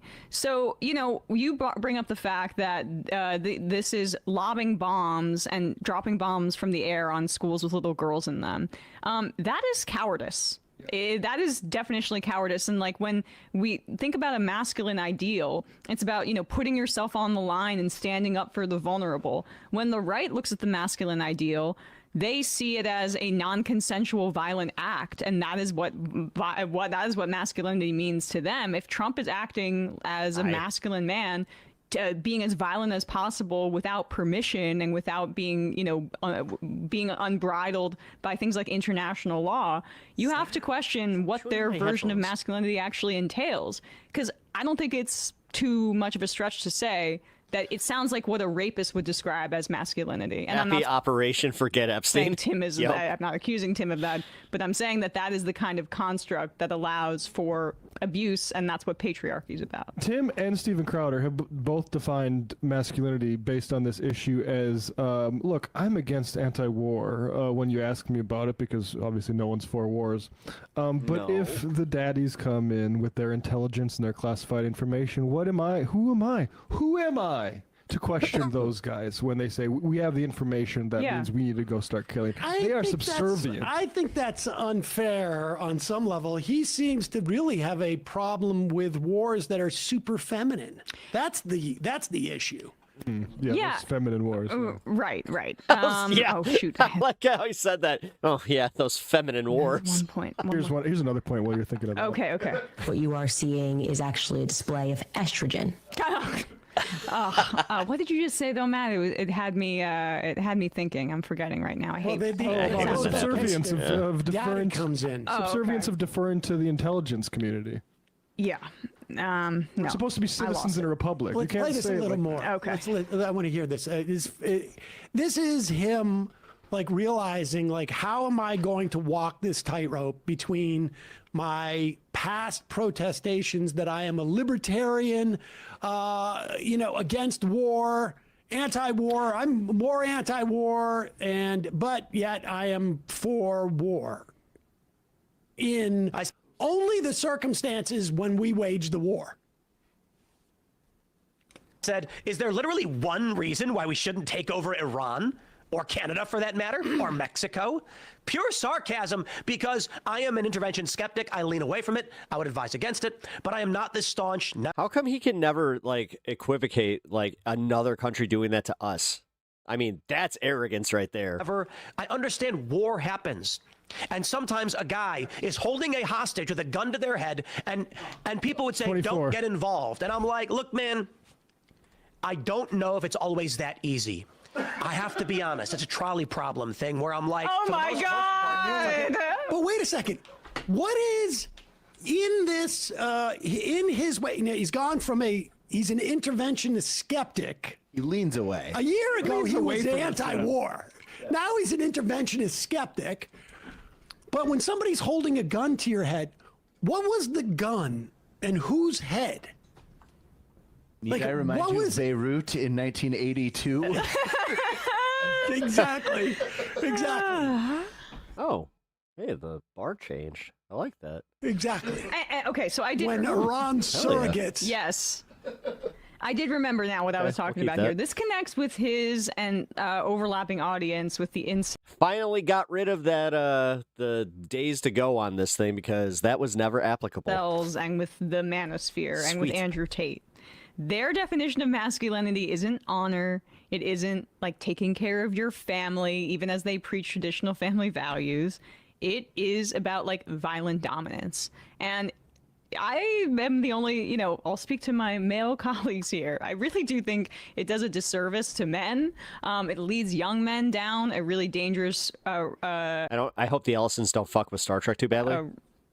Rabbit hole, but it's also just like a complete bastardization of what ideal masculinity and what masculinity should be. And it's there to just, it's a non-woke Star Trek wouldn't make any sense. Perverted, one, to be like a pyramid scheme. Well, no, but it wouldn't do well. Scheme of sex. You do understand that, if they try too hard, nobody's going to see it. That's why, Scary Movie, that first initial trailer was kind of funny, but then the fact that they're just like, oh yeah, Gen Z's freaking out about it. Oh, whatever, clutch your pearls, whatever. Trafficking or we're going to be offensive, and you know what?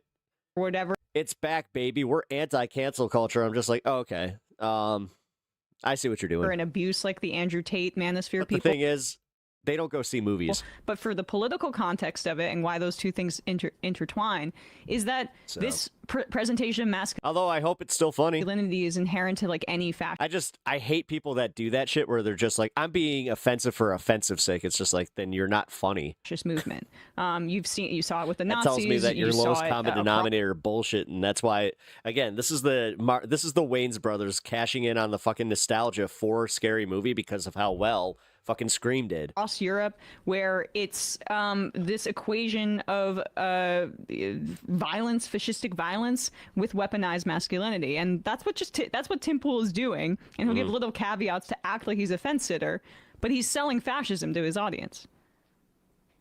We shouldn't get involved. Let me put it like this. A trolley is heading to run over 5 people. Oh, my God. And there's a lever that can be pulled that's going to divert it to one other person. And there's a bunch of... We know what the trolley problem is. Hold on, wait a second. Wait a second. He's not making a utilitarian argument, is he? Thanos. Wait a second. Tim, do you understand that that's often the villains in films? Wait a second. He's not saying harm reduction here, is he? Wait a second. Wait a second. It's like, we shouldn't get involved. Let me put it like this. A trolley is heading to run over 5 people. And there's a lever that can be pulled that's going to divert it to one other person. And there's a bunch of angry people standing around screaming at each other, threatening war. This is the point where I'm like, guys, let's not walk up in there and pull that lever. Let's not do it. At a certain point, however, you are looking at... Wait, what? What did he say? I think he realized that he was literally about to say he is a utilitarian. Yep. He is Thanos. And as he's saying it, he realizes, wait, I can't say this. And he abandoned. I'm deontological. I'm a deontological. There's a third option where I just don't. The thing is, those movies stopped being funny after they moved on from Scary Movie, because not another teen movie was hilarious. I will admit that. Walk away from the trolley. This is where I abandoned the trolley predicament and just move into a different predicament. Pull my beanie down over my... But after that, Scary Movie, I think 3 came out, and then it was all downhill. Exactly. Wait, what? This is his version of the weave. The trolley's happening, and then there's people arguing about don't go to war, and so I walk away. We don't. Wait, what? How has no one on his team intervened and said, like, perhaps outline your arguments before getting on air? He's let a lot of the people on his team go. Wow. They've been having financial difficulties. So, they're cutting back quite a bit. He was desperate the other day to sort of say, I admit that I don't think things out all the way. That's why I try to walk it back as quickly as possible. If I'm like, you know what, that didn't really make sense. It's funny. He put up I didn't. Like I said, not trying to say that I'm smarter than anybody, though. Survey or something, a poll. Should I do in person or do Zoom calls for his podcast? And when I saw it, it was like 50% said no, keep doing in person. Yes, it will. Anybody who's 18 to 35 can get drafted. And less doing Zoom. And I think he was trying to not fly people out, but make it seem like a democratic option. 100%. But okay, wait. So I want to hear the resolution of his trolley dilemma. We're never gonna. His dilemma is the way he solves the dilemma is. I walked away. The dilemma doesn't exist anymore. That was just a hypothetical. La la la la. I really admire your capacity to be endlessly entertained by this. I find his squirming fascinating because nobody has had the guts when they are faced with the trolley dilemma to just say, I'm going down this road, and then as soon as you get to where you've got to pull the lever, you say, fuck it. I don't do hypotheticals.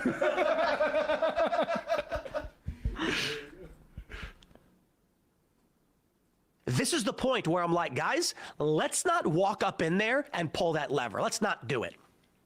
At a certain point, however, you are looking at... But the trolley's still moving. So that's not a choice. Whether it's going to actually start. Let me put it like this. Okay, let me change the argument. Yeah. Star Trek. Try the trolley problem. Let me do another hypothetical. Let's say you have a hypothetical that you don't want to engage in, but what do? This is what I call the trap door hypothetical, where I just disappear. I hit the trap door and I disappear. Those people standing around the trolley are beating up our people and threatening them, and we're like, at some point, perhaps the weight becomes, you do have to get involved. I am not suggesting this was appropriate. You kind of. I'm saying sometimes it can be. So again, I take I'm the not suggesting that it can be appropriate. I'm saying sometimes it can be appropriate. We don't want this to happen. We don't want an escalation of war. Because this is just amazing. And you know what I really appreciate? Just as somebody who does this. Meta, I didn't even see your Macho Man call out. My bad, man. Professionally. He is. Yeah, unfortunately, Macho Madness is on hiatus. Got a little bit of a sore throat today. He is like walking through a field of landmines, and he realizes it, and he's stuck out like just to double up on the analogies. He's walking through a landmine field on serious like peninsulas with alligators and water around, and his capacity to keep talking and not like take a moment and say, wait, I've lost track here. He just blows through it with so little regard for his audience. Yeah. He just must know they're hogs. They are idiots and they won't, that's what he must think. No odds of term. I know we haven't looked at the comments, but to say, I'm not saying this is appropriate, but sometimes it's appropriate. It's mind-boggling. Listen to this sentence. He's impaled on a fence. It is incredible. I love the update to the troll problem, which imagine a mob of Muslims outside beating the troll. Hey.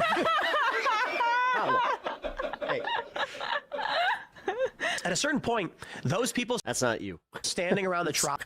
I just called my cat the other cat. Are Lito beating up our people and threatening them, and we're like, at some point, you ever called your animal a name that of another animal that's been gone for a long time? Perhaps the weight becomes. Oh, my brain just did that. You do have to get involved. Lito. I am not suggesting this was appropriate. I'm saying sometimes it can be. So again, I take the somewhat skeptic approach to this.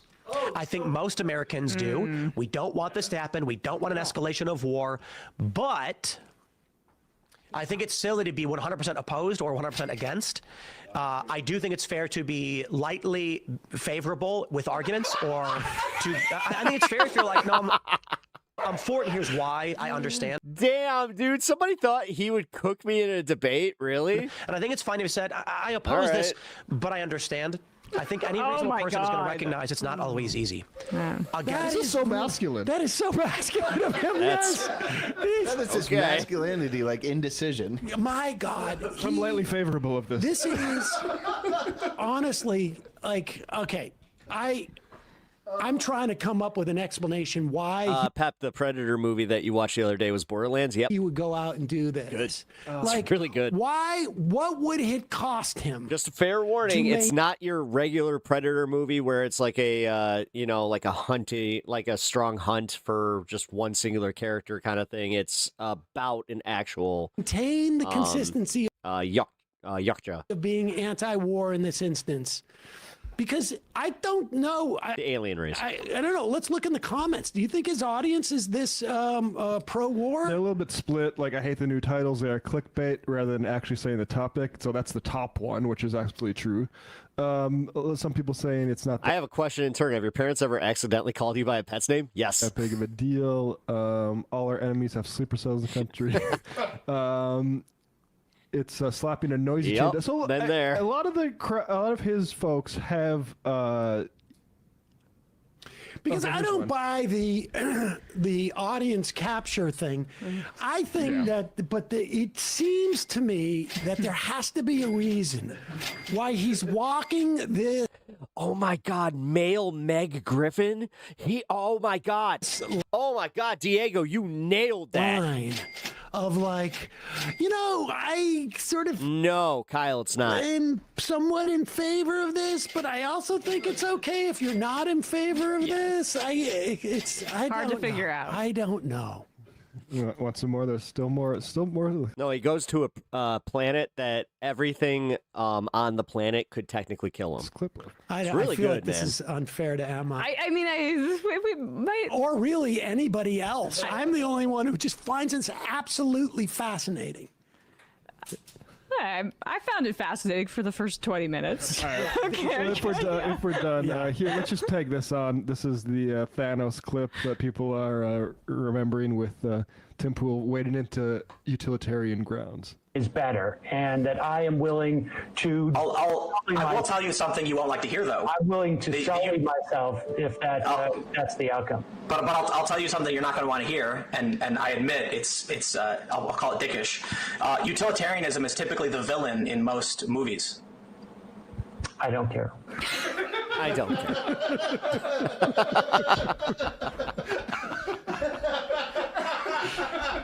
I was so annoyed at that point that I had said yes to that interview. I was just like, oh God, this guy. Yeah, how long was that into that one thing? It was a ways into it. Like, we were arguing about polling, and he didn't believe any polls. And I said, this is from Fox News. And he's like, well, I hadn't seen the crosstabs. In most films, utilitarian is the villain, so. Hey, folks, don't forget to hit the subscribe button. Oh, man. All right. Let's do some slop. This TikToker is facing life in prison for ending her boyfriend's life, but I guess she's also blowing kisses in court. Welcome back to another episode. What the fuck?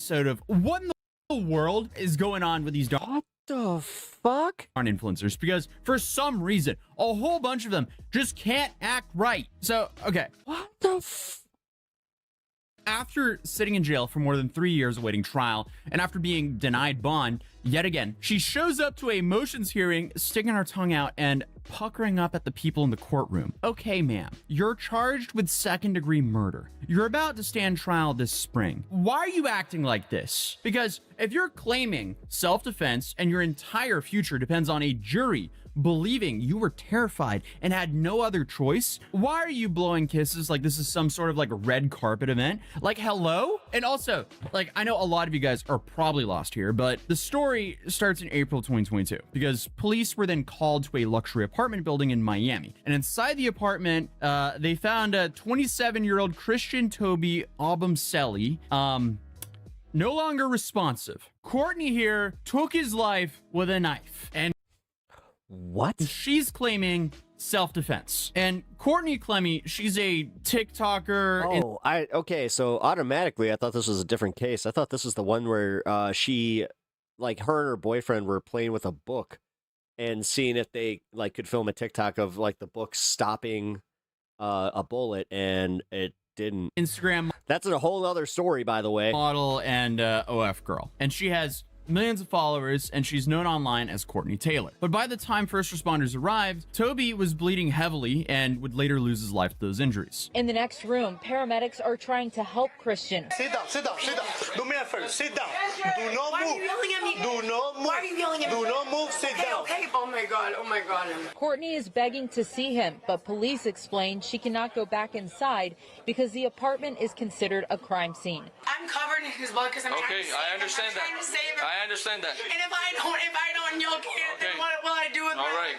I need him. He's like my other half. And Courtney didn't deny what happened. She acknowledged that she ended his life, but said that she was acting in self-defense. She told investigators that Toby had pushed her and thrown her to the floor, then claimed that she grabbed a knife and threw it at him from about 10 feet away. And that's the version of events her defense has stood by. But it's safe to say the medical examiner's stories complicated that story, because the autopsy concluded that Obumseli, he passed away from a forceful downward thrust from a blade that went 3 inches into his chest, which, you know, was piercing a major artery. And investigators essentially say that the fatal wound could not have been caused by a knife thrown from that distance. And that's the detail which has people questioning everything about her story, because thrown knife versus downward plunge, that's the question. And this has been the biggest point of tension for the entire case. But she wasn't arrested that day or even the next day. In fact, she wasn't taken into custody until 4 months later, in August of 2022, because then she was arrested in Hawaii at a rehab facility, and she was then extradited back to Florida to face a charge of second-degree murder. And at the time of her arrest, Miami-Dade State Attorney Catherine Fernandez Rundle yeah, Sylvie, send it to the Discord. I'll probably watch it Monday. described the incident as coming from a tempestuous and combative relationship that began in November of 2020. And that relationship had already drawn attention long before Toby lost his life, because the couple had previously lived in Austin, Texas. And there, a former neighbor said that their fights were so frequent and intense that, according to reporting at the time, police were called to their residence multiple times. So after moving to Miami, prosecutors said the violence continued and that their building was even preparing to evict them because of the repeated disturbances. Like, do you know how bad the fighting has to be to get evicted over fighting? Then, video surfaces from a trip the couple took to Aspen just months before Toby's life was ended. And in that footage, Courtney can be seen hitting him repeatedly during an argument. I'm unsure how much we can actually show of that footage here, but it looks bad. Sober for 2 weeks. 2 weeks. 2 weeks. And now why am I not sober? Because of you. New video shows model Courtney Clenny hitting then boyfriend Christian Obumseli over a dozen times while on a trip in Aspen, Colorado. This is one of more than 100 pieces of evidence released to the Obumseli family civil attorney as part of the investigation. In that video, you can see Courtney acting erratically. You can see her hitting Christian multiple times, which unfortunately is consistent with her behavior throughout this entire case. But her attorney later described the relationship as toxic and said that evidence exists that Obumseli physically abused Courtney on prior occasions, and on April 3rd, 2022, Courtney was forced to defend I'm definitely going to go out on a limb and say that he wasn't an angel in any of this too. himself from Obumseli's physical attack. Well, I mean, it's hard to say because we weren't there and we don't have camera footage of what happened. But to me, it looks like there's also evidence that Courtney did this back to Toby. So from the beginning, this case has not been simple whatsoever. On one side, you have a woman claiming self-defense in what she describes as an abusive relationship. On the other side, you have forensic evidence that prosecutors argue does not match up to her story. And as this case has moved forward, it's only become more and more complicated because it wasn't just Courtney who ended up facing charges. Her parents did as well. Well, that definitely doesn't make her look good. And Kim and Deborah Clenny were taken into custody in Texas on out-of-state felony charges connected to the case. Because according to the arrest warrant affidavit, Kim, Deborah, and Courtney were charged with one count of unauthorized access of a computer system, or electronic device belonging to Christian Obumseli. You can take the girl off floor, but you can't take the floor out. Because investigators believe that Obumseli's laptop had been taken from the Miami apartment after his passing and accessed without permission. And the Obumseli family's attorneys released a statement saying the Obumseli family is saddened to hear the reports that Courtney's parents illegally took possession of Christian's laptop. And this is yet another disturbing reminder of the horrible crimes committed against their family. The Clenny's family's attorney fired back, basically saying that they were saddened to hear her parents were arrested, and it was an overstep by the prosecution. They also said, "We believe the Clenny family has been targeted with some trumped up charges to discredit them in the press and make their lives miserable. It stinks of a power play by prosecutors to control the narrative." So now, not only was Courtney facing a murder charge, her parents were facing felony charges tied to alleged computer access. And in July of 2024, the computer hacking charges were dropped because of a circuit judge ruled that... Oh, shit. Thank you for the $5 me runs. Miami-Dade. TTS is taking a minute. Marin's $5. I appreciate your news coverage, commentary, and engagement with the audience. I wish your wife a full recovery. Thank you so much. That kind of kindness goes a long way with me. Thank you.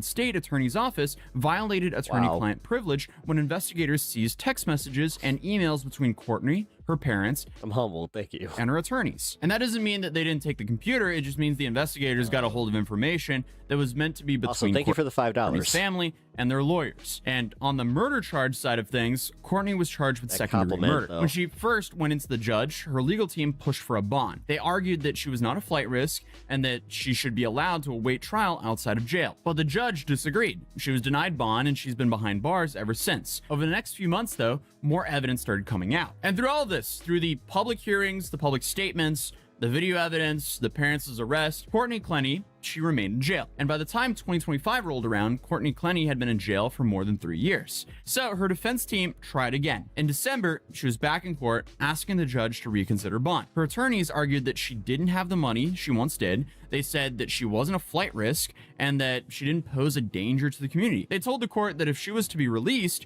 she would go back to Texas and live with her parents in BK. And prosecutors argued that the evidence presented by the defense did not change the situation and that Clenny should not be considered for bond. The judge also agreed with the state and bond was denied yet again, which means, she has to wait in jail until her trial. But the December hearing did actually lead to a trial date. So the judge set the trial to begin on April 27, 2026. And prosecutors said they believe the case would take less than 2 weeks to present. So after years of legal back and forth, after motions, hearings, and privilege disputes, and public statements, this case finally has a clock on it. Spring of 2026. And I mean, honestly, the stakes could not be higher because if convicted, she could face life in prison. Her defense is still centered around the self-defense, but they also have pushed for the case to be considered manslaughter instead of second-degree murder. And the prosecution maintains that the evidence shows an intentional act, pointing again to the autopsy finding of a forceful downward thrust. And that couldn't have just been made from a knife being thrown from 10 feet away. And I guess at this time, a jury will eventually decide, was this self-defense during a violent domestic dispute,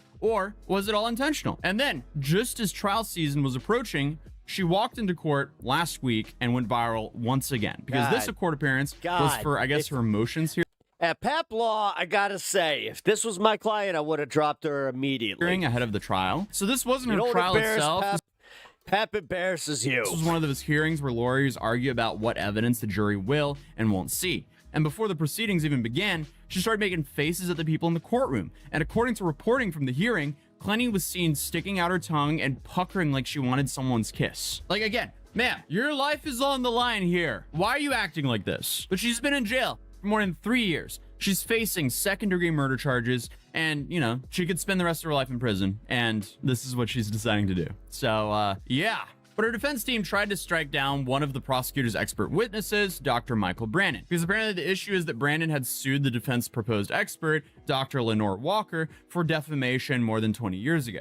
And the case was settled with an agreement that they would not personally malign with each other. And Walker testified that it would make her uncomfortable to remain involved if Brandon stayed in the case. Basically, the defense and the prosecution's star witnesses are fighting on top of everything else happening here. So, that makes this case even more interesting. But Brandon testified that there's no reason why both sides can't continue if everyone keeps it professional. But Judge Andrea Wolfson denied the defense's motion, and there was also a fight over recordings. Because prosecutors also want to introduce recordings that Christian Albumselli secretly made of Courtney before his passing. And the defense argued those recordings were illegal recordings and should be excluded. And Judge Wolfson ruled to exclude most of them, but we'll still see some of these secret recordings when the trial comes around. Because recordings made in the apartment's lobby and on the balcony can be used, ruling there was no reasonable expectation of privacy in those areas. So apparently, some of that audio will also be played for a jury. Hey, we're about to hit the 420. I'll just step off here. Good day. We're actually literally I want to tell you, but you don't take me seriously. So her trial is set to begin on April 27, 2026. 12 people will be asked to decide whether this was self-defense in a volatile relationship or whether this was an intentional act. And honestly, when you're about to ask 12 strangers to believe you were terrified for your life, blowing kisses in court doesn't really seem like the best idea. So, hey, this will be interesting to see how it all plays out. But until then, I'll see you guys in tomorrow's video. I am back with daily uploads again. I took a break after all my traveling, but I have so much content that's stacked up. Oh, good for you. I quit my full-time job with benefits to do TikTok full-time. So Don't do that. I'm going to resign from my corporate Don't do that. job today with no backup plan. You know, I toyed with doing that, and I'm glad I didn't. I'm super nervous. I'm going to say something that you might not love. If you're on the job search right now is not the time to be chasing your dream job. Nope. Okay, so today we're going to be taking a look at some people who regret quitting their job. With how awful the job market's been in the past few years, I do not envy you if you decide to quit with no backup plan. Along with all the people trying to become influencers as well, but I am getting a little ahead of myself. We have a ton of stuff to go over today, along with comments from you guys from previous videos. So if you want to be Trust featured me, on the day that I can stop and just do this full time, oh my god. Your video, leave in the comments. I have the biggest party down below, but let's just jump right into it. Guys, I'm not gonna lie, I'm not doing too well. I know it's only been a day, but I'm feeling very anxious and just feel like I may have made I don't know if it's a mistake, but It's a just like, mistake. Yeah. I don't like this feeling. I Yeah. know I've been Uncertainty. unemployed before, long term, like longer, but I just feel like after working for the past couple of months, it's like, it feels weird and I feel very unproductive and I feel very scared of the fact that, like, yes, as much as I believe in myself, it's very scary to just like pursue that with no active income.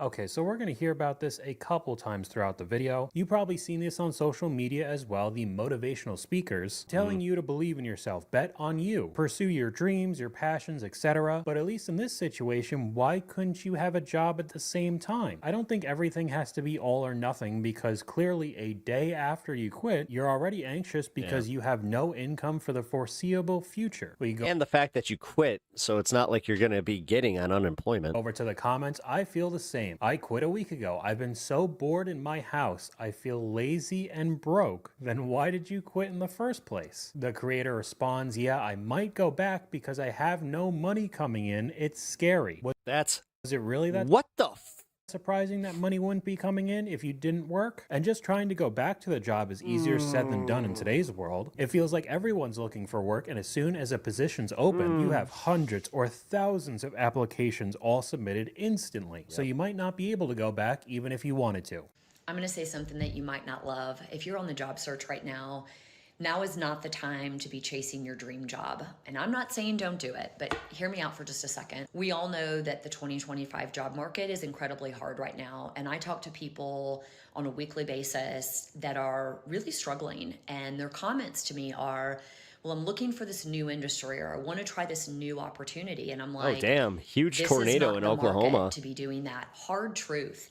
It doesn't mean you can't go after those jobs, but you better be looking for jobs that you are wholly qualified for. And what I mean by that is, maybe you were in a healthcare industry and you're like, I'm so sick and tired of that. I want to get out of it. Great.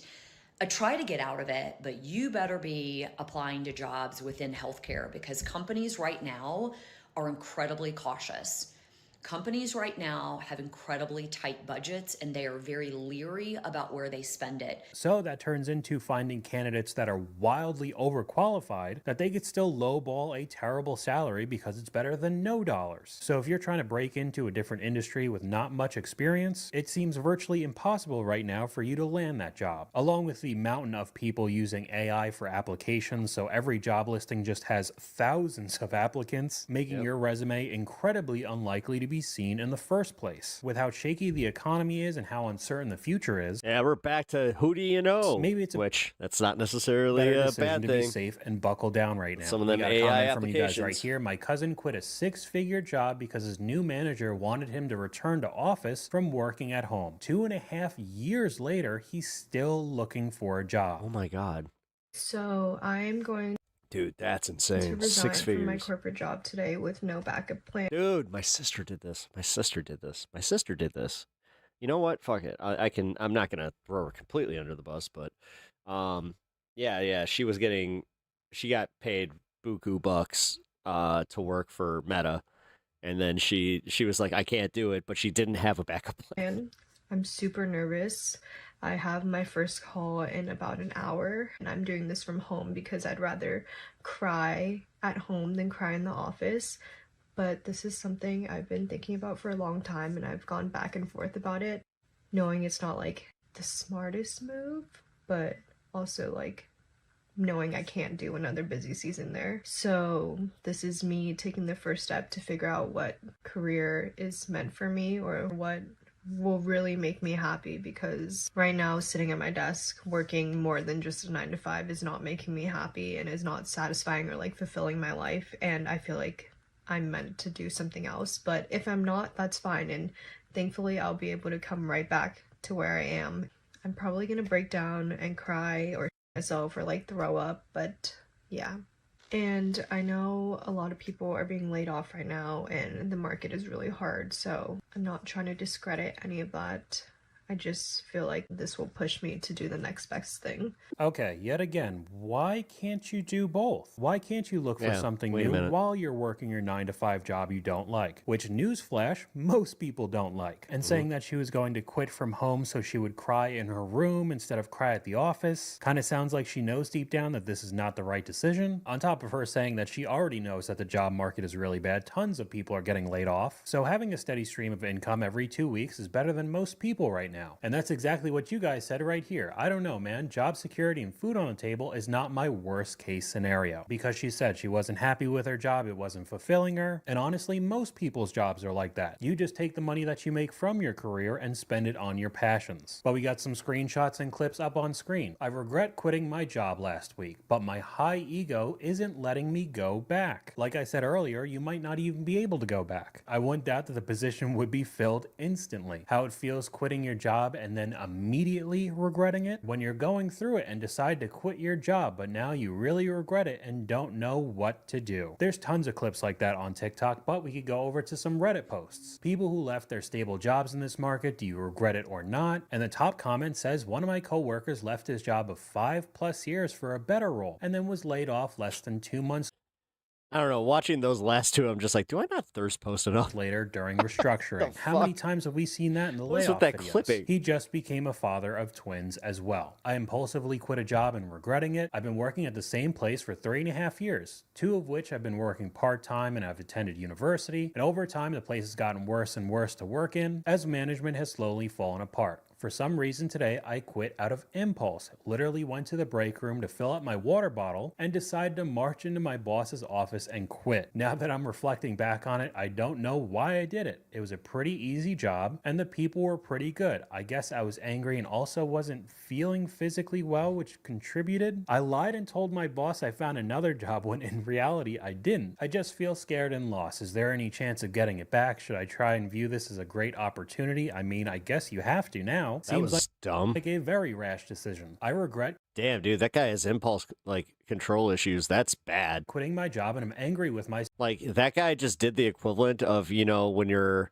at like at Yellowstone and you see the hot water and it says do not touch, do not touch, do not touch, and you're just like, nope, stick your hand in and then it comes back, boiling, and you look like now you have a hand from RoboCop. Myself every day. Robin, you're off to bed. Well, thank you for hanging out tonight. I really appreciate that. I will catch you on the next one. I can't stop thinking about how badly I messed up. Thanks for hanging, Robin, for real. Months ago, I quit my job at the airport where I was doing shift work. The hours were you bet the bison. rough and drained me. I hated every minute of it, but the pay was bison? good, Yeah. really good. I quit without having anything else lined up because I was so fed up with the shifts. I just wanted out, but it was a big mistake. I ended up being unemployed for 3 months, and when I finally found something, it was a personal Nice. trainer role. Something I'm lucky to have found a job that I like doing and with all right pays, small family-owned machine shop that is doing well in the current economy. I would never quit a job unless I had something else reliable. I do enjoy more, but pays nowhere near what I used to make. Totally agree with that The one. money difference is massive and it hits me every day. I regret it so much. I feel stupid for throwing away financial stability without a proper plan. I get angry with myself every time I check my balance or think about all the money that I lost during those months of unemployment. Here's an We're being programmed to quit so they don't have to pay you compensation. I actually agree with that. Interesting one. Because it also, psychologically, you're weeding out the problematic employees, like the ones that were already thinking about doing it. And that I'll tie into the influence. Yeah, that's a psyop. That's a legitimate psyop. Segment a little bit later in this video. Have you ever quit a job then regretted it? I quit a Fuck restaurant yeah. job a few years ago because I thought I found a job related to my career interest. Dude, I That quit a job career. turned out I quit a career. to be a scam. I immediately regretted my decision to quit the restaurant But I don't regret it now, but I did regret it then. job. I'm doing I'll just be okay honest. now, but definitely learned my lesson. Somebody asked what was the scam job. It was a content creator position at a healthcare company. A healthcare company that was based out of Israel, and they were looking to expand their market reach in the US. Looking back, there were some pretty obvious glaring red flags early in the process that I wish I hadn't ignored. So this one wanted to be a content creator for some sort of healthcare company so bad that they looked past it being a pretty obvious scam. I know it's pretty ironic talking to you guys on a social media platform right now, but it is crazy to me the amount of people who want to be some sort of influencer or content creator in today's world. So Hey, I got a good reason, goddammit. quit my corporate job I'm good at this. I want to bring entertainment to the masses. like 9 months I don't just make IRL bullshit, and I don't make fucking low effort content. I mean, sometimes I am low effort, but it's not like all my content's low effort. ago. All right, Peanut Gallery can keep it to themselves. Whenever March was. And I want to just give you a little insight on what it's actually like to quit your corporate job in your 20s. Shout out to Sher Gliz for inspiring this video idea. The first thing you're probably going to realize is how boring it is to not have a job. And I feel like that's when a lot of people are going to like cave and scramble to find a new job. Or if you're like me, you just fill your day up with side quests. My whole day becomes making typically mundane and small tasks as big as it can possibly be. If I'm going to the grocery store, this is going to be a 3-hour affair minimum, or I'm going to go insane. The other thing you're going to realize extremely quick is how scary it is to be money scarce, not have a guaranteed paycheck coming to you. I quit my job with the purpose of like doing this stuff and building a brand, and I had money saved up to sort of keep me going. But even right now, like those funds are running low, and it's kind of making me pee my pants.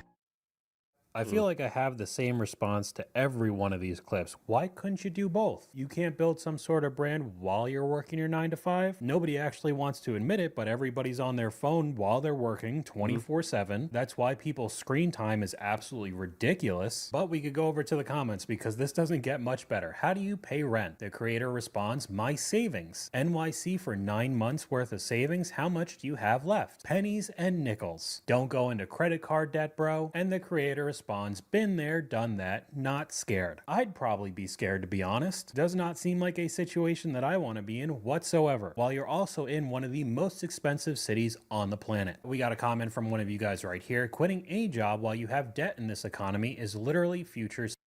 Most of these credit card companies want you to fall behind so the interest can enslave you to the grave. And it kind of sounds like that's what might happen to the guy in the last clip. We have another Reddit post that goes nicely with the next clip. I left a decent job for what looked like a dream opportunity and I regretted it deeply. TLDR, I left a stable, structured job for what looked like a more modern opportunity. The new place turned out to be disorganized, junior heavy, and focused on presence over results. It's been a month and I already regret leaving. Thinking about reaching out to my old company. Has anyone successfully gone back after a short time away? Sometimes the grass isn't always greener. This happens to the best of us when we've left a job thinking it's going to be better because it's better pay or better conditions. You get into that job and you instantly have regret and want to go back to your old job. That's why it's really important never to burn bridges if you can. You can always go back to your old workplace. Don't worry, don't have this thing where, oh no, I've left there, I can't go back. You can always go back as long as you've kept the relationship, as long as you've kept a good relationship with them. Besides all of that, you've got the skills. They don't have to train anybody new to go into that position. I've gone back to the same workplace 3 times. I've recruited people that have gone back to the same workplace 2 or 3 times. If this has happened to you, don't be shy. Call your old manager. See what they've got available. You never know. And I think this one was interesting to watch because this was uploaded in 2023. A much different landscape than 2026. And a comment from this clip sums it up perfectly. Can't always necessarily go back. The old employer may have already filled your role and there's nothing else on offer. That's basically exactly what happens in 2026. Well, I never thought I'd be here, 29 and unemployed. I quit my job last year to go travel the country. I built out this car, I lived in it for a large portion of it, and I traveled to many beautiful national parks over about 4 months. But now, I'm back looking for a job, and let me tell you, the job market is terrible. But I'm an optimistic guy. I try to stay positive even when I'm feeling down. So I'm gonna keep on pushing, y'all, but we're in this together.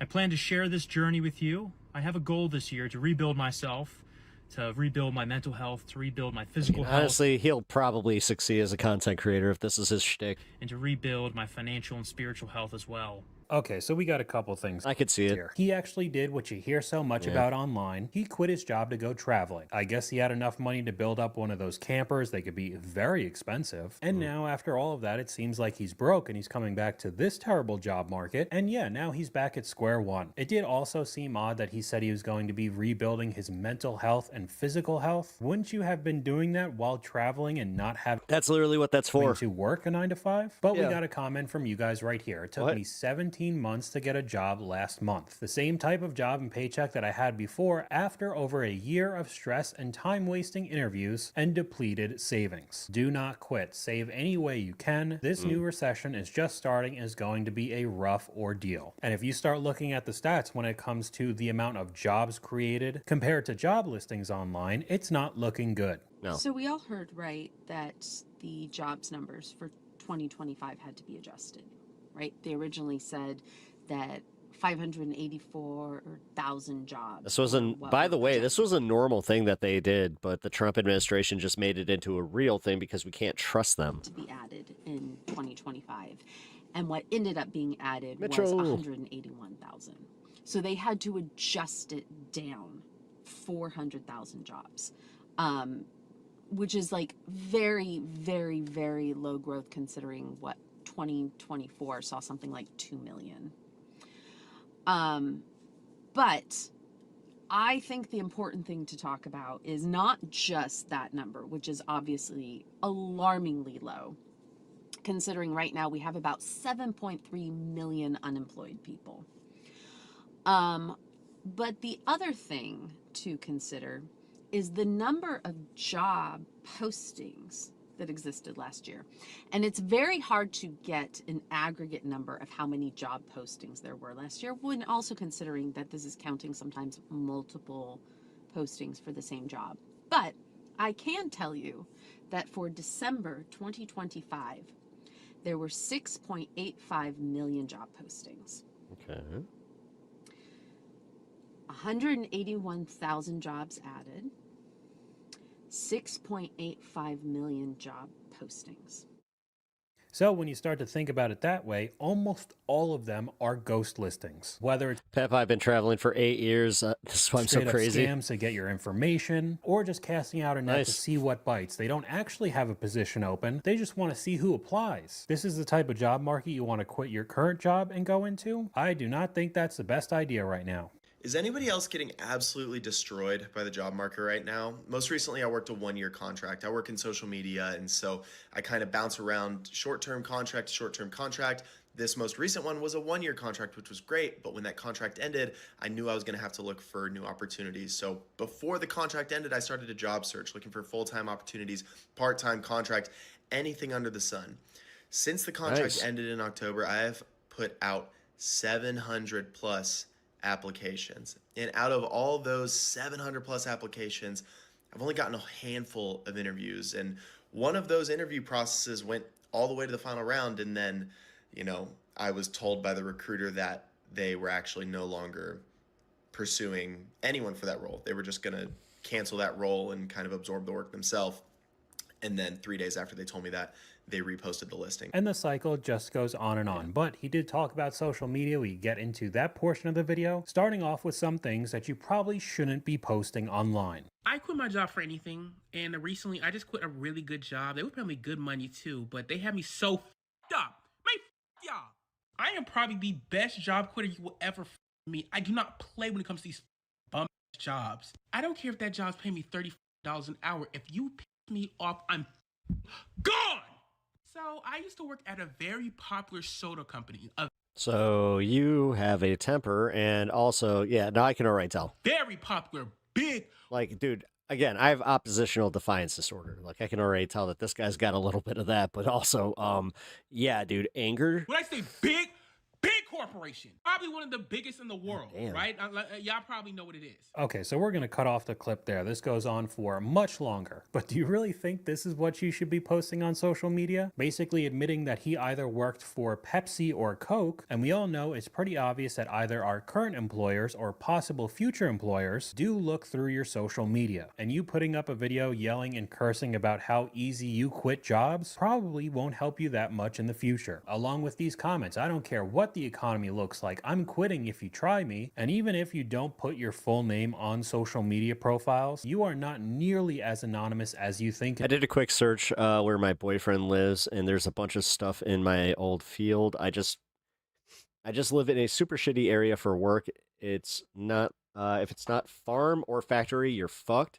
Got to get back to the city, I guess. In today's world, it is very easy to find out who you really are. There are sucks. entire companies that get hired by your potential employer to search through everything you post online. So they could find comments like this as well. I'm better at quitting jobs than doing jobs at this point. I love quitting jobs. I don't care. There was almost 1,000 comments like this. I hated quitting jobs. So There's one. Oh, okay. There's the career, but I've also quit one retail gig. Clips like this with trending audio. POV, you quit your job, somebody dancing around and giving you the finger. Again, probably not the best thing to put up online. But we got another comment here. The lady that was making 6 figures that quit while having 5 kids to feed. Oh, no. Talking about pumping out content is unhinged, because that's exactly what we saw in an older video. A decent salary, but just deciding that I'm going to be an influencer. I'm going to make the lifestyle content that everybody else does on the planet, not really unique in any way, but still have to try to make enough money to feed an entire family. To be honest, that's why all that content is like there. Those people aren't making money, man. I don't really know about that one. So here's my first world problem. I just want to be famous. I don't want to work.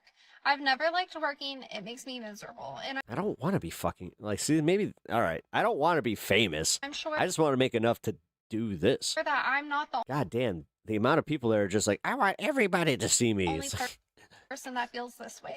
Like, Also, if I could just make TikToks all day long, oh, is this what the ick is? Because I feel it. Oh, I feel it bad. I would totally do that. And why can't I? Like,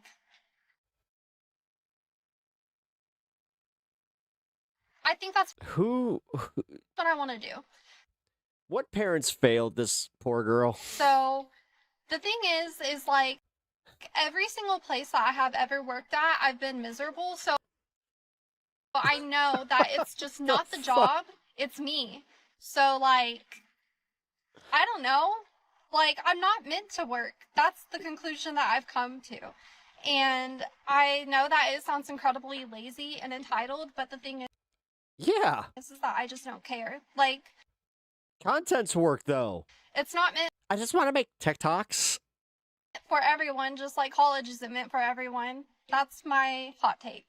And you think a career in influencing is going to work out? Especially in today's world where most people are tired of the entitlement, flaunting your wealth. People want to watch normal, relatable content creators. And you come out saying that I'm just going to become an influencer because I don't want to work anymore. I don't like working. I'm just going to make TikToks and be famous. I wouldn't be surprised if that didn't work out for her. And it goes along with a comment from you guys. 2 things. 1, main character syndrome. And number 2, internet motivational gurus telling everyone that they could have it all. They just have to claim their worth and manifest it. And I think that's what might be happening in the next clip.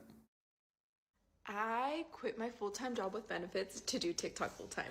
With benefits, with benefits, with benefits. Now, if you said, I love that for you, consider dropping me a follow because I would love to actually do that. However, I can't. I'm using TikTok for a couple different reasons. The main one is to start paying my student loans. But if you want the whole background, check the video that is pinned on my profile. But yeah. I just want to start making some progress on this account, some progress with the follows. We are making some pretty good progress. Keep falling asleep. Good night, Mitch. If I say so myself, we just hit 2,000 the other day, and we're like at about 2,030 followers. The goal is 10K before I tell my fiance. So come join the party. So the only reason you should follow this account is because she's trying to make money to pay off her student loans, and instead of caring about the type of content that she's uploading, she didn't even mention it in the video. The progress was only that the follower number was going up. At least at this time, she is still under 3,000 followers, so to even get paid by TikTok, you need 10,000, and this is all the content I'm seeing. I have $50 to my name and $21,000 in student loan debt. Make a copy with me. That's it. I guess this is just going to turn into another lifestyle influencer channel, as if that hasn't been beaten into the ground. But if your entire goal of content creation is just strictly making money, you're definitely not in it for the right reasons and will most likely not be successful. We have a good point right here with another comment from you guys. The wannabe influencer dream isn't new. See, I'm dumb. Just I was like, I'll make this for free just because I want to leave an imprint. I just want to have proof that I live. Hollywood dream repackaged and democratized. People have been That packing was actually one of the motivations that got me to do this. suitcases and hitchhiking to NY and LA with no plan for more than a century. But now you don't have to do that. Everybody's got an iPhone or some sort of smartphone, and you could just start uploading to TikTok today. And even if you do get somewhat of a I can't following and get yeah, dude. Hey, who's got multiple TikTok bands? This guy. monetized, it doesn't mean they're going to be paying you much at all. TikTok's not paying anymore, guys. No, they're not. Fuck no. You know, less than a year ago, I was making about $1.29 per 1,000 views. Now I'm making anywhere from 28 cents to 40 cents per 1,000 views. And the content structure, rollout, none of it's really changed. There was a guy who just came out and said that he's making only 1 cent per 1,000 views. And he's got over 15 million followers, and he does millions of views per video. I blew out a fuse box with a lava lamp from the 1960s. I know a few of you in my audience will understand this. You remember the old plugs, and I mean the old plugs, where it was just like the two prongs that were completely straight. They were tiny, but it still works. Kinda. Yeah. Just back in August, I made $5,000 in August. Yeah, that was a good. Just on TikTok, 5,000. Now I'm barely averaging anywhere from $300 to $400 a month. I was working at a state company, and oh boy, my boss was pissed. So you just sitting at home pumping those TikToks out because you don't want to work? They had to literally hire an electrician. A normal 9 to 5 doesn't seem to be working out either. I just saw someone that quit their job to pursue content creation with less than 300 followers. Do not do that. Maybe if you're a trust fund baby, I guess. People are too dramatic about the money that there is to be made on social media. Yeah. Yes, there's money to be made here. You're not gonna just make a yearly salary that fast though. No. My original TikTok account, I got up to almost 15,000 followers before I freaked out and left. I got sent in total maybe $200 worth of free stuff to try out. And I made maybe $50 on views. Maybe. Thank you for being honest about that. Certainly I could have God tried damn. harder. So many people think that each view translates into dollars. And I could have upped that. I wasn't trying to make any money. But to sit and pretend like 10,000 followers is going to turn your account into a money printer, it's a bit silly. YouTube it could. You gotta post for the love of the game. Post for the love of the game. But yeah, No, like I said, nothing else. I'd be here even if I didn't make money. And don't quit your job. And I couldn't agree more. Even though this channel is only a couple years old, I've been making YouTube videos for almost... Oh, hey, what's up, Rebecca? 16 years now. In May of 2010, I uploaded a Call of Duty Modern Warfare 2 knife-only nuke on a state, and I did not have any money for a capture card, so I took a chair, some books, and a point-and-shoot camera, and put that right in front of the TV and looked over it to play the game. I've made so many videos in tons of different niches since, and it took up till now for anybody to actually watch them. It legitimately is for the love of the game. But I'm not trying to sit here and gatekeep saying that you can't do content creation or become some sort of entrepreneur, start your own business, something like that, right? It just takes a lot more time and work than you think. I hope you guys do know that I love doing this. Bro, is this just me or is entrepreneurship like... Oh, Jesus, I'm almost on for 5 hours. I was only going to do the 420 and then kick off. The entire United States. I swear, like, everyone that I talk to, bro, they're like, oh, I'm gonna start that business, I'm gonna start that business. Bro, no one understands, like, the actual, like, grind it takes and, like, the money it takes to invest in, like, the hard stuff you have to go through. Like, bro, the amount that I've invested into the... Wait, you use your real name? Into my business is, like, I do. Absolutely insane. With equipment, most people... They just don't have the... Yeah, I'm a public figure. They don't... Even though I don't make a lot of money doing this, yeah, I'm a public figure. Not exactly the smartest thing, but... I think the risk that it takes to have a... To be fair, Letterhack actually outed me by accident. Successful business because it takes so much risk. When I joined this space, he introduced me by my full name. And sending so much money out and expecting so much in return, but then you actually get nothing in return, bro. But everyone's like, oh, I want to own my own business and I want to make a lot of money. And bro, I swear it's literally just due to the fact that they see a nice car and they see a nice apartment and they think that it's so easy to get it. Because that's what sells the... I'm not even joking though, like, when I hear my first name, it always feels foreign to me. Because, like, A lot of people call me Pep Man. All of us see that on social media constantly, making it look like it's Everybody, like that's how I got through school, was as Pep. Easy to start your own business, start making money off of TikTok, YouTube videos, any of that as well. And people just jump into the deep end, quitting their full-time job, their steady source of income, to pursue that dream. And in today's economy, I don't think that's the best idea. But that's all I got for you guys today. Let me know what you guys think in the comments. Oh, you're talking to Rebecca. Oh, I thought you meant me. Comments down below. YouTube All thinks right. you'll like this video popping up on screen right now. But hopefully you guys enjoyed this video. If you did, please leave a like, and I'll talk to you guys later. All right, who's ready for some sovereign citizens? Let's go. All right, let's I know I got it right, y'all. Oh shit. I already pulled it up. Like a smart person. This is not a legal plate. Look this number up. You guys don't even know the law. In policing, sometimes it's just one of those days. And when it's a sovereign one of those days, it's really one of those days. Sometimes they have just the right amount of paperwork, and they're so convinced they make you fire safety with Pep. question your own reality of whether that sovereign thing is real or not. This is one of those. Oh, you got the date with Barista Boy. Hell yeah. Good, sir. How are you? So what happened? Reach for a stop is your plate. What is you know what? That's kind of cool. I met my wife when she was a barista. that plate? Oh, that's not Ohio. I had such a crush on her. No, that is that's a U.S. I told the story. DOT, U.S. Department of Transportation. I'm a carrier. Okay. I carry household goods. I'm a carpenter. I carry goods like that. Okay. They gave me a number and said I could travel. I'm not good. It's not commerce. Oh shit. Okay. Wait a minute. Technically, that is commerce. You're running a business out of your car, my guy. Yeah, that's technically you're always in commerce. Wait a minute. You're not good at this. He's not a good. Listen, at PEP Law, if you're going to do the sovereign citizen thing, you got to at least do the sovereign citizen thing. Uber, stuff like that. This is my personal private vehicle. Ding, ding, ding. We got the commerce, the travel, and the plate. It's definitely going to be a sovereign type stop. We'll see how it goes forward, because this looks really interesting, because he looks like he's got his camera phone. Good night, Diego. I will catch you later, bro. I'm going in. He's got the dome light on. Officers like if you have the dome light on. I have a trust Yeah. that takes I know. care of my financial responsibility. Okay, you have a driver's license? This is what I have. Okay. I can drive in 200 different countries. It's a driving permit. Check it out. You can look at it. I'm just passing through. I really don't even live here. I'm passing through. Where do you live at? You have to look at that. I don't want to ask any questions, because I know that a stop like this, you're trying to gather information.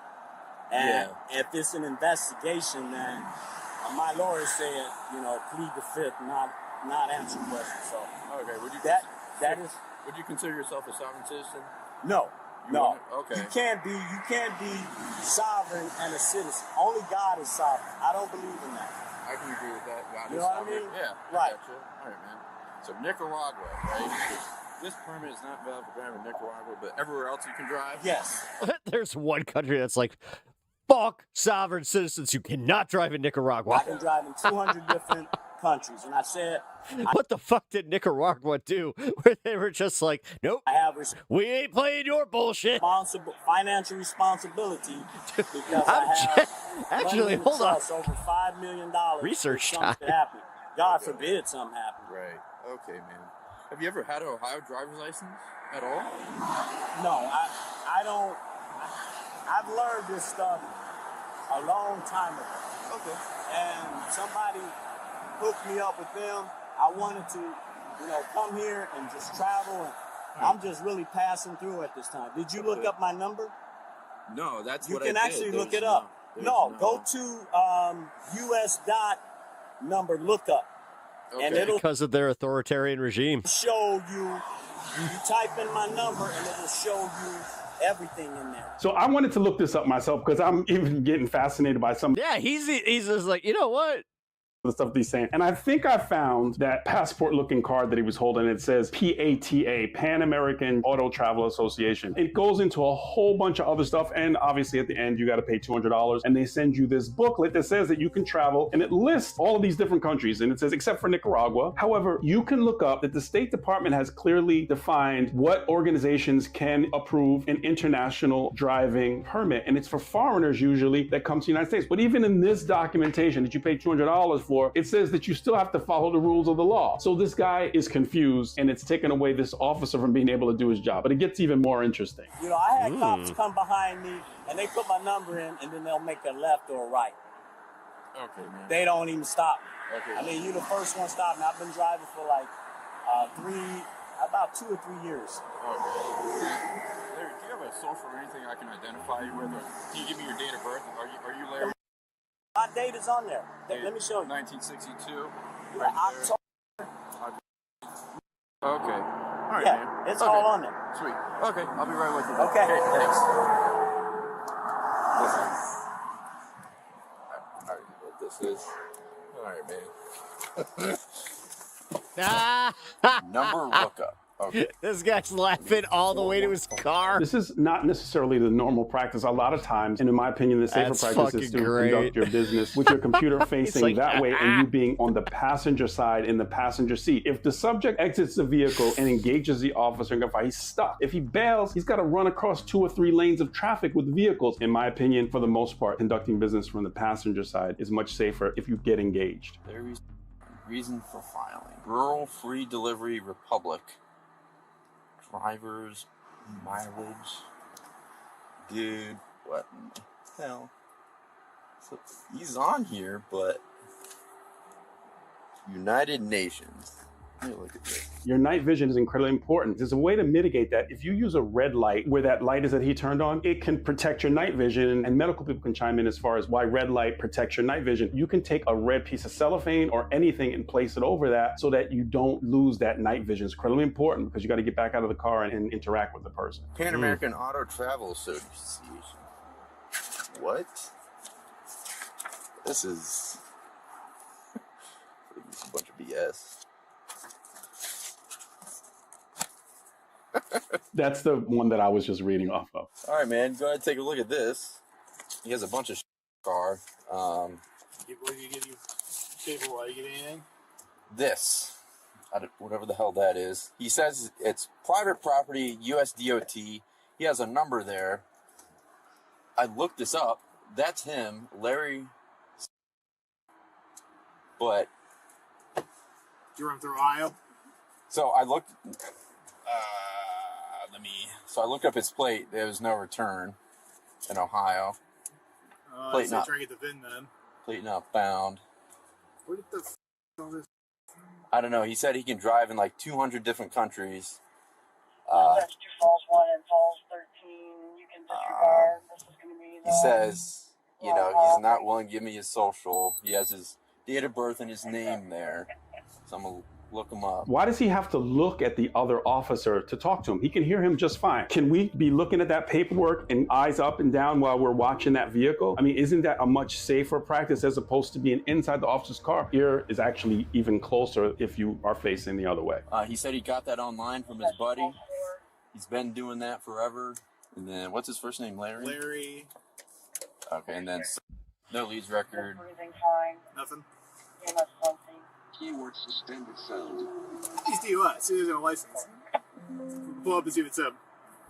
There's no BMV photo. Won't let me. What's Sam Tom. He doesn't work for ODOT. No. Keyword warrant sound. Oh. Is that him? Keyword suspended. That is Suspended. Okay, easy then. He's got a warrant too. I'm gonna run him real quick. Damn, that fucking straight out of the 80s fucking computer voice. Was it for? Suspended. He can have whatever crap he wants to have. Doesn't matter. He's suspended a while. Traffic offense, failure to appear. Probably the same. University Heights. Probably the same shit. Let's see. We got traffic offense, failure to appear. Yeah, so he probably does this everywhere, and they thought who he was. And Bingo, you figured it out. Look hard enough, you'll find the license that he was issued somewhere. He's suspended. The officer said that he also has warrants. So sometimes people will do this whole process. You got warrants Yeah, you're fucked. To kind There's of nothing you can circumvent do to the talk your way out of this consequences one. of the situation they got themselves into before with their license. It doesn't work. I'll never forget. One of my favorite traffic stops that ever happened to me was with a friend that I didn't know he had a warrant. So guy comes back and he was already nervous. I'm just like, what the hell is going on? Because I took his ID too. Immediately they were just like, you're good to go, but your buddy, you need to step out of the car. You have warrants. And he just looks down. He's just like, I know. And he just got out of the car and went with him. I was able to positively identify Oh, you. man. Your driver's license is suspended. You used to have a high driver's license. It is suspended. You don't have a valid driver's license to be driving in the state of Ohio. Yes, you are. No, you're not. You're Yes, you driving are. a motor vehicle. We're not playing I this like game. how We're he's gonna just like, ask you to no. Step out once. Yes, if you you are. don't and not comply, You are then we'll have to traveling. make you go. You are driving. We're not playing this game. Under duress? You're gonna make me step out and do that. You're not under. This is a lawful order for you to step out. Okay. Well, how is it lawful? You don't have no high driver's I license. am not driving. I'm traveling, sir. You're driving. You're operating a motor vehicle. You're driving. Okay. This is my I private. swear, I like if I was dumb and had like tattoos all over my body, which I'm not saying you're dumb to have tattoos over your body. I'm just saying if I was dumb, because I would get really stupid tattoos. Because like this, I would literally get like, I'm not driving, I'm traveling. Every sovereign citizen, or just sovereign citizen. I'm not believing that. Okay. Why won't you believe it? I just gave This is why I don't have tattoos. you my do I get that back? That's mine. Yeah, you'll get that back. Yeah, you'll get that That's back. $200 worth of. We'll get that back. That's fine.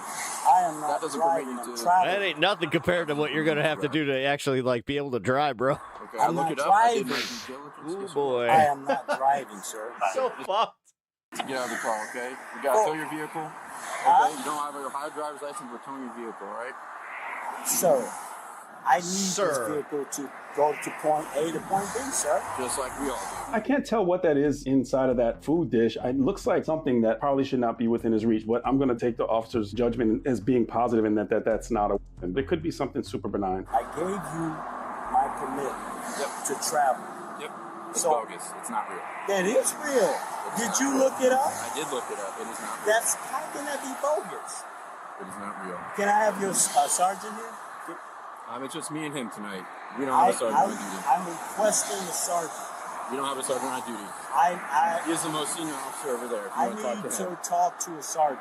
We don't have a sergeant. Who is the one that's above you? Him. That officer right over there. Officer right over there. I was a sergeant. You're wrong. We don't have a Can sergeant. I call 911? We are 911. Huh? We are 911. I need a sergeant, sir. You're supposed to call a radio sergeant out here. That's the law, sir. You think I don't know the law? You don't. You're That's why supposed to call a sergeant if I request one. Mr. You got a lieutenant. We don't. Nope. I need a. What about the sheriff? Nope. That's not true. Nope. That is not true. Okay, so. Sir, I'm requesting a sergeant. That's okay. We don't have one on duty. He really believes this. Someone has really filled his head up with some stuff. There is no law that I've ever seen that mandates that if a person asks for a sergeant, that they have to come. I was a sergeant for many years. I would go to calls all the time just to kind of cool the situation down or calm the situation down if I was requested. There was no law that said that I had to do that. What's your name and badge number? Officer Bryce, badge number 248. So you telling me there's no sergeant? Imagine there being a tattoo artist that does I'm not driving, I'm traveling tats, but he can't do them often because he keeps getting arrested constantly for traveling to appointments. Call. Correct. There's not one. I imagined it. That's hilarious. Doesn't make sense. Yes, it does. What do you mean? You can always. Dude, he not only has that, it's like, here's my identification, make it easy. You can even scan it. He's called a sergeant, even if he has to come from his home. He's going to tell me the same information, okay? I want to speak to a sergeant. You don't get to. Do you think any of these guys have insurance? Like, do you think there's a single one of these guys that's like, yeah, I may not have a license, but I have insurance? You're not, But I think you have to have your car registered to even have insurance, so. violating my rights, sir. No, I'm not. Yes, you are. No, I'm not. I am not driving. I'm Yes, you are. traveling. No. No! No. Dude, I'm traveling, sir. I am not driving. I am traveling. No. Well, you're still gonna have to get out, all right? Okay. But you get out why? willingly and make What this have I easy. done wrong? You don't have a valid driver's license. You're I'm not suspended. driving. I'm traveling. Okay. Nope. I can travel with this permit. No, you cannot. And 200 countries, including America. So you willing to risk a lawsuit over this? This won't be a lawsuit. Why not? I'm traveling. You're driving. I'm telling you, you're not going to. I'm driving. I'm not. This is a private conveyance. Sir, We're not I'm doing this thing. I am not. I know because I'm not wrong. Can you call someone to come Nope, out? I'm not ordering you out of the vehicle. If you don't get out, I'm going to make you get out of the vehicle. So, under duress, you're going to force me out of my vehicle. I'm giving you a lawful order to get out of your vehicle, yes. Not under duress. I'm giving you a lawful order. That's not lawful, sir. Yes, it is. That's not. That may be legal, but it's not lawful. What? Can I call 911? Because I feel like I'm threatened. You guys got guns. Sure. Whoever else shows up here is going to have a gun. The sheriff has a gun. Well, let me call the sheriff. That's fine. Call him. So policing, there is a motto called ask, tell, make. You ask a person to do it, they don't do it, you tell them to do it. If they don't do it, you make them do it, if it is lawful. Sometimes negotiating with a person so that you don't have to go hands-on or use force is a better option. How long that is, it just depends. Ask them, tell them, make them. If you say you're going to do that, then you should do that because then your word loses its power. No, he says he's calling the sheriff and 911 to speak to a superior, so. That's a misuse of 911. That's a misuse of 911. I told Hudson to come up here, and he's not going to get out, and we're going to block the lane off, and then yank his ass out of there. We're going to break the window. Yep. Okay. They just laid it out. All this to them. Damn. This is just telling you my rights. Okay. Which Yeah, I understand your I rights. don't need them being violated. Okay. No, I totally understand your rights. Are you still there? Hold on, the officer's talking to me. I'll let you listen in. Who's on the phone? They're sending somebody. Okay, that's fine. So what we're going to do right now is I'm going to ask Make or tell you to get out of the vehicle. So right now I'm going to ask you to please exit the vehicle. For what reason? Okay, now I'm going to tell you to exit the vehicle, okay? Why? Are you going I to didn't do exit the anything vehicle? wrong. Huh? I haven't done anything wrong. I do not consent to searches, unlawful searches. I'm not searching the vehicle. I do not consent to searching my body either. I'm not going to do that. Here's because that's unlawful. You have to have permission, consent. I'm not consenting. I'm not contracting with you. Okay, now I'm going to make you exit the vehicle, okay? Why? This is what we're you gonna buy He has some points about the search and seizure bit. Like, that is, Fourth Amendment shit. by but- force? Yep, I'm going to get you out of the car. So, you hear this. He is, yes, ma'am. I'm listening.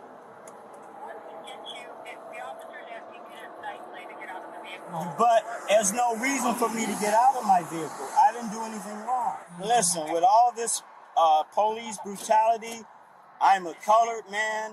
Anything can go wrong. Sir, we all have body cameras on. We've been filming you since the second we rolled up here, so. That doesn't matter. Yeah, I know, but still, hold on, man. Come on, man. We're wasting enough time. Let's go, man. Come on. Gun hand occupied, and it seems like complacency. When we make the assumption that the person is not going to act in a violent manner, then we have to go through 2, 3, or 4 steps to get back to our safest position. Are we in our best position to tactically take this person into custody if he decides to get violent? You're not under arrest, man. You're going to take it. That's it. You're not under arrest. But I'm just saying, this is not lawful, sir. Come on, pick it. I'm not doing anything wrong. Right. Where's my stuff? Give it back here. I'm not driving. He didn't give it back to me. I have it in the car. We'll get you your stuff back. I'm not driving. I'm traveling. You're not going to pull the sovereign citizen. Man. I'm not a sovereign citizen. I already told him. I'm not a sovereign. Wait a minute. How are you not a... All right. Now my brain's broken. What? I'm operating a vehicle. Supreme Court already ruled that you can travel. You're talking about an Uber driver. I'm not driving commercial. That's not for no. Oh my God. Oh my God. It's not. I can show you. It's bogus. No, it's not. You guys don't even know the law. Why? You You swore to uphold the Constitution. You're not doing it. You're actually you're trampling over it because you guys make money like that. The lawyers, all of you guys together, the judge. That's why it's called. You got anything I need to know about? I actually watched a interesting video. I'm gonna see if I can play it on stream next for either tomorrow or Monday. But it talks about police body cams and how they're disingenuously used. It's even in situations like this. Shut that out. No, searching. I am not consenting to searches, man. Okay. I do not consent. He's got to do a pat down to make sure you got weapons on you. I don't have any weapons. I don't. Why do I need a weapon for? Okay, we're going to have to get in the back of his car and say let's patch down.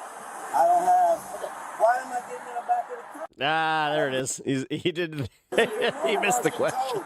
No, sir. That's not right. Wait, why am I getting in the back of the car? You're supposed to wait on 911 to see somebody. I'm not sure why they're conducting business like this, where this one officer with the body cam view is on the street side with these cars that are still whizzing by. We don't have the subject in front of the vehicle, facing the lights and restricting his movement to the front of the car. Conduct the pat down, restrict him to the front of the car, and do what you got to do. And I understand at times that we have to be more diplomatic, but for the safety perspective, yeah, why are we still messing? Yeah, diplomacy with civilians is probably a good thing, considering it's the serve and protect thing. You're not serving and protecting yourselves. Around in between the two cars, and again, this is just merely Despite the fact that you think you I want are. to see everyone safe. Come on back there. I don't see by car.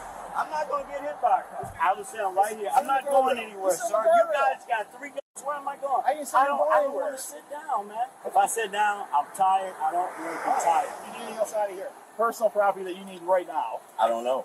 We're not taking all this stuff in the bag. I see you got a lot of stuff in here. We can't take all this stuff. What do you mean? What you going to do? Throw it out? No, if it's going to get towed, you can get it out tomorrow. This is not right, man. That's just gonna happen. This is not right. You need like house keys, wallet, phone. Yeah, I was about to say, get your keys, get your fucking phone. Inside the car. That's what you need. I need keys and phone and wallet. to drive this home. Yeah, it's not happening. I'm just down the street. We're not driving this home. Why not? Why not? Listen. Sorry, man. I'm not operating. Well, why not? Would you show him the thing you got? I did. Where is it? Can I have that back? That's why. He's gonna talk himself out of it. I need that. No. When? Huh? It's mine. When am I going to get it back? Whenever we're done here. I don't trust you, man. You know, it takes 3 of y'all to one guy. This is crazy, man. Just stop right here and let's look at this. If this gentleman had a firearm in his pocket and he decides to engage the officers, he doesn't have to even be a really good shot to be able to get off 3-4 rounds before they ever even get off 1. And that's, I never want to see that happen, but we know that it has happened, and that's why we can never be complacent. If we say we're going to pat someone down, we pat them down. If they need to be patted down, we pat them down. It's got to be that way. What's up, guys? He's traveling, not driving, and this and that. We're being racist and unlawful. Is he from the Boston police? No, he's from the Hudson police department. He's a sergeant guy. If you have any questions, why don't you go and ask him that we already I really don't have any questions. I'm just saying. Damn, dude. This is where I'm from. Okay. I'm allowed to drive in 200 different cities except for the one that issued this. Okay. I am not driving, I'm traveling. I'm not a sovereign citizen. Okay. I am a United States national. I'm an Ohioan, but I live here. I'm traveling through. New officer shows up to the scene. We know the past situations with sovereigns who have expressed violence towards police. First question to ask, has he been patted down? Because this officer here is making the assumption that this subject is safe. But to just engage with this sovereign document without 100% knowing that he's safe is a tactical challenge for me. You only got a certain amount of time to detain me. You went over that. Everything is just, and then the cop right there lied to me. So, I should know better. They're trained that they can lie just to get information out of you. So, He's going to give you a citation right now, and you're free to go. So, I'm going to go. I'm gonna get you can either walk or give you a ride. I'm going to ride with the police. Yeah, right. The address is on here on the back for you to show up to, 45 East Boston Mills Road. This is the URL address in order to go ahead and pay the citation whenever you're done with your court appearance, whatever you owe. And then if you have any further questions once we're done with you here today, the 330-650-4111 you can get a hold of our chief of police or our clerk of courts, but it is required for you to show up to your court. There's nothing in there but tools, man. So that's all this is. Okay. This is Yeah, all it says just here. tools, my work tools. So now, looks like I'll be out of work for a minute until I get this thing rectified. I guess so. So what we can do is I can either drop you down at the sheets down there, or I can take you north. I can drop you down off at the get-go. I'm trying to help you out. Trying to get you something. I'll get an Uber or something. Okay. I'll hop in the back of this guy's car. I don't trust this guy. He lied. That's fine. I just don't Go with him. He lied to me, man. Subject receives a citation and has his car towed. I believe he really believes that this stuff is legally correct. Now, the challenges that I had with the officers from a tactical and safety perspective are merely constructive. For them to be better, it doesn't mean they're bad officers. And for the other people who are potentially falling into the ideology of going online and signing up and paying $200 for paperwork, that you see what the end result from the police. You heard from the officer's mouth that it is bogus and the guy lost his vehicle. It was not a win. If you know someone who might potentially fall down this rabbit hole, show them this video, share it, like it, subscribe to the channel, because the police are still undefeated when it comes to dealing with bogus paperwork. Click on the video that's on your screen for more content like this. Like and subscribe. What you had to drink tonight besides the open container in the center console? Oh, let me type it in. Oh no. No. No. Going 40 miles an No. hour. Let me type it about the computer. You dumbass bitch. In police. Yo, dude. Sometimes you run into the poster. That's one of the dumbest things you can do. The child as to why not become a sovereign citizen. And sometimes you run into the poster child for never drink and drive. But sometimes you run into that person wrapped up into one. This is one of those. Oh no. How you doing? Good, I'm Officer Owens Blash Police Department. The reason I'm stopping is your speed. Speed? Yes, sir. For what? Like coming on the turn? Good tactical positioning. He's back behind the door jam. Gun hand is free. Coming up Reed Hartman Highway from Glendale, Milford. What was my speed then? I love how they're always just aiming for lethal force, every single time. These and they call potheads paranoid. That was greater than 40. Jesus. Greater than 40? Yes, sir. You got your have driver's speedometer? You got me clocked? I don't need to have you clocked. No, you gotta have me clocked. You have your You think that cops would be the first one to support, I don't know, having sensible checks and balances on fucking guns? driver's license, proof of insurance on you. You know, not, sir. background checks, Sir, I'm that not kind gonna of argue shit. You have with to have me clocked. Sir, I'm not going to argue with But you. nah, If you do not have we'd rather just have it to where it's included in our training. evidence that you have me clocked at 40, then you cannot pull me over. Also getting some indicators that the driver is likely under the influence of something. I'm seeing some glassy eyes, some slurred speech, and his movements is kind of off. And I'm also seeing that there likely is a passenger in the car. It's a little hard to see from here. You have your driver's license, proof of insurance on you, If sir? you do not have me clocked at 40, you 32, someone cannot, close. you cannot pull me over. Do you have your driver's license on you? You're making really dumb arguments, my man. If you do not have me clocked at 40, you cannot pull me over. Okay, sir. I'm not going to sit here and argue with you. Not how that Side of the goes. road. That's okay. That's not how that That's a traffic goes. stop. That's okay. Are you going to produce a driver's license? That's okay. No. You're not going to give me a driver's You license? didn't even ask him to produce the radar, dude. Well, just hang tight right there. You do not have Come the right on. to pull me over. Okay. If you do not have me clocked at 40 when I wasn't going over 40. How much you had to drink tonight besides the open container in the center console? That's empty. So just because an open container is empty does not mean it doesn't meet the criteria or elements of an open container in most jurisdictions. A lot of people think just because it's empty that it's good to go. Sometimes in some jurisdictions, because there's no contents in it, doesn't mean that it's not considered an open container. An infraction saying I'm going. So as this is gonna make me sound stupid. I have gone to events where it was like a beer event where they had comic artists that did labels and stuff. Actually, one of them is on my fridge back there. But there are some ones that are printed on the can. So you drink the beer and you want to keep the can. I put it in my trunk because in Illinois, you cannot have it within reach of you anywhere. So you cannot if I got pulled over with that, I would even tell them. I'd just be like, hey, there is there's a beer can, but it's from, an event. Also, don't drink and drive. Don't. If you're going to drink, make sure that you have at least the 2 to 3 hours, which this isn't even a guarantee, by the way. Honestly, if you're just going to drink while you're out, make sure you have somebody else driving or, Ubers. Going over 40 and you don't have evidence that I'm going over 40.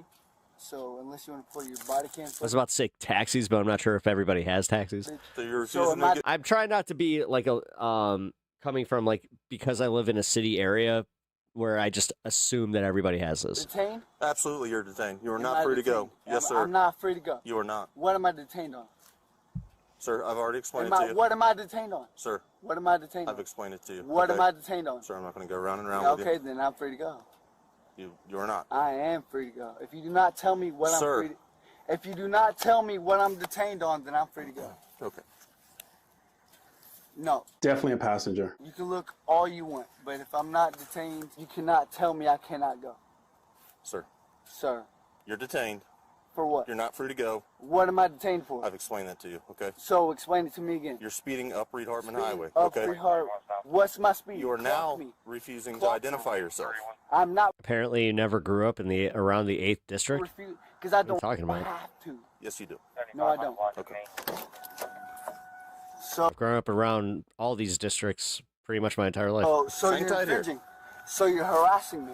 Hang tight right there. Every district. So you're harassing me. So if you touch me again, I can sue you. I haven't touched you, sir. Okay then. So I'm free Okay, to go. stay in the car. So I'm free to go. Okay. No.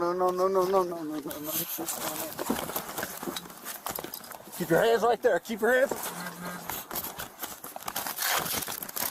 Keep your hands up.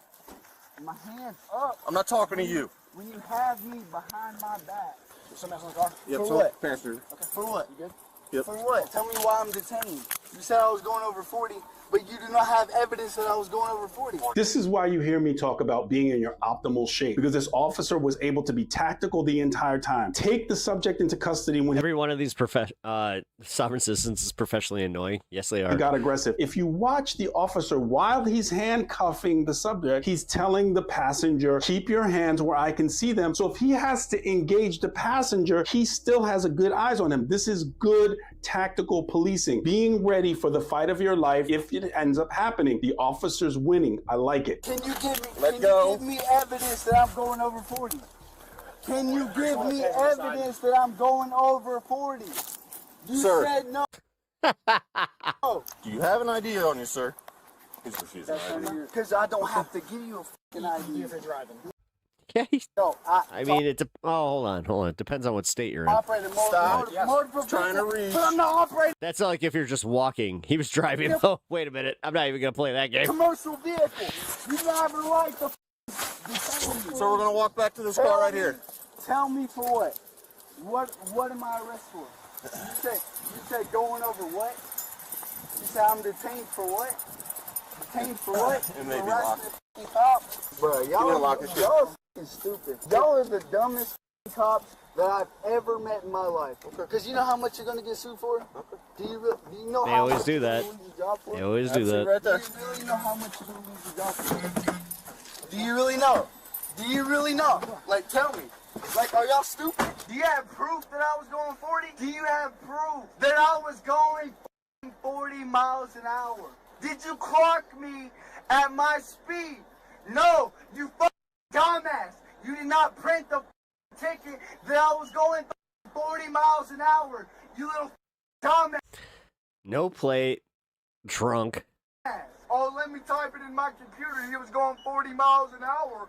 Let me type it in my computer. You little dumbass bitch. You step on out. You're not in any trouble or anything. I think you do have traffic capias, but we could probably recite you on that. But if you come on out. How much did your friend have to drink tonight? I don't know. Quite a few. Yeah. No, I don't know. I don't know. Why is he so hostile? Why is he... That's a perfect. I really don't know, because it is use people, you know, I don't know. He's my friend. Pretty nice to him, right? Yeah. Respectful. Oh. I hang out at the back there with my partner. Yeah. So I just want to make sure that I mention to you a case that I've mentioned in other videos of mine. Brenlin v. California, which is the case that a person in the passenger seat is considered seized during the car stop. So this guy wasn't able to just get up and walk around and move or do whatever. The officers has every right to engage him during the stop. And this passenger is under the assumption that he seized during that stop as well, from the Brenlin case. This beer here in the... Is this yours or his? I don't know which one it is, you know. You both had one? Yeah, I think What are you doing, man? Yeah, can you please untighten these mother... All right, yeah. Certain states actually, it's These shits yeah. are hurting my wrist. A lot of people who don't know a lot about policing just think that we don't have to recheck cuffs, or if we didn't initially check them, that there aren't some ramifications. Every police department has a Yeah, they have policy to. on checking for tightness and the procedure done for checking for tightness and double locking the cuffs so they don't become too tight. Some people use it as a ruse, and some people just don't like the non-comfort of handcuffs, and that's legit. But it's a good practice that if a person complains and you haven't double checked them, to double check them and put that in your report, because one of the most common complaints that I've seen as a supervisor is that people complaining that they were handcuffed improperly and that the handcuffs caused injuries to their wrists. Are you gonna calm down? Obviously, I wouldn't bang on the door if they wasn't hurting. Are you gonna calm down? Calm down for what? We're not gonna get you out of the car if you're gonna resist listen. more. Why We're am not I gonna do in it. the car? You're in the car because you're under arrest. For what? Minimum obstruction of official business. You said I was going over 40, and you have no evidence that I was going over 40. Okay. You did not clock me for going over 40. Okay. You did not give me my ticket for going over 40. Sir. So why am I in the back of your car? Sir, Why am I in the back of your car? I've explained this to you No, several you've times. explained it, but you ain't showed me. You ain't give me evidence for me to give me. Not the time for that. Now is not the time for nothing. Listen, you ain't giving me justice. You little dumbass white ass. You doing okay? Yes. Okay. I don't know what's going on. So what's going on right now is my partners are going to continue searching the vehicle. We saw open containers. We have probable cause to search it. And you keep being cool and absent us finding something absolutely crazy that you're associated with, you will be going into your hotel room here in a moment. Yeah, he's not me by my vehicle. I'm going to his vehicle. Yeah, don't do that. I But, know, I yep, know. Just So hang tight. I see that. Yep, just hang tight here, and in a few moments, you'll be free to go, okay? He's sitting there just crossing his fingers like, dude, you better not have any shit in that fucking car that I didn't know. Like, I mean, plausible deniability is with him, but yeah, he might get locked up for questioning if they do find some shit. You're welcome. Really know that you are being so stupid. You have to calm down. You are being stupid. You Regard- are being listen. the dumbest cop Noah. I've ever seen. Actually, Regardless- no, I've seen okay. it before. God damn. I'll be right back. Exactly. Regardless of what I think, It's a you're little bit going to longer do than I what you thought. I think is right, which is f***ing stupid. For starters, bud, you gotta calm down. Calm down for what? An illegal traffic stop? Oh yeah, let me put this citation so he can go to court here in Ohio. Yeah, you dumbass, because it's going to get paid for and it's going to get nothing. I guess that's enough. Noah, how much have you had to drink tonight, bud? A lot. Are you interested in performing any field sobriety tests, anything like that? I mean, if you want me to act stupid, it just doesn't make sense. Please? This doesn't make sense. No, I was very nice and professional You was with you. not. Because you did not tell me why I was detained. And you did not show me evidence of why I was detained. And then I want to get out and go into my whole tail, and then you want to put my hands behind my own back without me letting you, and then you want to put me in a squad car without me letting you. Do you really think that's a part? Do you really think that's justice? It's called resisting arrest. No, it's not called resisting arrest when you No. ain't gave me a reason of why I'm arrested. I explained to you that you were detained and you were not explained, free to leave. But you did not give me evidence of why I was detained. Okay. Can you give me that? No, you cannot. Obstruction of official business, resisting arrest, and Obstruction OVI. of official business. What business? You refuse to identify. Y'all don't have to identify. Yes, you shit. do. No, because I'm not operating a commercial vehicle, you little dumbass. I'm not operating a commercial motorized vehicle. I'm a traveler. So you're a sovereign citizen? Technically, by law, no. Is that what you're trying to say? No, but I cannot be pulled over for operating a motor vehicle when I'm saying I'm traveling. I don't believe that he really believes this ideology. I think that he's just word salad things and trying to make something stick. And he's obviously intoxicated in this situation in the back of the police car. So is he like a legit sovereign? In my opinion, no. You understand that I lawfully stopped you and you refused to ID You yourself. lawfully stopped me Yes, and sir. you did not give me evidence. You did not give me evidence of stopping me. You understand that that's what court is for. Yes, and you will And not court be is able not to- held on the side of the road. and you will not be able to. You will not be able to hold me turning a right turn going 40. Are you stupid? Listen, no. I'm going to read this to you, okay? Yep. Some of it applies. All of it. I want all of it. Yes, read sir. to me. Every All single- that every I'm single required word. to. Yes, sir. Some of this applies to you, some of it does not, okay? No, I need But every single word read to me. if you would please stop talking and let me explain this I to need you. every single word read to me. All right? I'm going to read all of this to you. Every single word. Okay? And I'm going to follow you with it. Okay, good. Okay? Hey, no, real quick. Yeah. The more you interrupt him, the longer you're staying in his handcuffs. Okay, I don't let him care. So let him Do break. not care. We care, so we don't want you to know. No, how long okay, have to be. you care because... Okay, exactly. Some of Bye. this applies to you, Bye. some of this... I've explained implied consent before. Nearly every state has implied consent when you get a driver license, and why sovereigns don't want to engage in a contract with the state by getting a driver license, because the implied consent is that if you get pulled over on suspicion of being under the influence of alcohol, operating a motor vehicle while intoxicated, then you have to submit to evidentiary tests. If you don't submit to those tests, your license is either suspended or revoked. The officer has to read implied consent to you during that process. You serve me. I pay taxes. You have an obligation to answer me, sir. Do you even know how fast you were going? Do you know? You're going greater than 40. Do you have evidence? Yes, I do. Give it to me. It'll be... No, in no. court. I need you to give it to me right now. You were supposed to give it to me when you pulled me over, but you could not. No, they don't have to show you that. How am I supposed to give it to you? They again, this is a misconception with the radar law. The thing is, do you know how I know this? I was this guy once. Because you're supposed to. Specifically with that one, where I was just like, "Can I see how where you clocked me?" They're like, "That's not part of the law." And then I had to eat crow because I was like, "Oh, it's not." How? You're supposed to clock it. If you cannot clock it, then you cannot pull me over. As I've told you, that is one way. No. That's the only way. No, it's not. Yes, it is. No, it's not. And in most jurisdictions, you can do radar, you can pace, which means that you drive at the pace of the vehicle and look at your speedometer and know what speed is because you're not gaining or losing distance. And some jurisdictions have estimation. You have to be certified in estimation. And usually that occurs coupled with radar certification. And you must be certified on radar. You can't just pick up a radar gun and go out and use it. That technology is pretty advanced. How much you want to bet? How much do you want to bet? I give you $100 right now. If that's lawful in court. If it's lawful in court, I give you $100 in that courtroom. Because I'll be there. I've mentioned this before, that when people have this type of behavior in the back of a police car, it is really important to let the jail staff know, because if they act like this in a holding tank with other people and are aggressive and obnoxious and rude, it could lead to them getting lumped up in a cell. And I've seen it happen. It's incredibly important to let the jail staff know that the person's acting in this manner. I would hope so, or else you're going to have warrants for your arrest. Wrong, little prick-ass, dumbass. Okay. So going 10 under is not illegal? Going 10 under? Yeah. 10 under 70? Who's doing 10 under 70? I'm just asking. I don't understand your question. My question is it illegal to go 60 on a 70? No.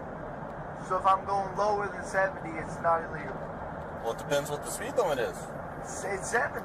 If the speed limit is 70 and you're going under 70, no, that's not illegal. So if I'm going 60, it's not illegal? What's the speed limit? 70. When you're doing 60? Yeah. No, that's not illegal. The only time that would become a problem is if your speed is so slow that you're impeding traffic. All right, bud, come on out. Right over that way. Go to the right. To the right, to the right, to the right. Good. COs. It's actually red. Oh, yeah, let me do that with handcuffs around my back. You can do it. I can't do it. It's just impossible. Step over here. Oh, so Step over here. Forcing me? This is forcing me.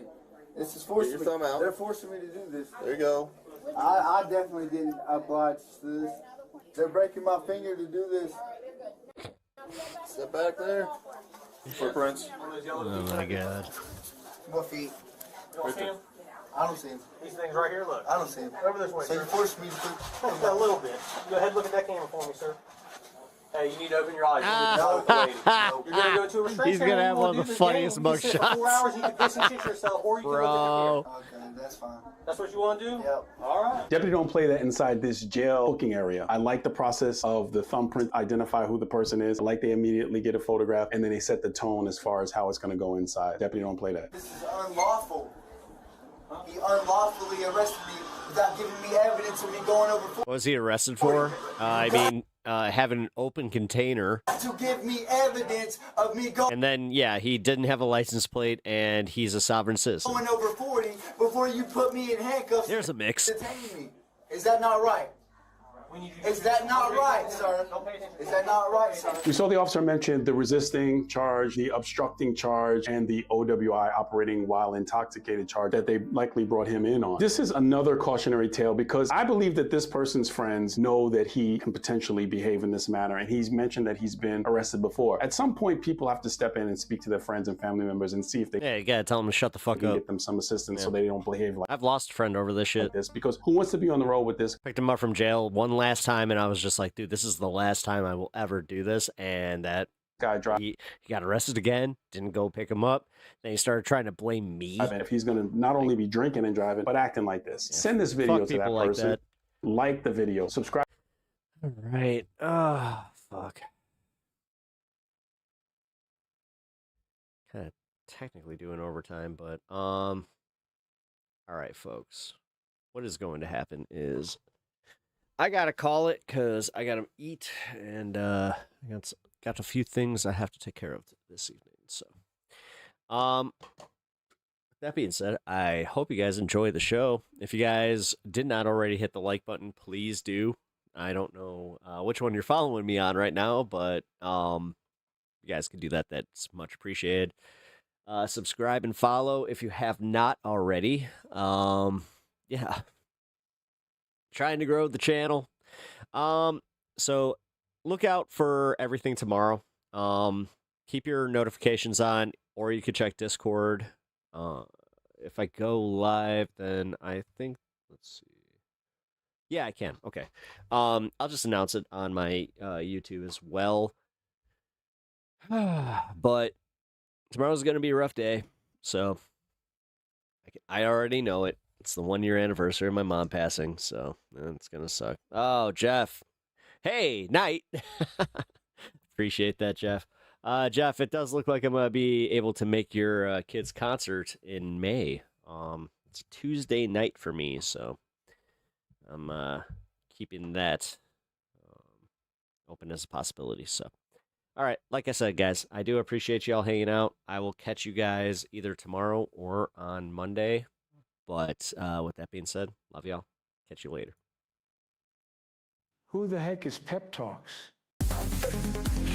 I'm not gay, but I fantasize about Marco Rubio. Pep Talks. Pep Talks.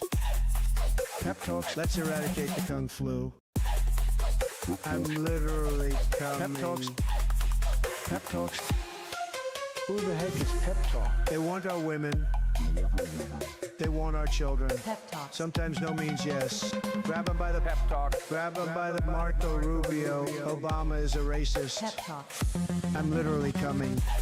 I'm literally coming. Pep talks. We found weapons of mass destruction. My fellow Americans, it has been confirmed today from Pep Talks that we are indeed all high on politics.